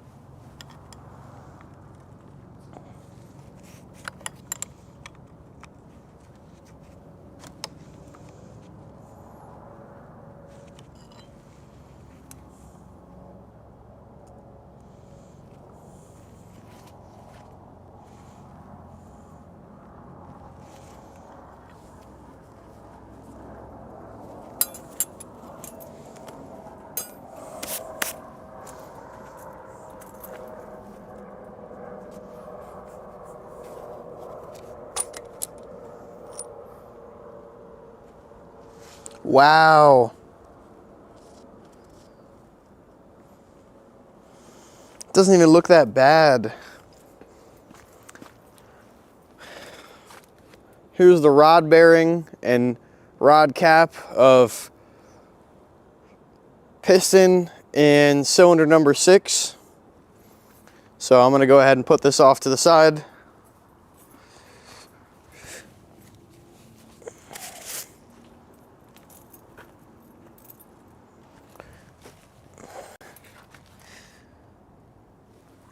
So I'm gonna spray a little lubricant in the cylinder.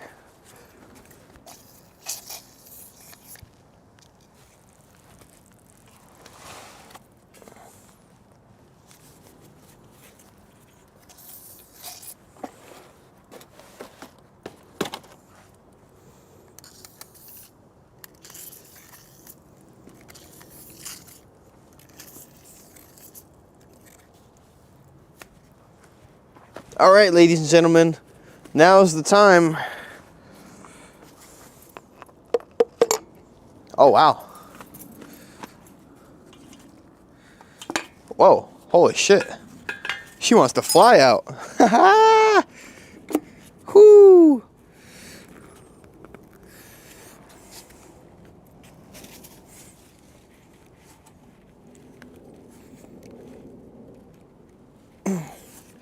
All right, I need to give it a little tap, tap, tap her out.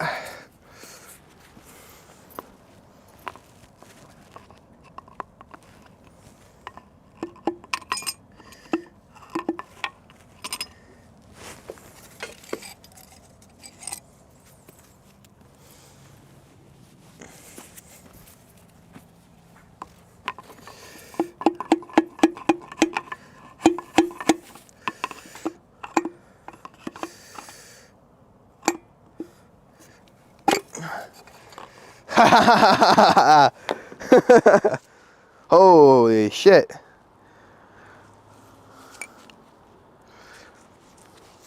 All right, let's throw our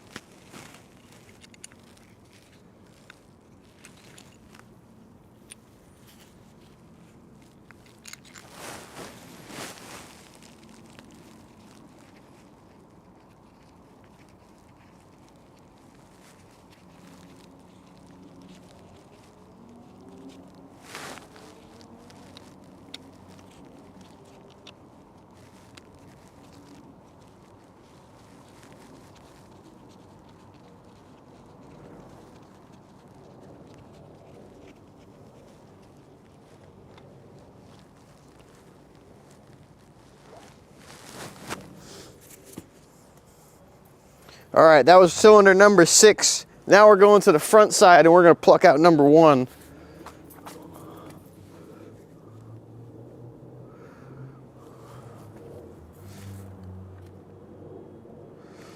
Hey Siri, next song.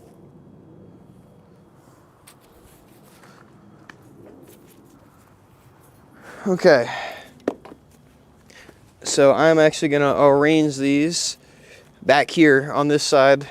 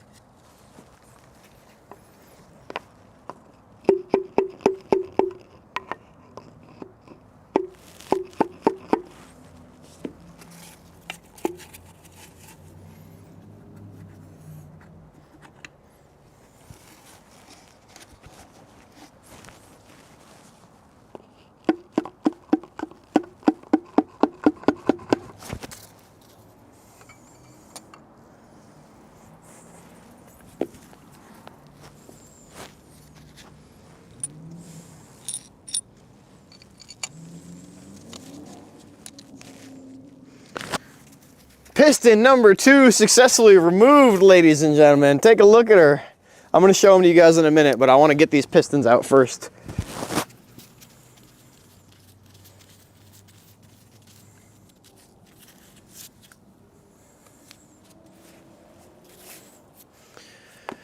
All right, we gotta rotate this bad boy.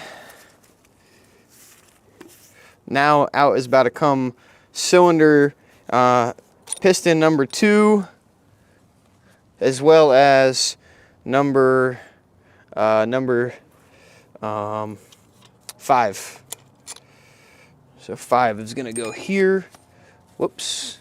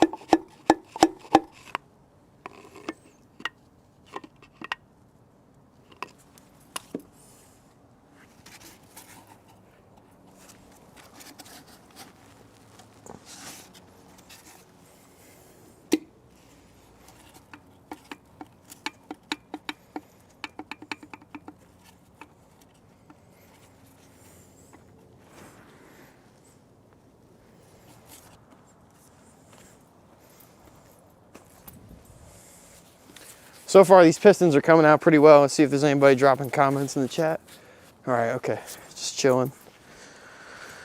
Whew.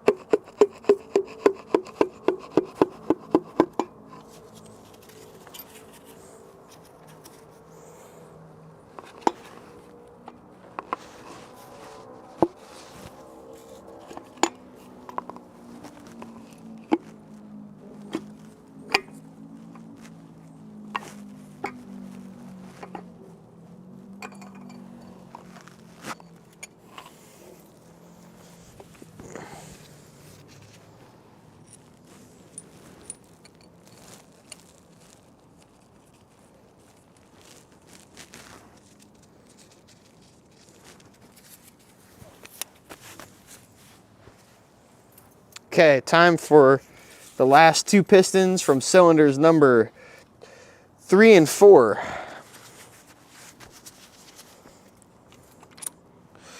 So 3 is going to go right here, and 4 is going to go right here.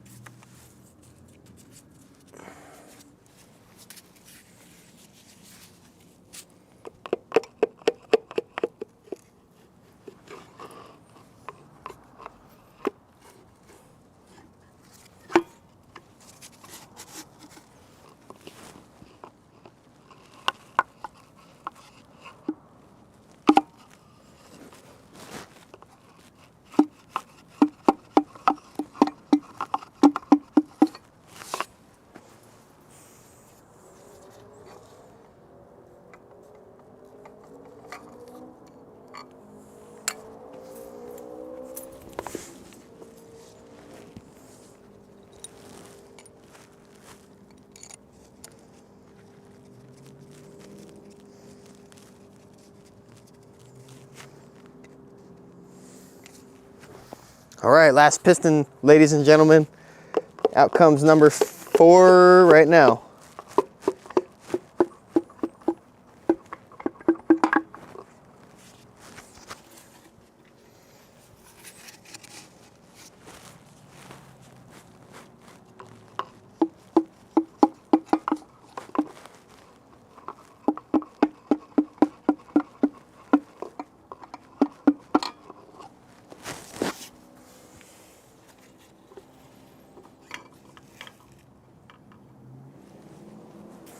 All right, ladies and gentlemen, that is the last cylinder out of the engine.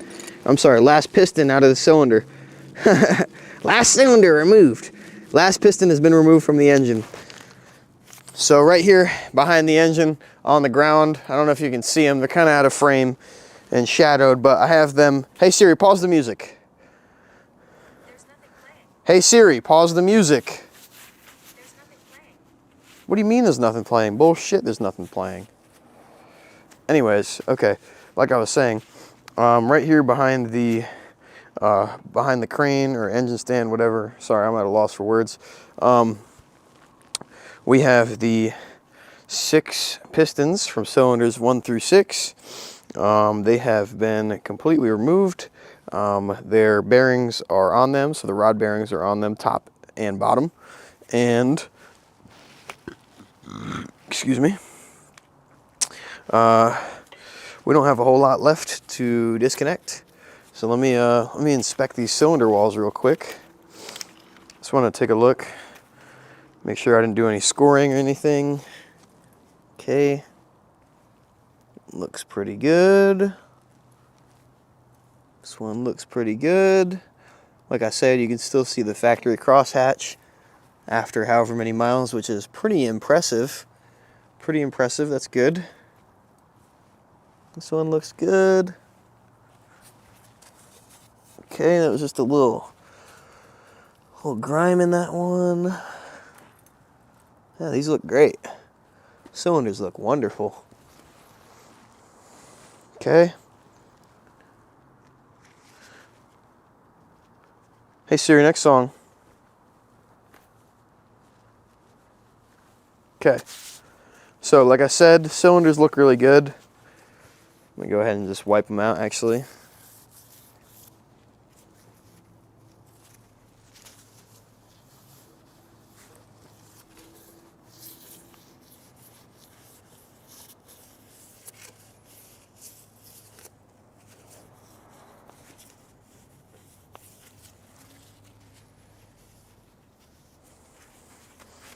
Let's see if John's still in the party.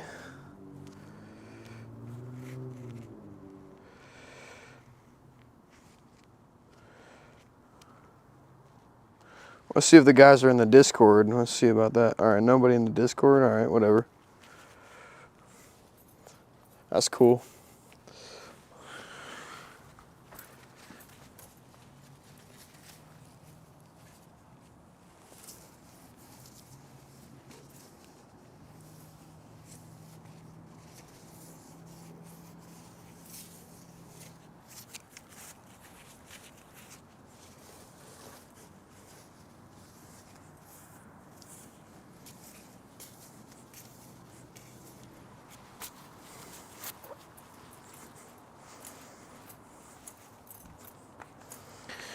All right, I'm gonna flip this back over now. Engine's starting to get a lot lighter now. And we can remove these main rod bolts if I can, or I'm sorry, main crank bolts if I can get them off. These are usually pretty well on there. I think I'm gonna have to tap them.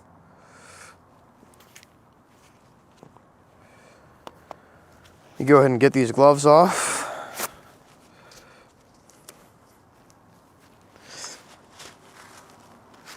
There we go, that's more like it.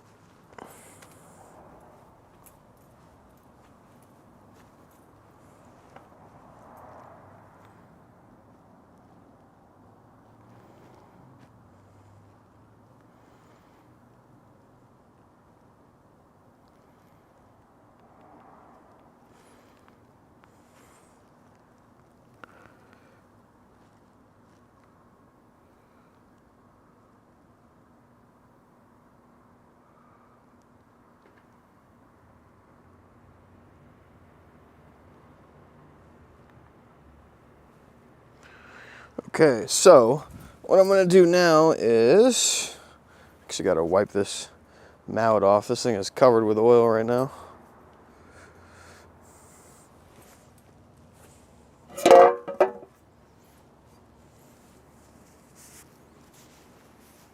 All right, ladies and gentlemen, the rods have been removed from the engine.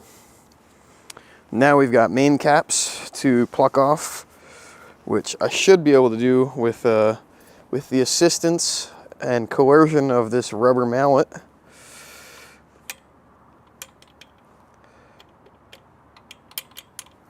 Just give them a little taparoo.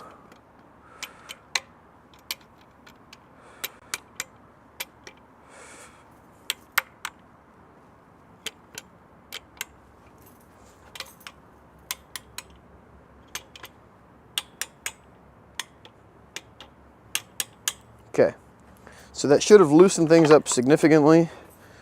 Now I should be able to kind of wiggle these up and out. Okay, there's number 6.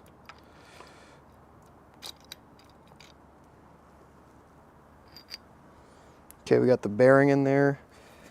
Okay. Let's see, is that metal frag? No, okay, it's gasket material. Let's double check here, that's gasket material, okay. Okay, so this is gonna be number 6. Doesn't look too bad. So over here in the front, I am going to chronologically order these from right to left as I pluck them off. I'm gonna go to the front now.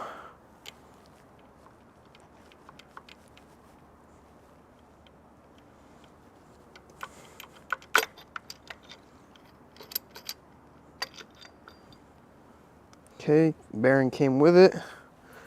Now this one's gonna go over here with 4 slots in between. Now I'm gonna come back to here. Just give this a little wiggle left and right. And thankfully these actually have a little lip on them so you can kind of pull up while you wiggle them out. And then we're gonna start getting into the ones that have, I'm pretty sure they're called thrust bearings, thrust washers if I'm not mistaken. I might be mistaken, but maybe not. Yeah, this one didn't have any.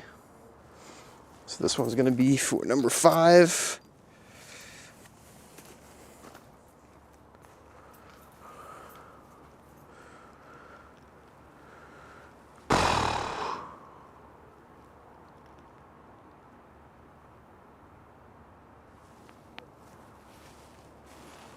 All right. So let me go ahead and turn my brightness down a little bit. And yeah, things are coming along pretty good right now, guys.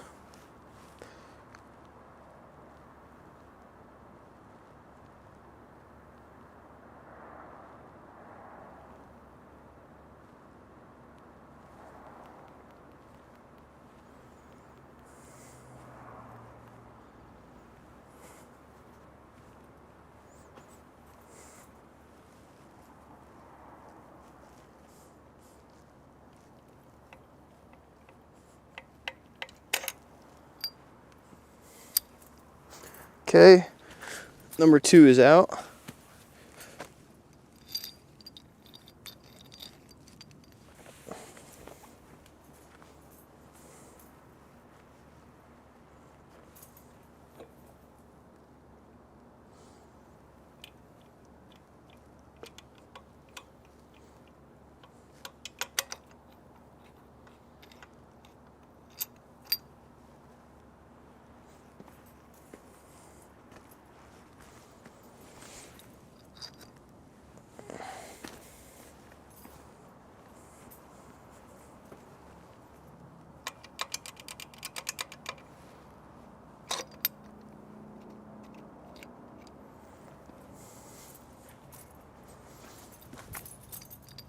Okay, number 6 is out. And last but not least, we got number 7. Bolts are already loosened. Ow.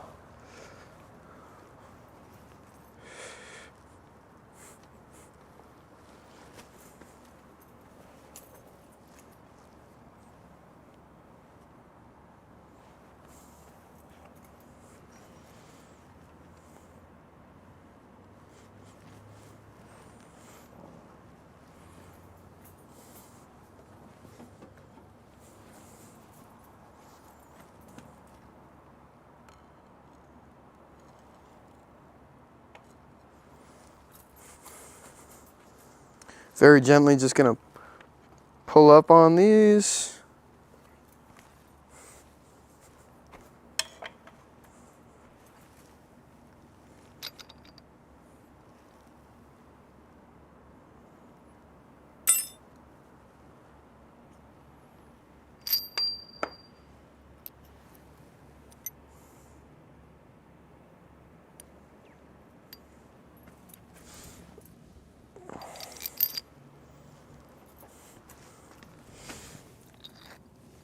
Okay.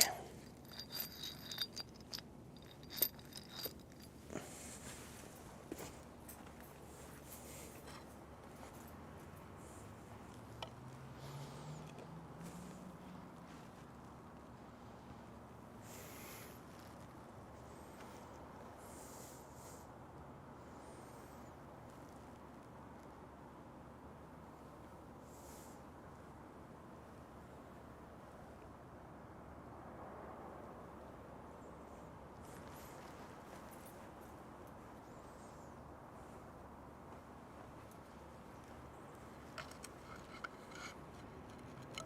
awesome.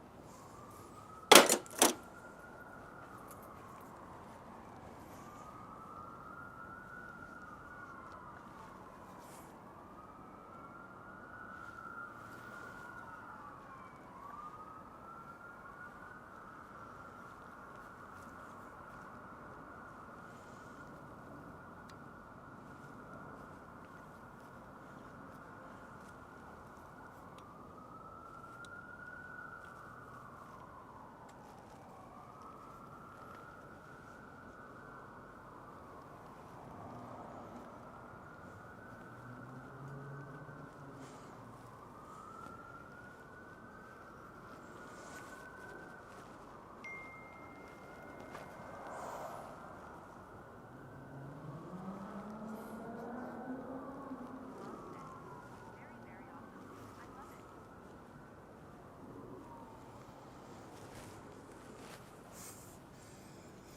So right now I'm just inspecting the crank, and so far everything is looking pretty good.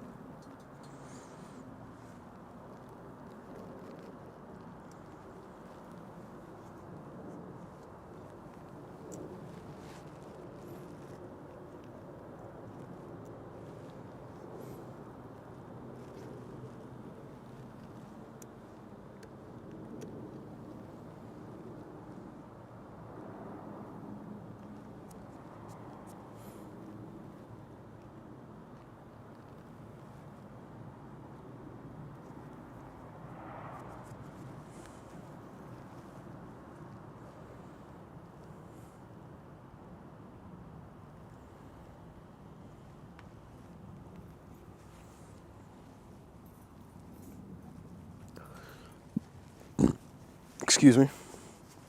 All right, so far this is looking good.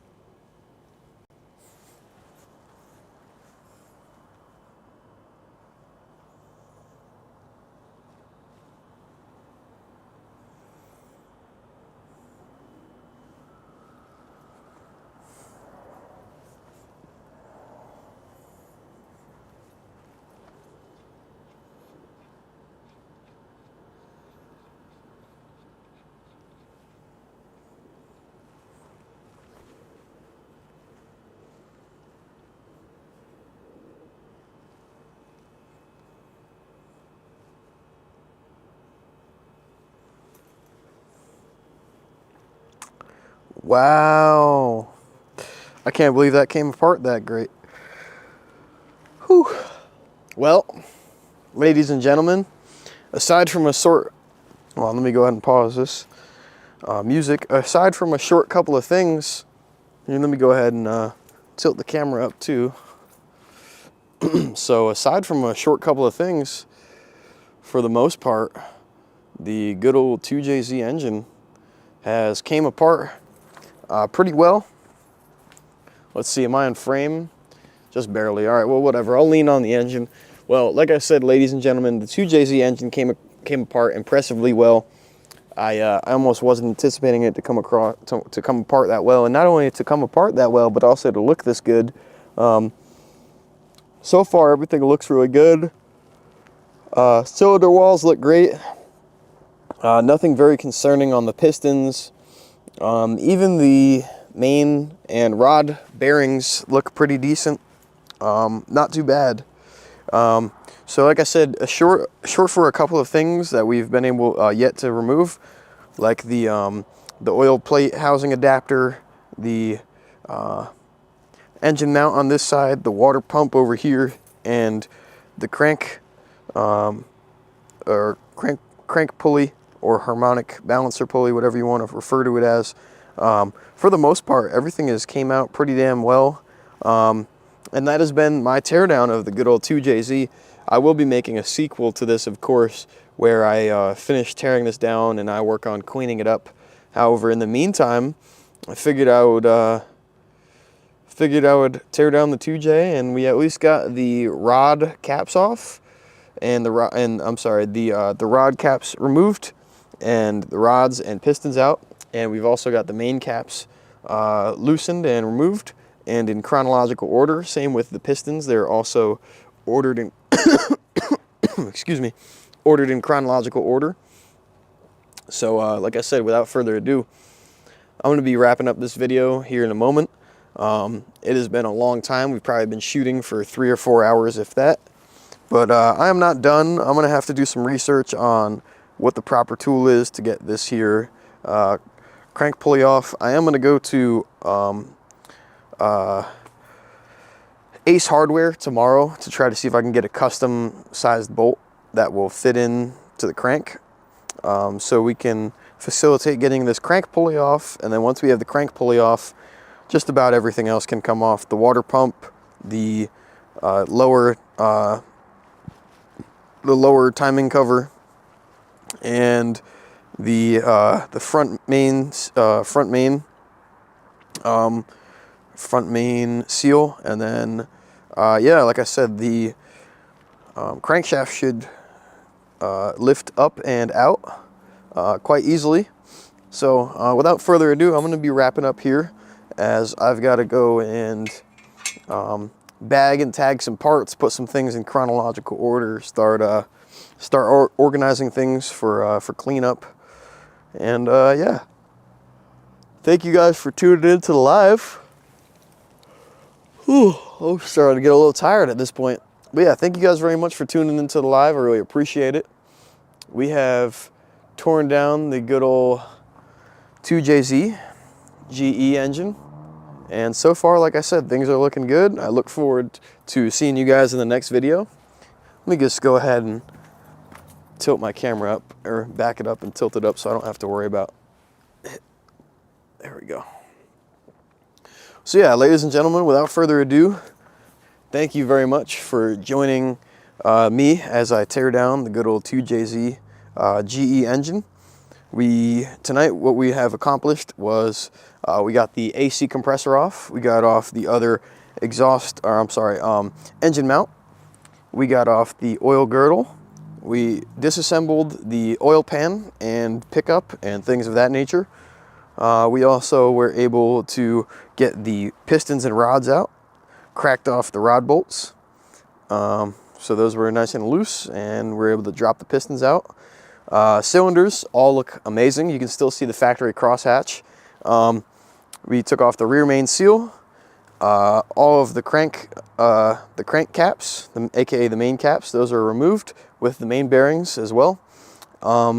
like I said, the only thing that we're really waiting on is getting this crank pulley or harmonic balancer pulley off. And once this is removed, we will then be able to facilitate getting off the front main seal, pulling and removing the crankshaft, and yeah, then we can start working on cleanup and acquiring parts for rebuild. But thank you guys very much for joining me. I have been JDMJ.